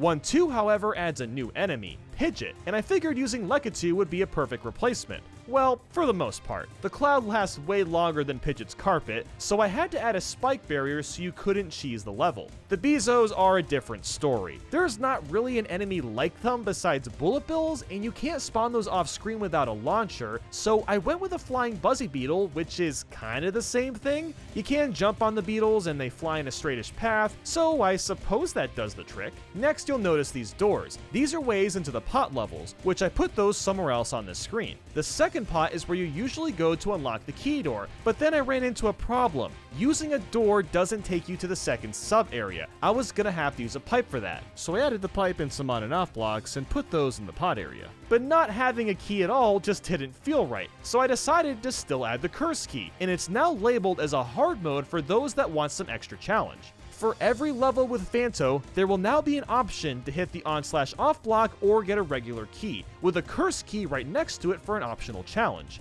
Now that I was underground, I needed to replicate the snippets, and Spike was the best option. You may notice that I didn't add Bob-ombs in every single spot like the game has, and through some beta testing, it wasn't really necessary, and some Bob-omb placements made the level a lot less fun. While not perfectly authentic, it made sense for this remake. At the end of the room, I made sure the platform was tall enough so you had to super jump since that's what Mario normally had to do, or you could use a Goomba for assistance. Moving on to 1-3, I was having so much trouble replicating Trouter. They were very hard to imitate. I initially tried using Cheep Cheeps, but their movement was completely different. Then I tried using Piranha Plants and Flying Rocky Wrenches, which was more accurate, but also not really, and it also added the pipes, which just makes the whole thing look clunky. So I asked Maybro about this, and she came up with a genius idea. You start by taking a hard block, then stack a Bob-omb and Chain Chomp underneath it. Then you make a track with the top side open and attach it to the hard block. Make another track, attach that to the bottom, then add a Flying Muncher, and you have yourself a Trouter. The Bob-omb blows up the Chain Chomp and block, leaving you with a Muncher that has a wooden peg on top of it that goes up and down. This is about as close as I imagine we'll ever get to replicating Trouter. You may have noticed that this pipe is missing due to a lack of doors that I can use, so I added an invisible block in the mushroom to make up for it. And besides, it's really just used to warp to World 4, and I really wish we could add warps because that would have been really cool. For the mushroom blocks, I decided to use springs, but the Koopa kept bouncing off them and getting launched down, so I had to replace one of the springs with a block instead. I also replaced Spark with sped up Spike Tops, which besides their slower speed is almost the same kind of enemy. I also wanted to create the crystal ball, but I couldn't really find anything to use, so I just put a cloud there instead. And yes, I'm gonna use the cloud for multiple different things to make the levels more authentic. Then for Mauser, I originally used a Mecha Koopa and a cannon with the Bob-ombs attached, and I mean that kinda worked and he moved a little bit like Mauser, but the boss was way too easy. So with some help from Maybro, we found a better solution. Using a giant Boom Boom, a Bob-omb cannon will slowly spit out Bob-ombs, which I have to very carefully slide down this opening. Both of these boss ideas really aren't that authentic to Mauser, but it's the best thing we came up with. Man, and that was just World 1. I was getting used to scaling levels at this point, and the only challenge now is just recreating any new enemies that show up. As an example, 2-1 has enemies called Cobrats. I wanted to use something different from Koopas, so I decided I'd use Dry Bones. I really had no way of recreating these bone textures as well, so I just used basic blocks instead. I know it looks dumb, but again, I have very little assets to work with. There's also these platforms that you can pass through in the original game, so I figured I'd use donut blocks for these. Now for 1-3, I could have technically done the same thing with the caves and made those blocks donut blocks since you can pass through them, but they also fall if you stand on them for too long, so I really only want to use the donut platforms when necessary. Next was making the Panzer, and the best solution was a Hammer Bro. There is no Fire Bro in this game for some bizarre reason, so this was the best alternative. And I didn't have a way of making quicksand, but making the digging part was really fun, because I could actually replicate it perfectly. I love that you can do this with clouds. There's gonna be a lot of levels like this, I can already tell. I could have made this the underground theme for the correct music, but I felt the desert just looked a lot nicer and slightly more accurate. And that's the thing with recreating these levels. There is a lot of give and take with these things. 2-2 was a crippling one to make. Every pot in the original game lets you go down it into the bonus room, but I obviously can't do that for several pots. The first pot I replaced as a door so you can access it, but the other pots I just had to make into ice blocks since there were no other assets I could use. What's funny about adding the Pokey is that the sprite already looks like the one from Mario Bros. 2, even though this is the Mario Bros. 1 engine. Since 2-2 introduces the Red Birdo, it was time to start using the Bowser Jr. and Cannon combo, which makes the fights much harder. I did use springs as the mushroom blocks again, but unfortunately they don't hurt Birdo. 2-3's beginning vine needed to be split up, which looks a little awkward, but there wasn't much of a workaround. And honestly, I had to do things like this for a lot of the levels. Moving on to the underground segment, I had to cut this a little short. Normally after passing the orb, you go down this long hallway and go inside the mouth, but since I had to make this in the vertical sub area, I didn't want to make another door just to go down that hallway, so cutting that out seemed more practical. Triclyde was a lot easier to replicate than I expected. Since he's usually stationary, I just added some springs to make sure that he stays in that general area. I couldn't use the springs as mushroom blocks, so I opted with cannonballs that launch up as a replacement. Larry shoots lasers in a very similar pattern to Triclyde, so this seemed like the best combo. Going into 3-1, I decided to use the sky theme since most of the level is in the sky. The blocks don't look the same, but I figured a change of pace is a good idea. Recreating the clouds with the donuts was really time consuming since I had to make sure to get all these alignments correct. With 3-1, I was able to keep the secret door that's at the bottom of the waterfall. Normally going through that door takes you through a warp if you use the potion in the right place, but since we can't warp and I don't want to soft lock anyone, I instead added a pipe that allows you to bypass the cloud climbing section. I was also able to add the hidden door, which is a bit of a shortcut to Birdo. I made sure to make it pretty hard to reach, and it requires a precise jump with the springs. Also, throwing the springs at the Hammer Bros is a lot more fun than I thought it would be. Now, normally 3-2 has you going back and forth between the sub area multiple times, and honestly, I never found that fun in the original game. So instead, I put the top and bottom layers of 3-2 onto one screen with a few sacrifices. By adding a little extra stage to the beginning and end, I was able to mostly recreate the stage. For the yellow dirt, I've been using blocks, but since there's a top and bottom portion displayed at the same time, I opted with question mark blocks just to differentiate them a little bit better.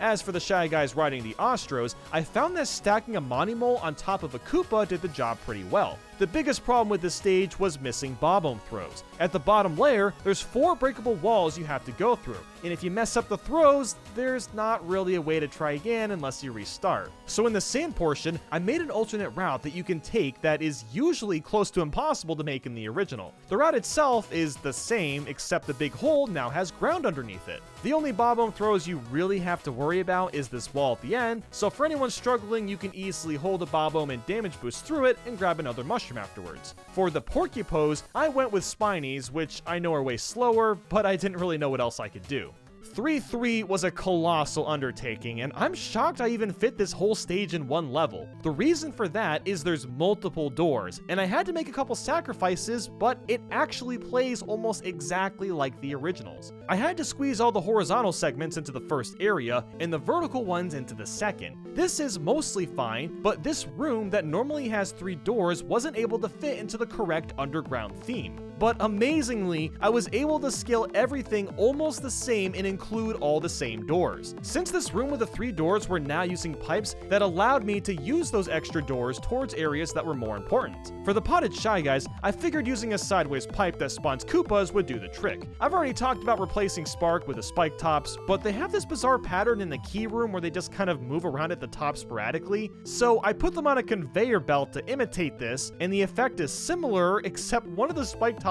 knocks one of them off after a while. I'm not really sure how else I could replicate this. I guess I could use tracks as well, but hey, it's close enough. Counting out the ice blocks in 4-1 was pretty straining on my eyes, but it was nothing compared to what I just made. Remaking the flurries was also pretty easy. I just used Monimoles and their patterns were similar enough. The rocket was actually pretty fun to recreate too. I simply have a bonsai bill spawn in place, and you just stand at the top and go through this pipe to reach the other half of this level. And then there's the auto bombs, which I replaced with Monimoles and Koopa Troopas. And yes, I know I already used this for the Ostros, but they both behave in very similar ways, and I don't know what else I can do. Now, there's not much to say about 4-2, but I love how derpy I made the whales look. I just used blocks for the body and tail and a donut block for the eyeball. The whales usually spurt water, and my only idea was to add a track with a buzzy beetle. 4-3's underground sections were very time consuming, and I was really conflicted on if I should use ice blocks or donut blocks for the platforms. And well, I decided to go with a bit of both. I swapped these blocks around while playtesting and just went with what was the most fun. Now, Fry Guy was really stupid to make, because there is no way that I can think of where I can hit this guy while also making him split into pieces. So I decided to use Iggy, and I stacked a bob-omb cannon on him that spits fire. The idea is to use a spring to knock the cannon off of him, which I guess you could count as a hit, then you step on him 3 times to imitate the smaller Fry Guys. If anyone comes up with something better, then let me know so I can update this boss, because what I have is probably my worst recreation out of everything I made. 5-1's level was pretty easy to complete, although I needed to figure out the boss fight. It's Birdo once again, but the one in the original only spits fire, so I figured my best option was to just use Bowser since you can't step on him, and you have to throw cannonballs to defeat him. I'm actually pretty happy with my variations of Birdo because they all have distinct difficulties, which is really nice, especially since I can put all these levels into a world as a full game. 5-2 was more of the same thing, although I needed to make some trees with Hoopster, so I used tracks without the vines. It looks stupid, but it's functional. 5-3 had Albatos with bob-ombs, and the only decent substitute I could use was Lekatu that throws bob-ombs. It's not really the same thing since the Lekatu chase you around, but it was close enough. The underground section was annoying because I didn't have space for the potted Shy Guys, so I just added a Koopa Troopa where they usually spawn. The platforms also all needed to be passed through, so I had to use donut blocks, which makes the level easier than usual. But I did include the mushroom blocks as clouds for a bit more authenticity. claw grip was really hard to imitate, and what I did was put Bowser Jr. in a boxed room with a big cannon. By throwing the big cannonballs, you have to hit Bowser Jr. when he's not spinning for it to count. I also added the clouds behind him to replicate the rocks that are usually sitting there. It's not perfect, but it's not bad either. 6-1 was fairly easy, up until we went underground. That's because there's a dozen pipes that you're supposed to be able to go into, but obviously we can't do that. So instead, I added 2 of the unique ones, since the main pipe looks the same as the one from the other sub-area. And yep, this looks really stupid just having some ice blocks and 2 doors in place, but blame Mario Maker 2 for limiting us on doors, not me. 6-2 was very obnoxious to make because I couldn't really use my Albatos substitute. Using the Lecatus would make this level, well, not feel like this level at all. So for this one instance, I decided to replace the Albatos with bonsai bills so you have to jump off of them just like you do in the actual game. And this actually makes 6-2 quite tricky, but I did double check that you can beat this as normal Mario just in case you lose the suit for whatever reason. For 6-3, I found a sneaky way to keep the shortcut at the beginning by using 1 layer of donut blocks and having to mash your way through. I imagine everyone is going to do this that knows about this shortcut instead of playing the level normally, but I wanted to have both options. Now 7-1 mostly functions the same, but the cloud part is unfortunately completely broken. The donut blocks make the cloud section super easy to cheese, but I really had no other option. And I couldn't really use regular clouds because that would make this even easier. But what else can you do, right? And finally, we have 7-2. Look at the size of this map. No, seriously, look at it. I want to let you know that making most of these levels took around 1 to 4 hours to complete. 7-2 took almost 8 hours. It is so stupidly complicated, and despite that, I actually managed to fit most of it in here. The main thing that I had to cut out was the last 2 boss fights, and some of the themes aren't going to be correct. So to combat that, I just made the entire thing lava themed. If you've never played 7-2 before, this level is a doozy if you don't know which doors to take, and I was only able to add 2 checkpoints, which honestly isn't enough for something this massive. Now in order to make this happen, I was able to combine together a few rooms that were already close together, and this allowed me to save a few doors. The other small difference is that I couldn't add the pipes at the beginning for the Shy Guys due to space, but besides that, this is mostly the same level. But of course, we have the boss fights. For the bird, I just use a giant boom boom. I tried attaching cannons to him, but then I realized that the actual bird didn't have that, so I added a cannon if you wanted to beat him authentically, but let's be honest, most of you are just gonna step on him. And for Wart, I made a giant Bowser and also added a bullet bill cannon for a little more difficulty. The only way you can beat him is to use cannonballs, and you have to be careful not to get too close or you'll get trapped inside and have to retry. I will say that this fight is somewhat similar to fighting Wart, and it's also pretty cool that I'm able to add Wart's music to the fight as well. And there you have it. That was my recreation of Super Mario Bros. 2. I feel like about 80% of my levels are faithful, and the other 20% isn't at all. This is truly a bootleg version of Mario Bros. 2. And again, if you want to check it out, I have the level code in the pinned comment. If you guys think of any more ideas to make better bosses or to optimize my levels more, let me know on Twitter so I can go back and update the levels. I've done this challenge with every new Super Mario Bros. Game, so it was only due time to try this with Super Mario Bros. Wonder. The objective is to beat the entire game while collecting every coin. These include all the yellow and purple coins. It's not as simple as it sounds though, because this game complicates things a lot, and that's thanks to the badges. Of all the badges, the boost ones are what's causing a conundrum, and that's because multiple badges offer different ways of getting coins. The coin reward gives you 3 extra coins for stomping on enemies, the add exclamation blocks adds a bunch of blocks to every stage, and most of these blocks have coins, and finally, rhythm jump gives you coins for jumping to the beat of the song. What am I supposed to pick? I can only have 1 badge at a time. Well, ultimately, I decided that the answer is to pick none of the ones mentioned. And that's because I don't have access to these badges for the entire game. You only start with a parachute cap. So it'd be kind of weird to start the challenge without one of these badges and then slap it on once it's available. But with that out of the way, just a couple of quick rules. I must beat the final boss while collecting every coin that doesn't infinitely respawn. As an example, if you spray water on the grass, coins pop out of the grass for forever. Even the coins from enemies infinitely respawn. If at any point a level is impossible, I'm allowed to skip it and try another one if it's not required. I'm also not going to use the coin magnet badge, because that would make this way too easy and boring. But with that, let's get started.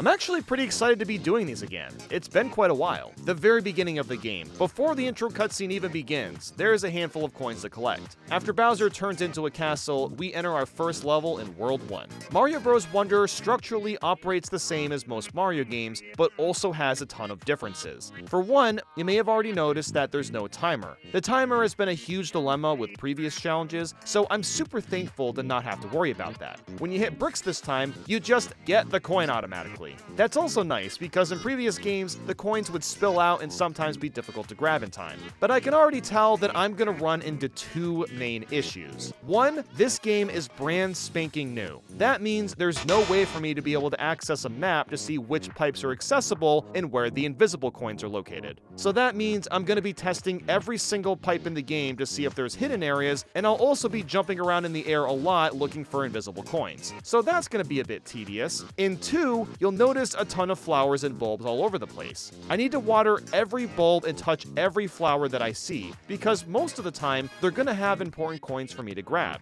Another wonky thing about this game is the Wonder Seeds. Now, Wonder Seeds change up every single level to some capacity, which is really cool, but it'll likely run into problems for this challenge. Even for this first level, I got all the coins during the Wonder event, but then when it was over, I had to turn around and get all the coins and blocks that I missed. So there's probably going to be cases where I'm forced to play levels twice to get all the coins, but I completed the first level after a bit of time. Moving on to Piranha Plants on Parade, it's worth bringing up the enemies' coins again. I actually wasn't sure if I need to get their coins at first or not, but after killing this respawning plant over and over again, coins just kept coming. After getting 5 in a row, I can confirm that enemy coins are not required for this challenge, but I will get them for the heck of it for any enemies that I do kill. I also decided to wait to get the Wonder Seed, and then once I started it up, I found a bunch of new purple coins on the ground. There's also coins in these rainbow note blocks, which means I'm gonna need to step on every single one. Moving on to the next stage, we've got the Skedaddlers. These guys were a little inconvenient, because most of them were holding on to our almighty coins. I also discovered that moving these pipes would give me coins, which means that even solving random puzzles will probably reward me with coins too. I'm just gonna need to be really aware to not miss any. The Wonder Effect once again had its own unique coins compared to just playing through it normally, which means that I'm basically gonna be playing chunks of all these levels twice. Another thing to mention is that Elephant Mario is super helpful. His trunk attack knocks out a lot of enemies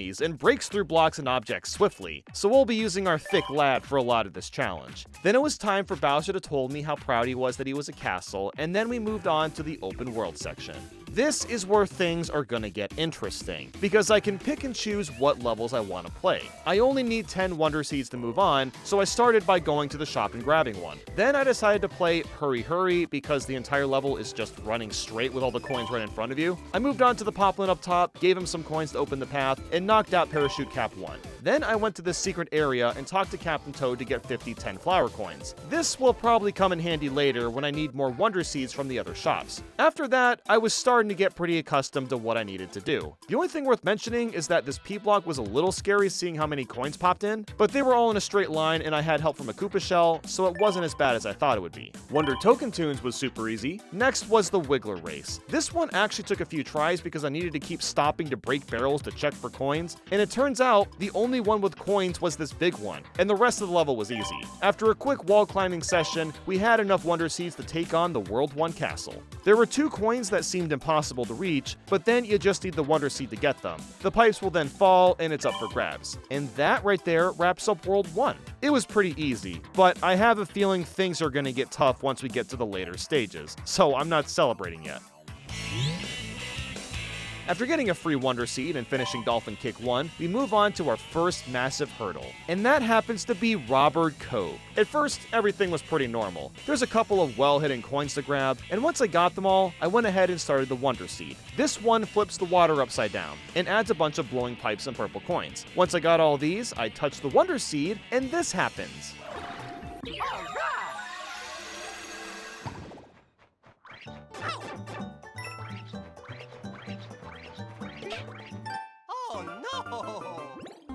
Yeah, I have no idea what to do about this. There are so many freaking birds that not only hit, but also grab their coins. And that's just the beginning of my problem. Even if I were to hit all the birds, there's a small island with water surrounding it. This water leads to a pit, which means there's a good chance that these coins will despawn entirely before I even have any chance of collecting them. So I tried again, and instead of using the dolphin kick, I switched to the parachute cap so I'd be able to easily move around. I was able to hit a few birds with this method, but it's way harder than it looks. You still fall fairly fast, and there's so many birds to worry about. In fact, I counted them out. There's 12 different birds, which means there's 36 coins to grab. With practice, this is probably possible, but I also need to have godlike luck that the coins don't fall into the abyss and also don't disappear. So I just kept going at it. I left the level to get some elephant suits simply because I'd have a bigger hitbox this way, and I can also use this trunk to grab coins and hit the birds. And I kept trying over and over, and I was slowly starting to figure out where the birds were going to be, and getting a pretty good rhythm down. The main culprit was, again, just the coins, especially the coins on the left because they kept sinking into the water. After about an hour or two of attempts, this was my best run.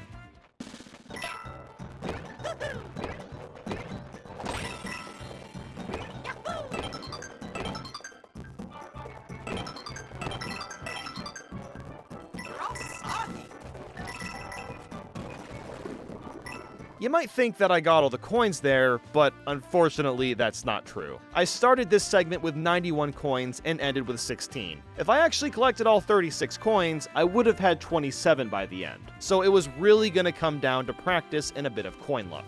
So I just kept on practicing, and I was slowly putting together a route and just grinding at it. I eventually figured out that the group of 5 birds could be taken out pretty quickly if I smacked the one all the way to the left, and I could also get 6 coins this way. Everything else was still a bit of a toss-up, however, but I was getting better. I eventually had another attempt where I only missed 4 coins, so this was seeming possible. It was just going to take a lot of practice and trying to get as many coins in the air as possible. But at this point, I'm almost 3 hours into playing. I was really losing steam and feeling less and less hopeful. So that's when I asked my friend Carl to help out. We figured that with 2 people, we could each focus on specific birds so we could get the coins faster. The route was actually so complicated that I drew out a diagram like we're making a f***ing football play, and I was showing Carl my exact route and where we should try to aim for. That is how challenging this was. And there was something else that was annoying about this. Every time we messed up, we had to restart the course from the beginning. And no, we couldn't use the checkpoint because we both needed the elephant suit since he has the biggest hitbox. But we settled down and did a ton of attempts, and eventually got a run where we only missed 2 coins. Even when we managed to hit all the birds, the issue still came down to the coins despawning. All we could really do is that I would grab the coins on the island, and Carl would blindly swim around in the water. And since the camera was focused on me, he couldn't see where he was swimming, so we just had to blindly guess. But despite how absurdly hard this was, we kept on trying, and eventually got a run down to where we only missed 1 coin. It was great to see us getting better, but it still felt like there must have been some sort of easier solution. So Carl had the idea to use Yoshi as another strategy. Even though he didn't have the bigger elephant hitbox, he could at least flutter jump and potentially get more coins in the air that way. So we tried this for a bit, and unfortunately, it didn't really pander out. See, Carl basically needed to get the 3 bird coins on the left side the whole way down, and Yoshi's flutter jump was just too slow. So we went back to Elephant Mario, and then this happened.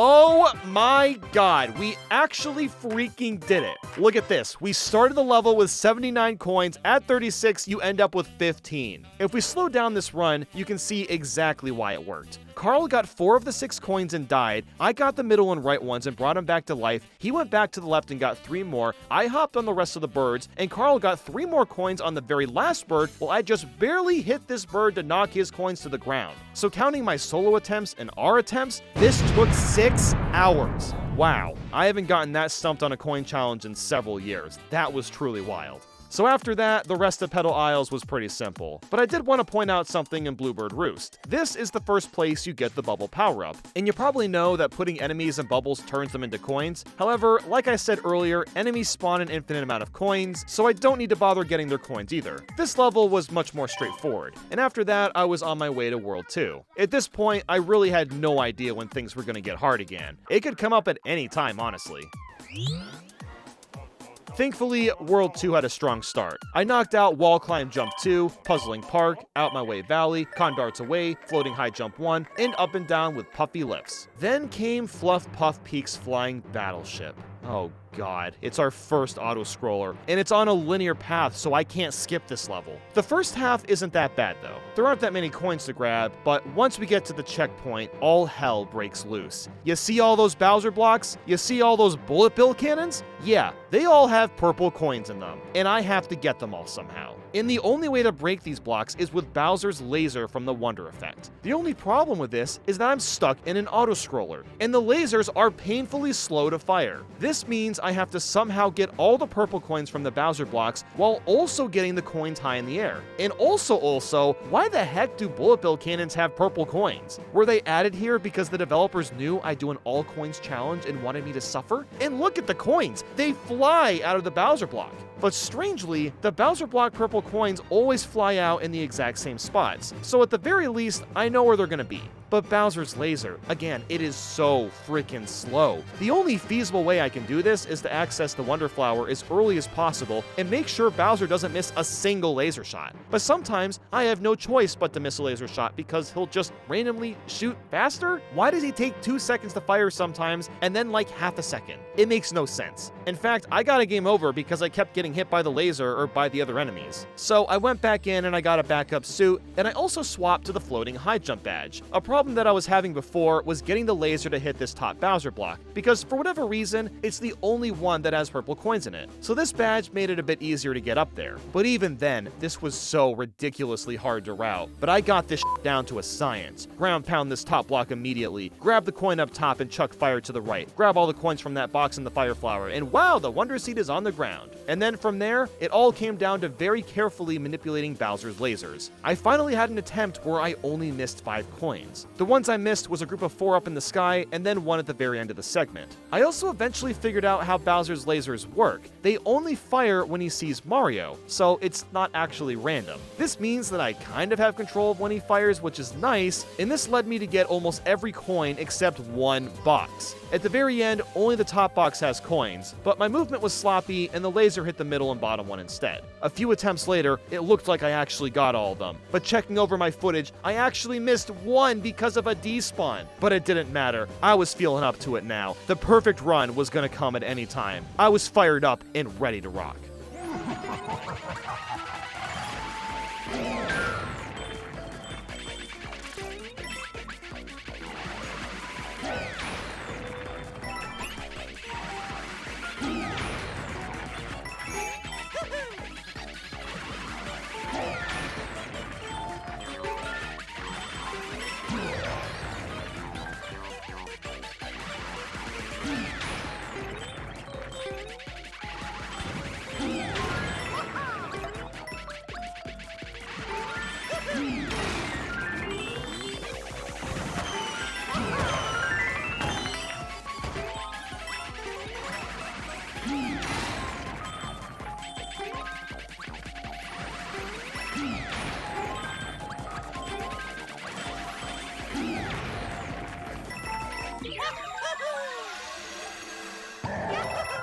Holy crap, that run was damn near perfect. So while I'm glad to have done that, I actually had to do it again. And the reason for that is because, well, since it's an auto-scroller, I'm forced to play both versions of the level back to back. So I played this again without getting the Wonder Seed, and the coins were in different spots. And yeah, it wasn't hard at all. But this is the first time I had to do this, and probably not the last time either. After getting another seed in a shop, I decided to try Jump Jump Jump, which was pretty straightforward. Then it was on to Fluff Puff Peak's Palace. This one again is pretty simple, but I needed to play it twice. After first getting through without the Wonder Seed, I tried turning around to get it and was blocked by a pipe. Interestingly, the Wonder Seed makes everything a shadow, which is super cool, but of course I need to explore everything, so I went backwards for the whole level. And sure enough, there was this huge barrage of purple coins just waiting for me there. It's really neat that Nintendo had coins here because, like, let's just be realistic, how many people are actually gonna do this?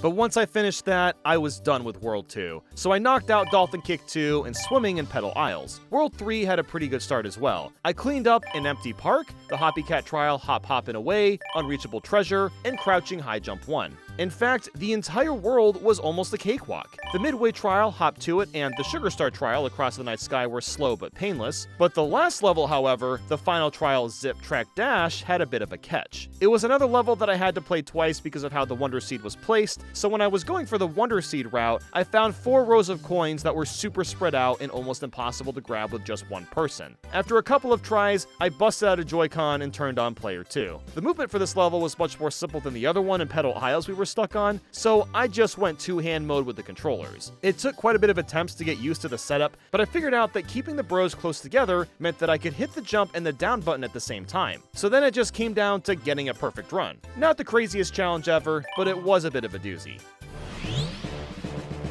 But little did I know that the real challenge was just around the corner, and that was Jewel Block Cave. Once again, most of the level was pretty self-explanatory. The culprit comes down to the Wonder Seed. This massive thing called a conch starts crushing the jewels around you, and there are coins everywhere. This cave I'm being forced down has these purple jewel blocks, as well as these unbreakable gray blocks, meaning it's really hard to get around quickly. Lots of these blocks have purple coins that fly out sporadically, and for whatever reason, they despawn faster than usual. So that means I have to somehow get these coins before they despawn, but also do it without getting squished by the conch. And let's keep in mind, the purple coins can also get squished by the conch. So as you can imagine, this just seems to be completely impossible with just one person. I even tried using the elephant since his trunk can break the blocks too, but most of the blocks need the drill to get through them faster. So Carl came over again and we gave this a shot. And honestly, it was still super hard. Conch just comes down on us so fast, and there's so many purple coins in the middle that are hard to grab.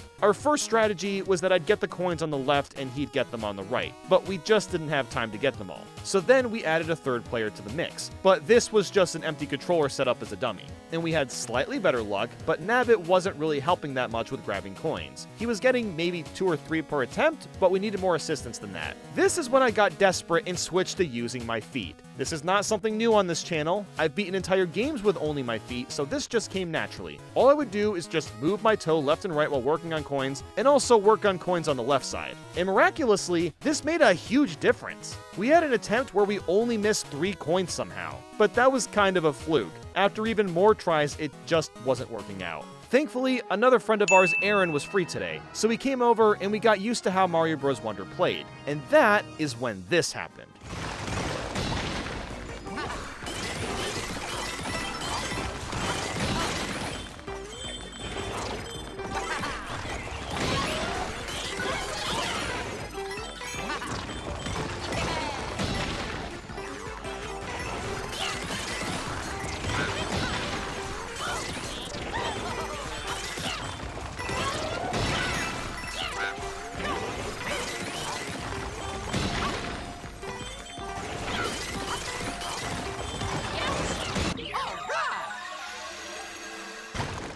Even with 3 people, that was insanely close. Seriously, look how close Conch got to squishing these purple coins, but we somehow pulled it off. It took me, Carl, and Aaron to clear this level, but we did it, and I'm super thankful that everyone was free today.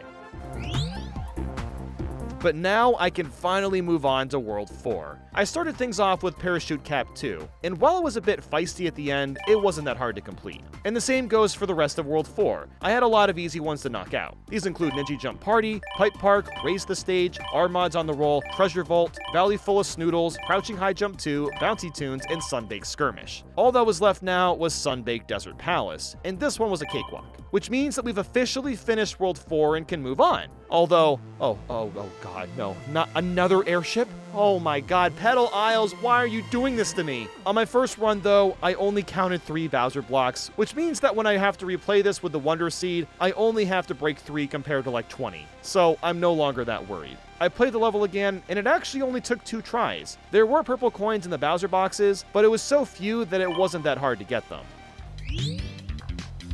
And once I got to World 5, things were sailing smooth. I knocked out Up Shroom Down Shroom, Beware of the Rifts, Tumble House, an uncharted area Wubba Ruins, Grappling Vine 1, another uncharted area Swaying Ruins, and finally, a final uncharted area Poison Ruins. Somehow, all of World 5 was stupid easy. I only retried the last level a couple of times, and that was it. But after World 5, we need to knock out a couple more levels in Pedal Isles before we can get to the last world. And Ma Ma Mouthful wasn't too bad. Muncher Fields was also pretty simple.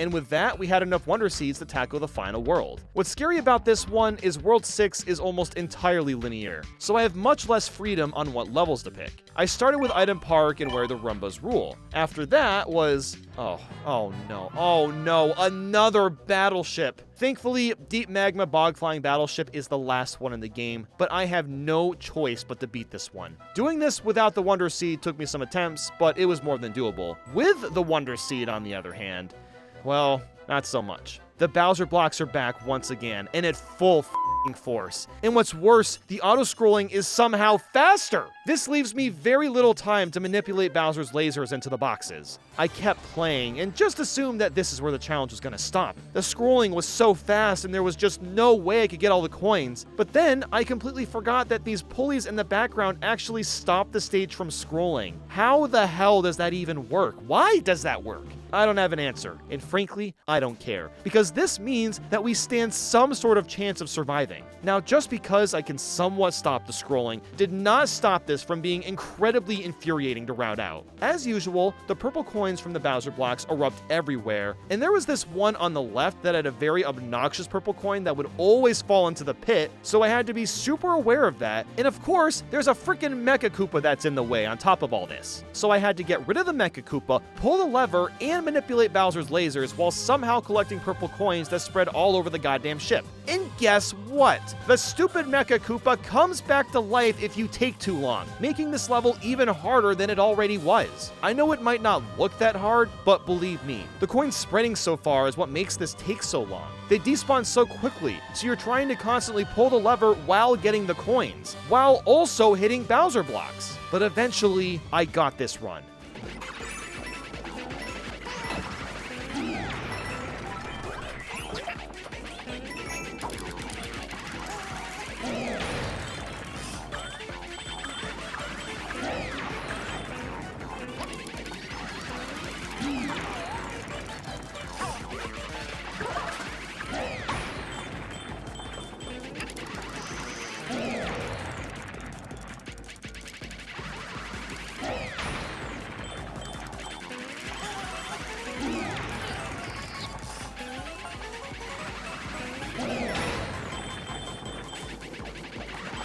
No more battleships. Please, don't do this anymore. After that, though, I knocked out enough levels to get the rest of the Wonder Seeds. These levels included Hot Hot Hot, Wavy Ride Through the Magma Tube, Dragon Boneyard, Floating High Jump 2, and Deep Magma Bog Palace. While all these levels were doable, I could definitely feel the difficulty heating up. A lot of coins were in awkward spots that I needed to grab, so it took me a bit longer to get all the coins in these. But I am in the last world, so it makes sense. Over time, I took out the last Bowser Jr. fight and sucked up the last Cloud Piranha. So this was it. It was time to take on Bowser.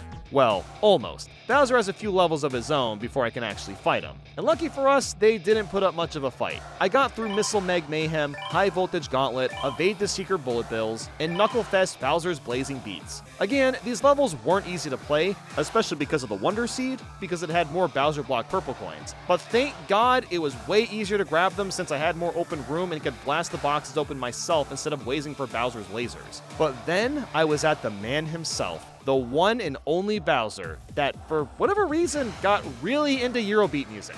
Interestingly, there's actually coins to get during the final boss too. Every time you hit him or hit his hands, a few purple coins fly out. But that's it. Once you do that and stomp on Bowser's big button-ass brain, I can confirm that it is possible to beat Super Mario Bros. Wonder while touching every single coin. But of course, we're not done yet. There's a lot of levels I've skipped, so I'm gonna go back and try them all out and see what other ones are also possible. Heading back to World 1, Bull Rush coming through wasn't too bad, but I did bust out a second controller. That's because there's one section with a Wonder effect that requires one person to be on the bottom and one on top. So after doing that, we were good. Roller Koopa Derby also had one tricky section. After getting the Wonder Seed, I fell down and missed a bunch of coins spinning in the air. At first, I didn't know what to do, but all I needed was to switch to the parachute cap, and then I was able to grab them all. It was still scary trying to not miss any, but it was more than doable. But Swamp Pipe Crawl was a piece of cake, and so was Angry Spikes and Sinkin' Pipes. Bull Rush Express had some scary P coins to grab, but with Elephant Mario, it's more than possible. Springs in the Twilight Forest was a fun and easy one, but Cosmic Hoppos is a different story.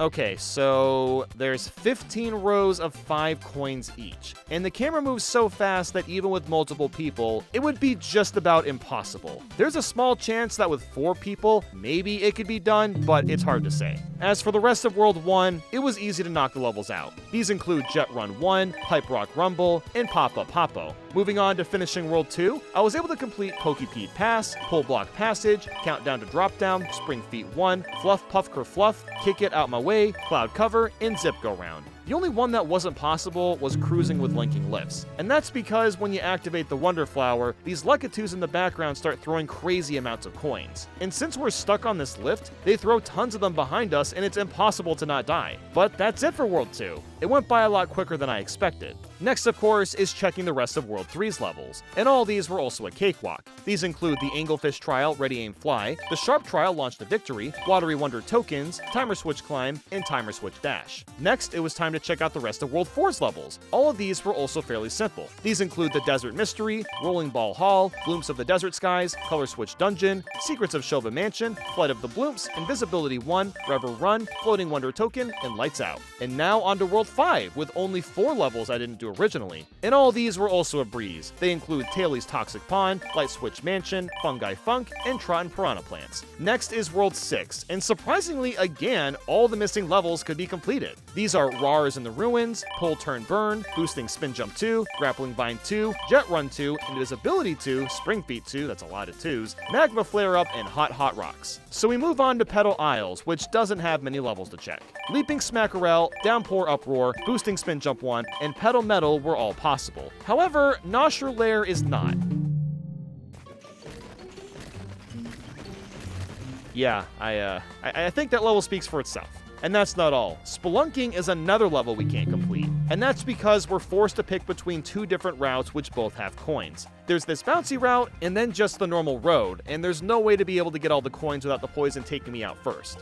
But now we move on to the special world, the last 10 levels, which are supposed to be the hardest in the entire game. Pipe Rock Plateau Special Bounce Bounce Bounce and Fluff Fluff Peak Special Climb to the Beat were very possible, but Shining Falls Special Triple Threat Deluge was not. And that's because this spawn of coins covers a massive chunk of the level and there's no way to get them all in time. Sunbaked Desert Special Pull Block Allure was a tough one too. There was nothing here that was too crazy, but just the general platforming was fast and I needed to get through without making any mistakes. A lot of times I'd grab a pole or hit some enemy by accident, so this one took a handful of tries to get down. But then we move on to Fungi Mine Special Dangerous Donut Ride. And god damn it, I am once again stuck on another challenging level. And right at the end too, I literally have like 5 levels to go. So this level on its own is really difficult. You're free falling through this hole that's got poisony goo on the sides, and the goo keeps moving left and right on the screen. Touching it is a one-hit KO. So I not need to only avoid that, but then get all of these purple coins which are all over the place. And the end is just obnoxious. We've got 4 long columns of purple coins, and are spread out just far enough so one person could not possibly collect them all.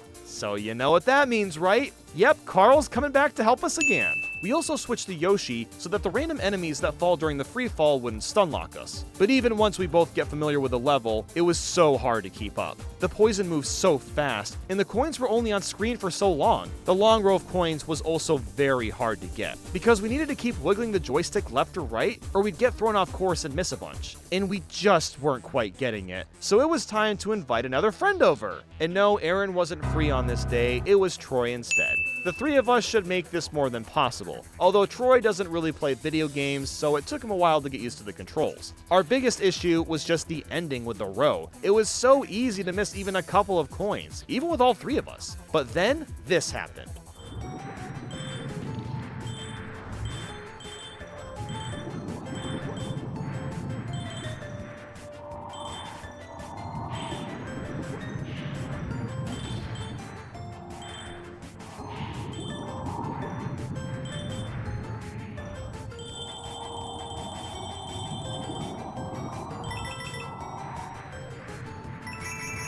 Good lord, that was hard. Please have mercy on my soul, Mr. Video Game. I'm right at the end here.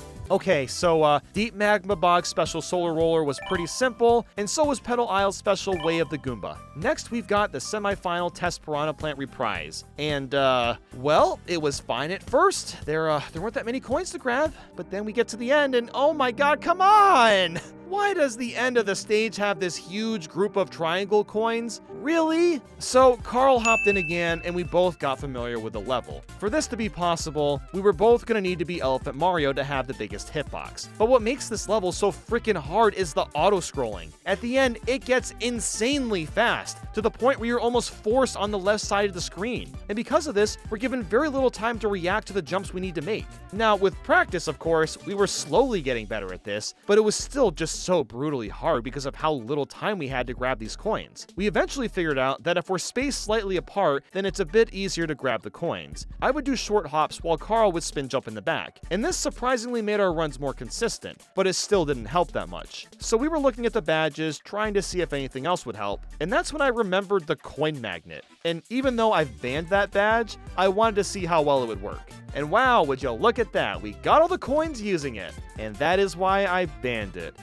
You know what, I'm taking a break from this one. We'll come back to this level later. For now, I wanted to try the last two levels, one of those being the Final Test Wonder Gauntlet. This level is so damn cool, and it didn't have any hard to reach coins at all. And after that was the Final Test Badge Marathon. Again, another super fun level without any coins that are too difficult to reach. I did learn something though. Apparently you're able to ground pound the spring and it moves farther. That's an interesting thing to note that I did not do because I learned about it after beating the level. But honestly, that, I like making this level harder for fun. But when that was done, we went back to the semi-final level. Carl had an interesting idea of both of us doing spin jumps instead of just regular jumps. That felt like something that wouldn't work well, but it was actually a fantastic suggestion. In fact, we were now getting runs where we only missed 1 to 3 purple coins from changing this one part of our strategy. Just being in the air for slightly longer due to the nature of how the jump worked made a huge difference. I also spent some coins at the shop so we could properly count out if we got them all or not. We invited Troy over once again, just in case, got some elephant suits, and then got to it. And that is when this happened.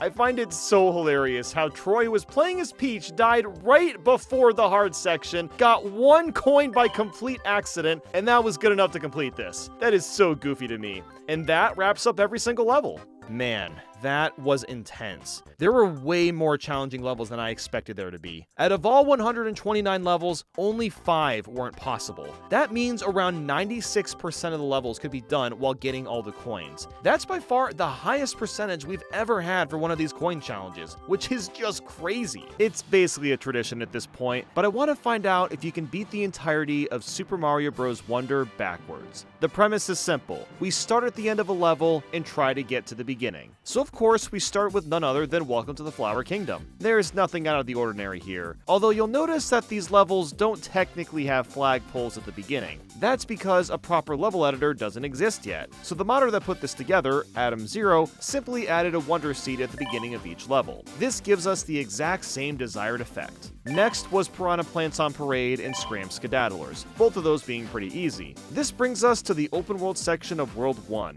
which means we can pick and choose what to play. I started with Hurry Hurry. This level was kind of funny as it made the stage even easier than before. Then was Here Come the Hoppos. I used the parachute cap a few times to wall jump up this pipe. This is one of those tricks that we'll be using a ton for this challenge. As for the other levels that were easy, these include Bull Rush Coming Through, Wonder Token Tunes, Swamp Pipe Crawl, and Angry Spikes and Sinkin' Pipes. Mountaineering was surprisingly difficult because of the grind rails. They kept forcing me in the wrong direction, and trying to jump in the opposite direction is easier said than done. If you land on the bottom of a rail grind, you'll be launched forward. It was really funny watching Wiggler run to the ending all on his own, although we're not really racing him this time, so it doesn't matter how long we take. After some attempts, I figured out what I needed to do. If you manage to jump immediately after landing on the top, you can get across with some help using the parachute cap badge. Then moving on to Pipe Rock Plateau Palace. The enemies seem to get in the way a little bit more backwards, but otherwise, World 1 could be completed. The only level that I tried that couldn't be done was Wall Climb Jump 1.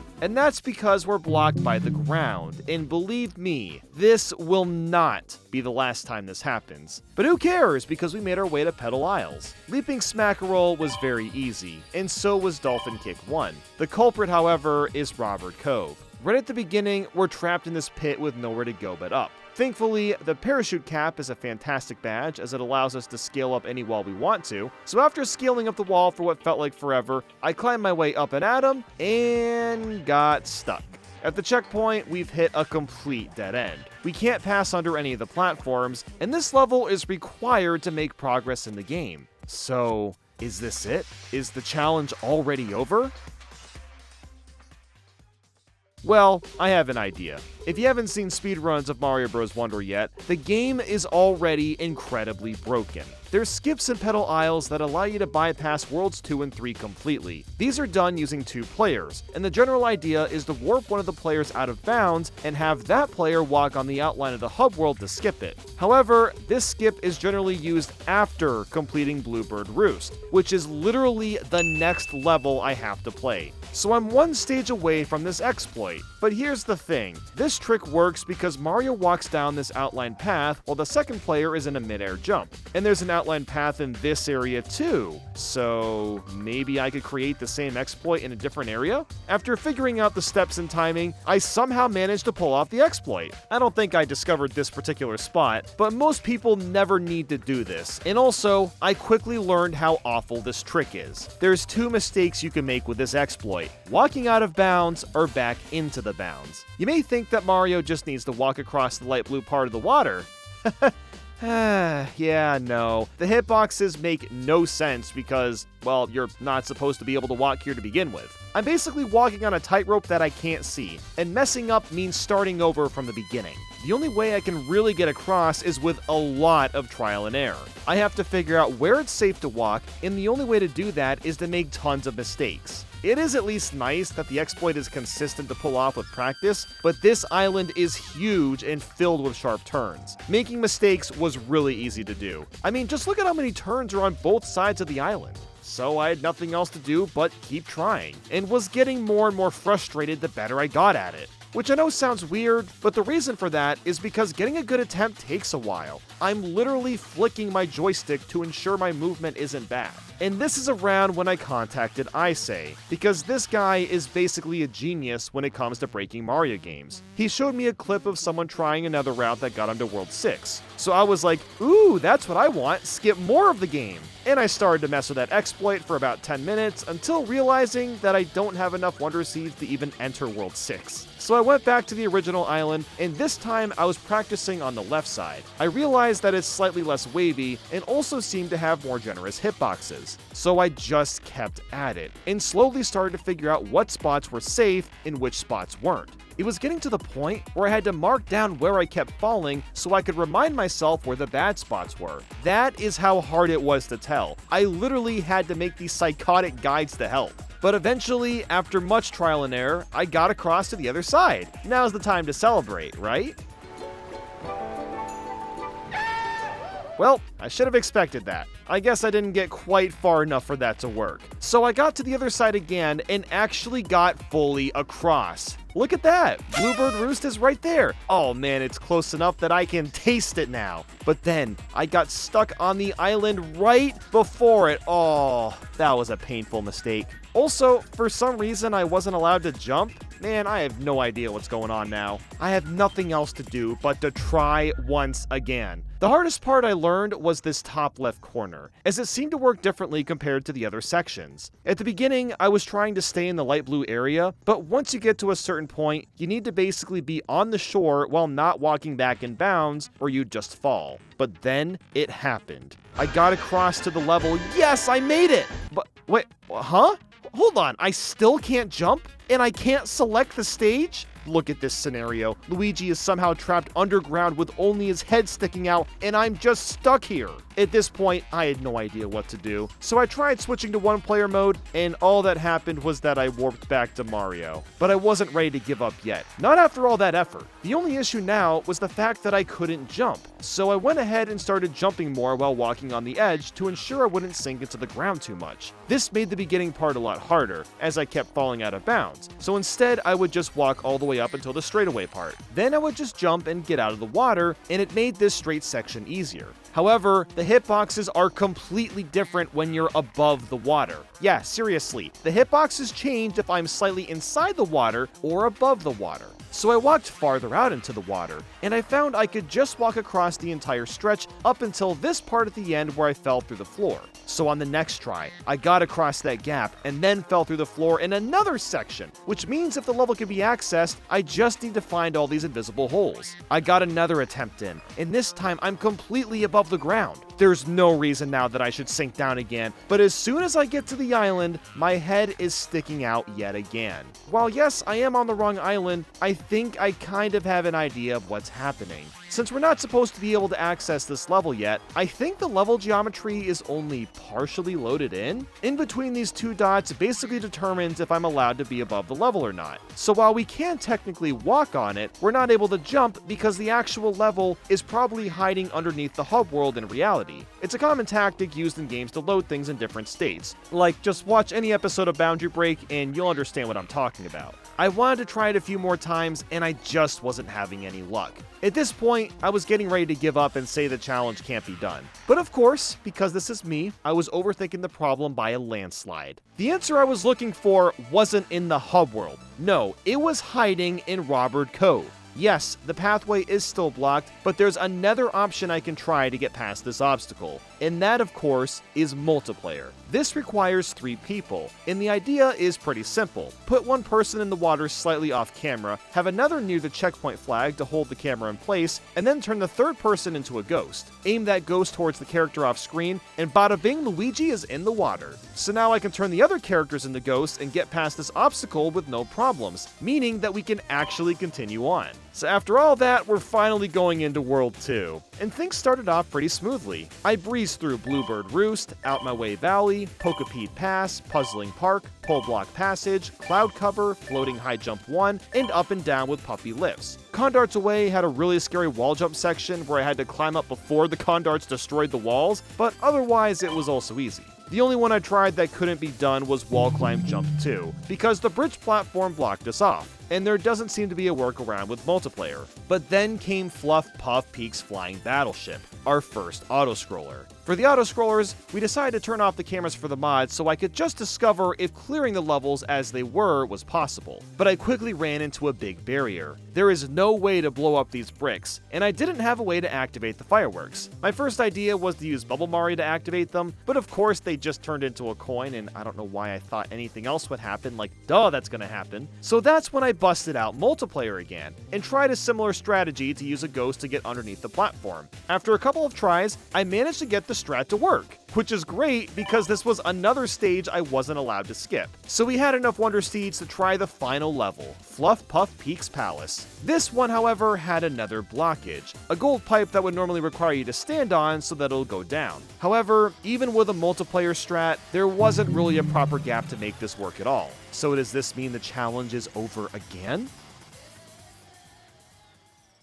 Well, of course not, because we can use the Petal Isles exploit once again to skip World 2 and make our way to World 3. After spending about 10 minutes finding the right spots, I managed to make my way across and get into a level! Finally, I got this exploit to work properly. In Petal Isles, I knocked out Swimming and Downpour Uproar pretty easily, which means we have enough seeds to get into World 3. Things started off pretty nicely with an empty park, the Hoppy Cat Trial, Unreachable Treasure, and Crouching High Jump 1. But then came the Midway Trial. Once again, we're stopped by the ground without any conceivable way of getting around. I tried both pipes, and even with multiplayer, I couldn't find a way around this. And that's a problem because, once again, this level is required to move forward with World 3. So that means we're gonna go back to Petal Isles again, right?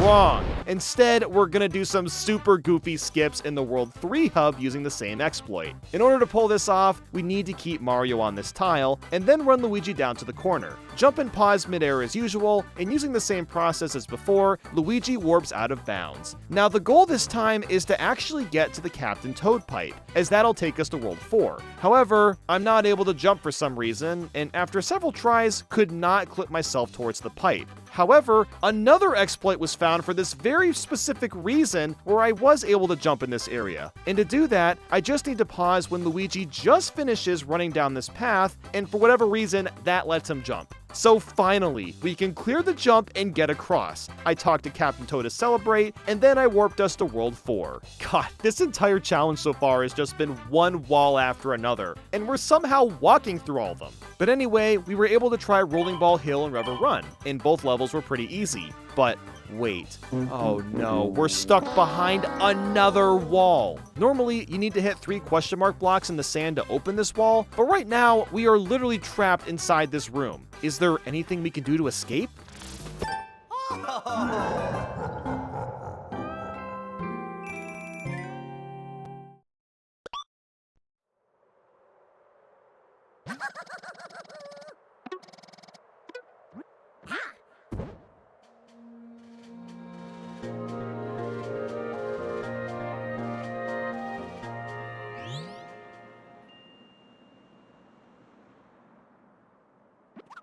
Well, look, don't ask me why that worked. I'm just playing a video game over here. So from there, I played a bunch of simple levels. These included Pipe Park, our mods on the roll, Raise the Stage, and the Desert Mystery. Parachute Cap 2 at first seemed like it couldn't be done. There's piranha plants all over the platforms, and while I can turn them into coins using bubbles, the main issue was this hole in the ceiling. It's perched just awkwardly enough that I can't get myself up. Wall jumping is incredibly hard because it's easy to bonk your head and lose all your momentum. So I tried using a few bubbles to build up height, and while it kind of worked to an extent, I wasn't getting enough height to actually get up there. But after like 20 minutes, I accidentally took a plant out with a bubble and turned it into a coin, and that led me to trying the wall jumps again. And that is when this happened.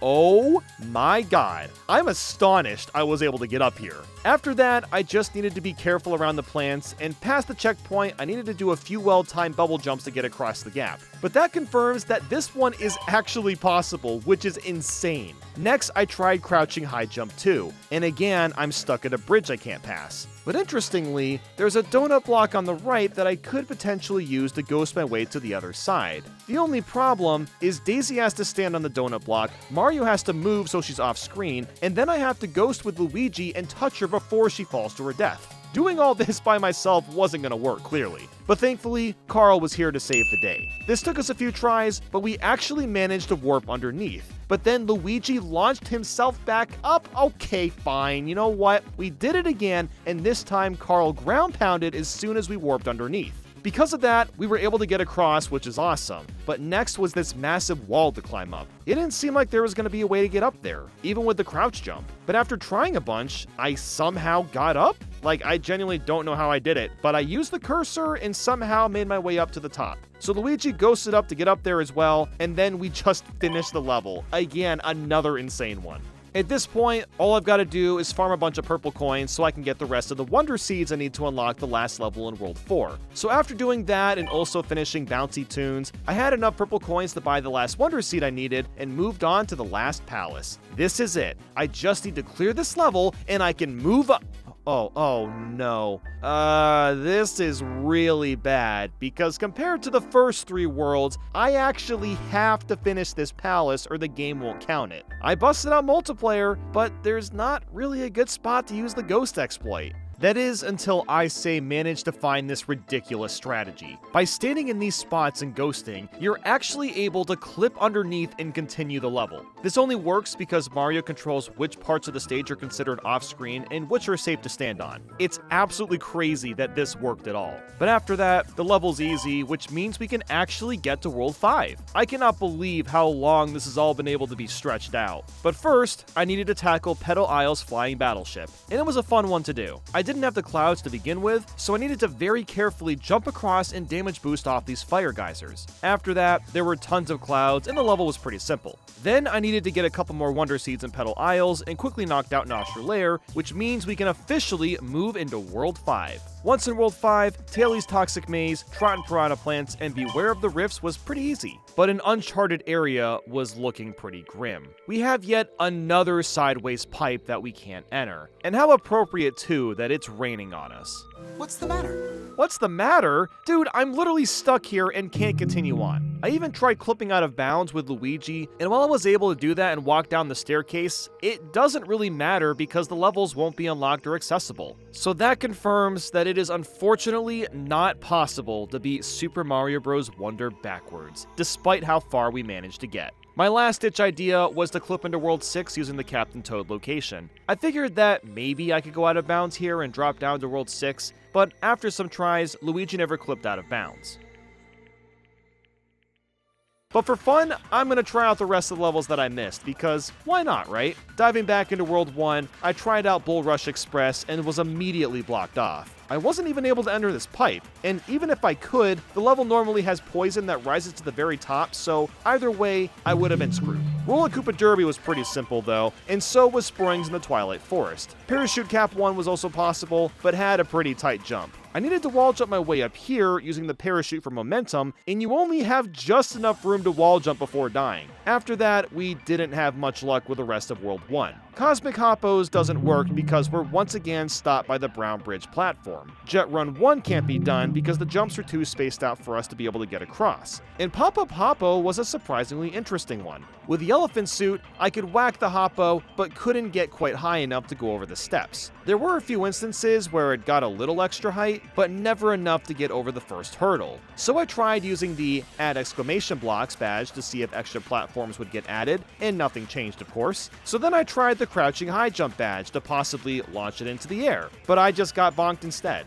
I even tested the Grappling Vine, and of course it didn't collide with Hoppo at all. Don't know why I tried it, just figured I might as well. So unless there's some other method, this level is not possible backwards. Oh, and if you're curious about the arena stages, well, we'll always get blocked off since you're supposed to defeat the enemies to make progress. So that was about it for World 1, now to try out the rest of World 2's levels in Fluff Puff Peaks. You might think that jump, jump, jump would be impossible. It's a time-based level where you have to run with the platforms to the beat. But that's where this stage gets kinda quirky. If you fall into the pit, well, instead of dying, you're sent to this yellow pipe. And that yellow pipe takes us back to the beginning, which is exactly where we wanted to go anyway. Countdown to drop down was also easy, and cruising with linking lifts was really fun. At first, I had no idea how to get across because the gap was so big. So I tried adding the safety bounce badge while also bouncing off these birds. This worked for a little bit, but then came this next section. The jumps here were very far apart, and the safety bounce wasn't quite working.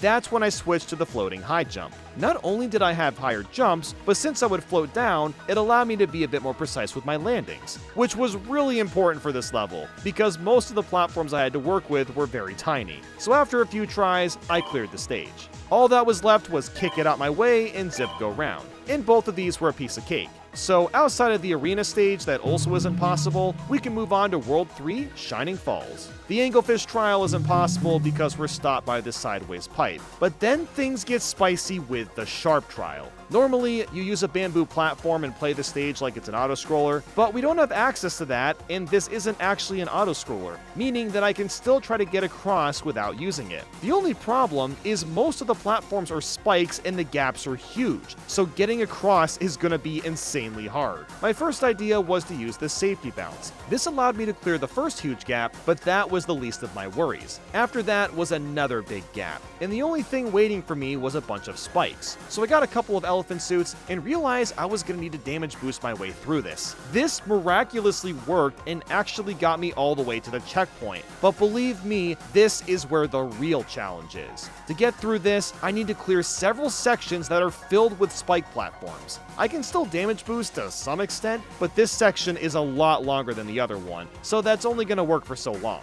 Now thankfully, this bulb spawns a question mark block, which has a mushroom in it, so I don't have to keep retrying from the very beginning. But the big issue was that I could not make enough progress without dying to a pit or spikes, which led me to unironically using a fairly lousy badge, the All Elephant Power. That's because I can get an elephant suit for 2 damage boost hits. But even still, this just wasn't enough to get across. I was really starting to think this couldn't be done, until I realized I could try this with the bubble flower instead. So that's when I tried this.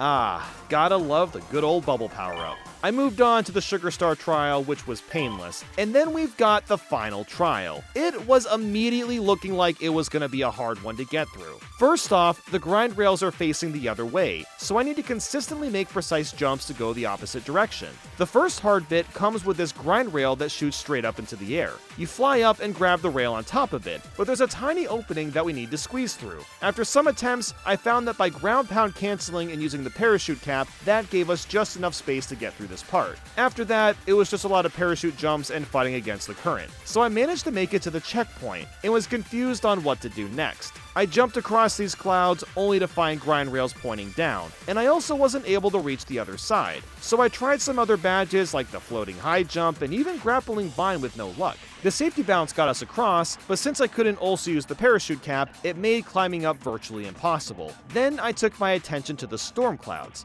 After discovering an invisible block and also using the add exclamation blocks badge, I was able to reach the first cloud and bounce off it, which led to nothing. So I switched to the spring badge and was able to jump off the following cloud, but wasn't even close to the one after that. So after messing with all these badges, it was clear to me that the bubble was the one thing that could deal with this trouble. After tons of practice, I eventually got a run where I bubble jumped really far to the right and then turned around and bubble jumped all the way to the left. By some miracle, I didn't mess up any of the jumps and actually got myself up and managed to clear the stage. All that was left at this point was Watery Wonder tokens, Timer Switch Climb, and Timer Switch Dash, and they were all super easy. And that wraps up World 3, so on to World 4. Blooms of the Desert Skies and Valley Full of Snoodles were pretty simple. And then there's Flight of the Blooms, which was a super interesting level to tackle. After the checkpoint, there's a pipe that you go through, and a bunch of blooms are floating away from you. This is actually the best case scenario because the gap is massive, but I kept getting bounced back from the blooms. I tried a few badges and wasn't sure what to do until I busted out the elephant. With this, I could break blooms that got in the way, while at the same time bounce on the ones below. It took a couple of attempts, but I was actually able to get across this huge gap, despite how scary it was trying to survive. After that, I had to make a few more jumps that seemed impossible, but since I had the safety badge equipped, I was either saved from that, or another bloom was in just the right spot so that I could survive. This level was terrifying, but also super fun to complete. Color Switch Dungeon, on the other hand, couldn't be done because we're stopped by another brown bridge without any options to use multiplayer ghosting, and Secrets of Shova Mansion couldn't be done either because I wasn't allowed to go back through this door due to a lack of a floor. I tried the add exclamation blocks badge again to see if maybe a floor would spawn underneath the door, and of course it doesn't. Moving on to Ninja Jump Party, this was one of the strangest levels I played. First off, there's no lights or anything because we can't get the Wonder Seed, so it's ominously dark and quiet. But even weirder, we can just pass through these walls? Why the hell do they just open up for us? That makes no sense because you normally need flower coins to open them, but I guess the game doesn't care if you're on the other side. But even stranger than that, at the end of the level, there's an invisible wall that stops us in our tracks for seemingly no reason whatsoever. So because of that, the level is impossible. Man, what a bizarre stage to play backwards. But to finish things up strong, Invisibility 1, Treasure Vault, Floating Wonder tokens, and Lights Out were all possible. There's also an arena stage that can't be done here, of course, but since we're finished with World 4, let's check out World 5, Fungi Mines. Light Switch Mansion was a piece of cake, but after that was a bunch of bad luck. Up Shroom Down Shroom can't be done because of a brown bridge barrier, and another uncharted area has nothing at the end because you normally get here from a Wonder Seed. And the same thing goes for a final uncharted area. Again, another brown bridge we can't get underneath. Grappling Vine 1 can't be done either because, you guessed it, there's another brown bridge, and there's also another arena stage that can't be done either, but the last level, Tumble House, could be done easily. And that wraps up World 5. So let's hop into World 6, Deep Magma Bog, where the Rumbas rule was pretty easy, although the drill was required for this one section. Roz in the Ruins was another interesting level to try getting through, mostly because it forced me to switch badges mid-level to make progress. First off, this jump is pretty damn big, and can't be made with the boosting spin jump badge, so here I needed to switch to the parachute cap. This made the jump possible, but only just barely, as you can see. Then I hit another checkpoint, and boy oh boy, look up there, another set of walls to climb up. So I had to take a life, switch back to the boosting spin jump, and then I could make my way up top. But even still, I had to avoid these lava enemies, which was easier said than done. After all of that, I needed to redo this level with the bubble power-up because I need to hit this bulb to move the blocks. So after some tries, I got my way back around and activated the bulb, and I was good to go.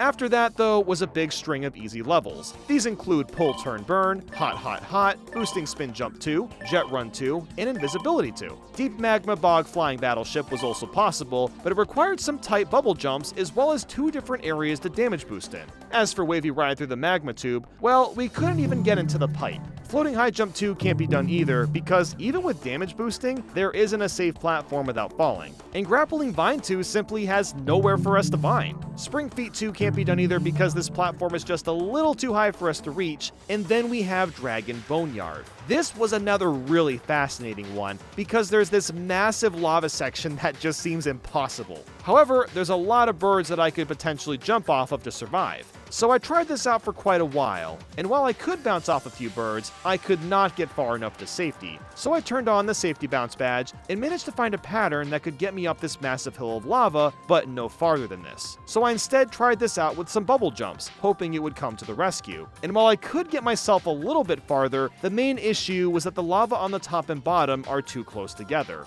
And the way this trick works kind of forces me to always gain a bit of height, so no matter what I did here, I could not beat this one. Item Park and Hot Hot Rocks were super easy, but Deep Magma Bog Palace has a very tricky jump at the beginning. I wasn't sure if it could be done at first, but with a well-timed bubble jump or two and some spins, you can get a decent chunk of distance, and combining that with a safety bounce actually gets us across. After that, the rest of the stage is easy, so this is another possible one. And outside of the arena level that of course we can't beat, we are completely done with World 6 and can finish up with Petal Isles. Starting things off, it's very possible to beat Mama Mouthful, Muncher Fields, Boosting Spin Jump 1, and High Voltage Gauntlet. Missile Meg Mayhem requires a few precise bubble jumps and parachute caps, but it wasn't too bad either. But everything after that unfortunately gave us issues. Jewel Block Cave couldn't be done because we couldn't go through this pipe. Dolphin Kick 2 has these platforms that close in on you so fast that it's not possible to swim through them without getting squished. Then there's Spelunking, it's got some unpassable music blocks as well as poison that rises from the ground, and Knucklefest Bowser's Blazing Beats has another pipe that we can't pass. Now, I bet you're all curious about the final level, Bowser's Rage Stage. Unfortunately, I've got very little to report back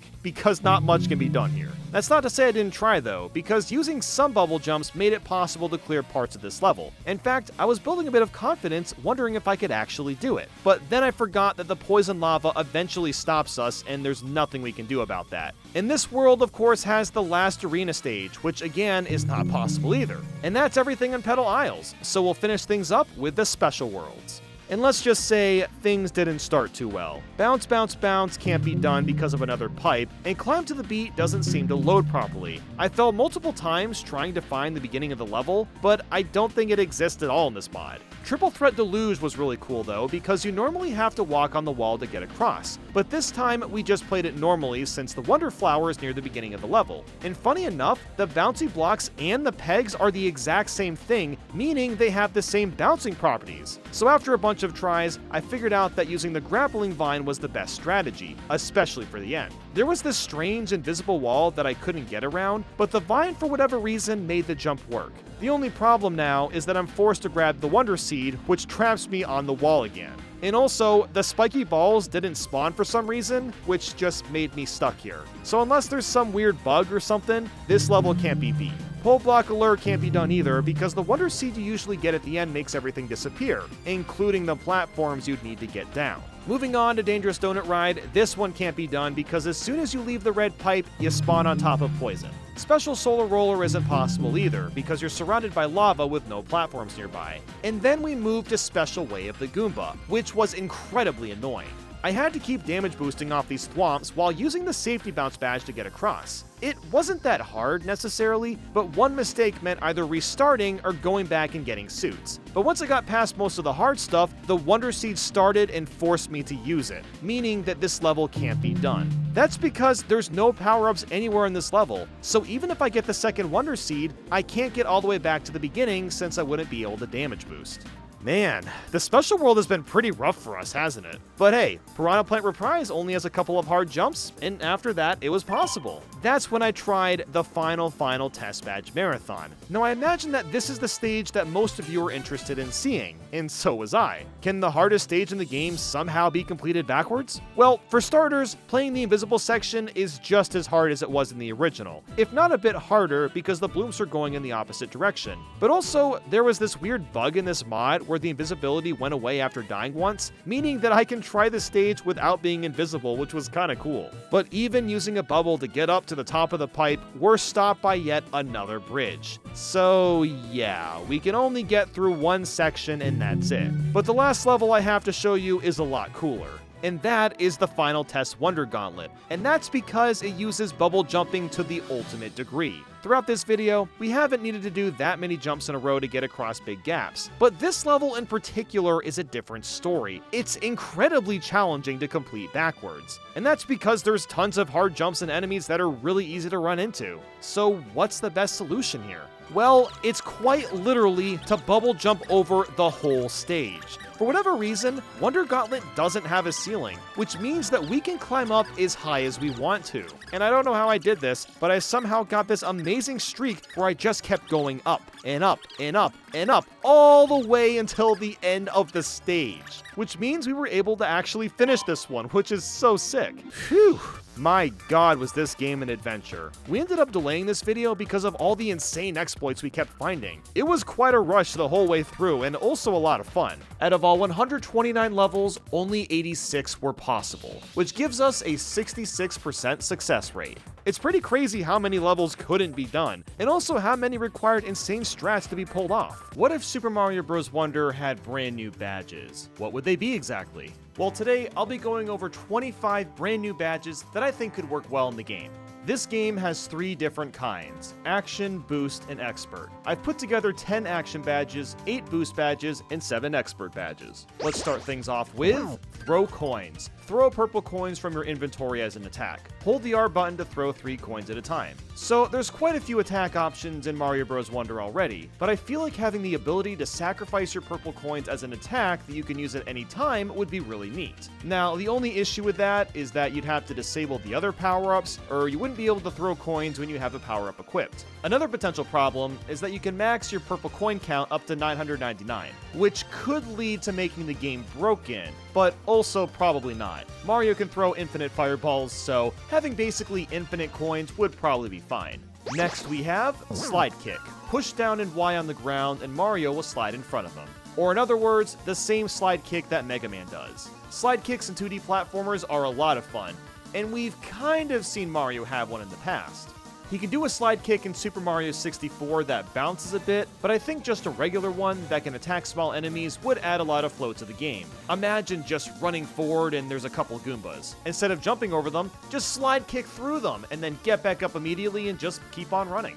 Next up, Ground Pound Jump. Push B as you hit the ground after a ground pound, and get extra height on your jump. Super Mario Odyssey has this exact move, and it's incredibly satisfying to pull off. Now, I know the ground pound jump works well in that game because it allows you to more easily align Mario's hat throw, but I could see it working really well in Mario Bros. Wonder too. If you need to get somewhere higher up but there's also enemies nearby, you could smash them with your booty while also getting the jump you wanted. And the next badge is Dash. Press Y and dash in any direction you aim towards. You cannot alter the dash direction while it's in motion. Here we've got a move that's inspired by Celeste. I absolutely adore this one. It's one of my favorite platformers, and what makes it so fun is the movement. Being able to dash around the stages adds so much exhilaration and a sense of control, and I can see it working really well for Mario Wonder 2. I feel like the one drawback this badge would need to have is that you cannot hurt enemies while you're dashing. Because if you could dash and attack, well, you could just dash through the whole level without even trying. And next up is Pick 'em Up. No more stomping enemies. Now you'll stand on top and pick them up to be thrown. This works on the ground and in midair. Here we've got one that's exclusive to Super Mario Bros. 2. It's still such a bizarre concept for a platformer. You can pick up vegetables or pick up enemies for throwing. But if Mario Maker 2 taught us anything, it's that the concept still works really well in the modern era. So why not make it a badge in Mario Bros. Wonder? Make it so small enemies can be picked up quickly and the bigger enemies take longer, just like with smaller and bigger vegetables. Next we have Shoulder Bash. Press Y to dash forward and attack enemies with your shoulder. As you'd expect, this one is inspired by Wario from the Wario Land games. The Shoulder Bash is an incredibly satisfying move in those titles. Just being able to plow through enemies while also gaining a burst of speed is really fun. I do have to wonder how powerful this Shoulder Bash would have to be though, because you could potentially just spam it and never get hit by anything. It might make sense to have a moment where you need to recharge the badge or something like that.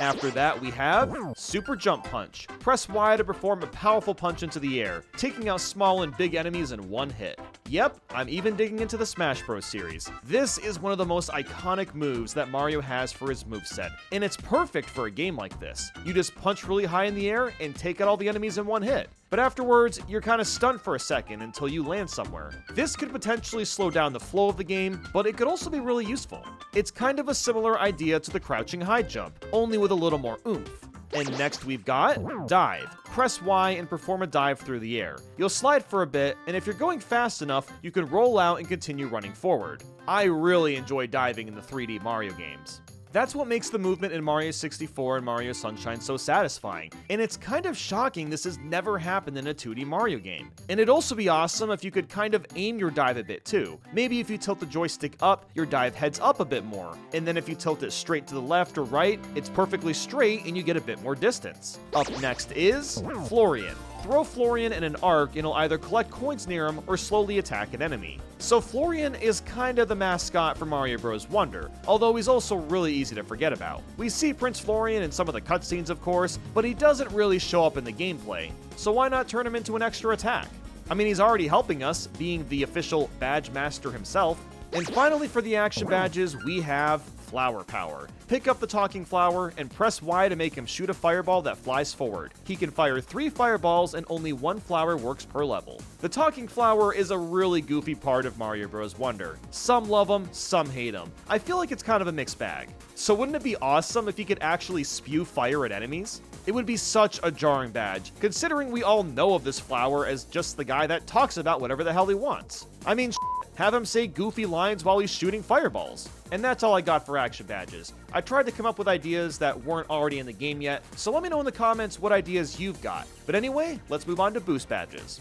First up we have Shield. Take 1 extra hit from an enemy without downgrading your power-up. This one is pretty self-explanatory. Shields are pretty common in a lot of platformers, so having one that lets you take an extra hit seems like it'd make for a pretty good badge. I wonder how it would look though. Would they just go with the Sonic approach and make it a big spear, or do something totally different? Who knows? Moving on to the next one, the Midas Touch. All brick blocks that you touch immediately turn into coins. At first, I was thinking about how the gold flower exists in New Super Mario Bros. 2, and then it got me thinking about King Midas the Golden Touch, a classic story where everything the king touches turns into coins. If this concept were just applied to brick blocks, that could be a really fun way to play levels and change them up drastically. Now, levels that rely on brick blocks would make this a problem, of course, but maybe if the blocks that already have coins in them just don't disappear, that could be a workaround.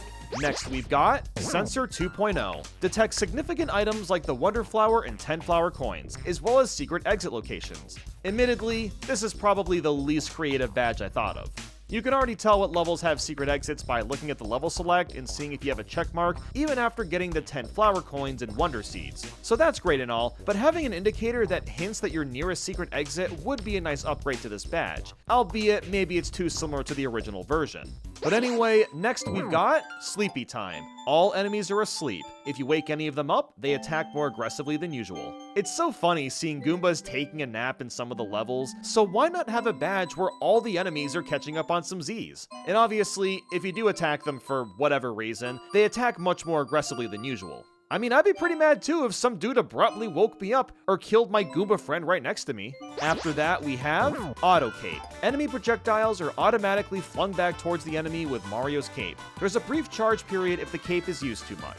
So it's a little surprising that Mario's classic yellow cape doesn't make any sort of appearance at all in Mario Bros. Wonder. I think turning it into a reflector-based badge would be the best way to go about incorporating it into the game without turning it into another power-up. and having a charge period would help prevent the badge from being too overpowered. Up next, we've got Purple Coin Sacrifice. If you die, you can respawn exactly where you died, but you must give up 50% of your purple coins. Yep, taking a bit of the Dark Souls / Shovel Knight approach with this one. Now, I didn't die very often when playing through Mario Bros. Wonder, but I did definitely get stuck on a few stages. So a badge like this would make you give up your precious purple coins as a trade-off. Now, if you've already purchased all the badges and standees, then maybe this badge would be super overpowered. But the thing is, if you've already beaten the entire game, then does it really matter at that point? But anyway, now we have Mind Control. Small enemies become enamored with you when you get close, and they'll follow from behind, helping keeping you safe from the back. Only one enemy at a time will do this. I just feel like it'd be really amusing if any enemy you run into just starts hanging out with you while you're just running around. And having them as a mode of defense would be great too. I really just want one of those mamas or something just, hanging out and eating Goombas along the way. That'd be cool. And finally, we've got Color Power. A roulette is spun while the level is loading and randomly picks a color. Whatever color is selected gives you double the coins every time that color is touched. Works once per object. Okay, so I know this one is a bit complex, and honestly, I got the idea from the color challenges that are on YouTube. Those videos are incredibly silly, and for how weird Mario Bros. Wonder is, a badge like that would fit in well. Wouldn't it be great if your color was green and every time you hit a new patch of grass you would just get free coins? But yeah, that's all the ideas I've got for boost badges. Last but not least, of course, is expert badges, and I tried to make them as sadistic as possible. Starting off with Blue Shell. You're stuck inside a blue shell. You can jump and attack enemies, but you'll always be moving.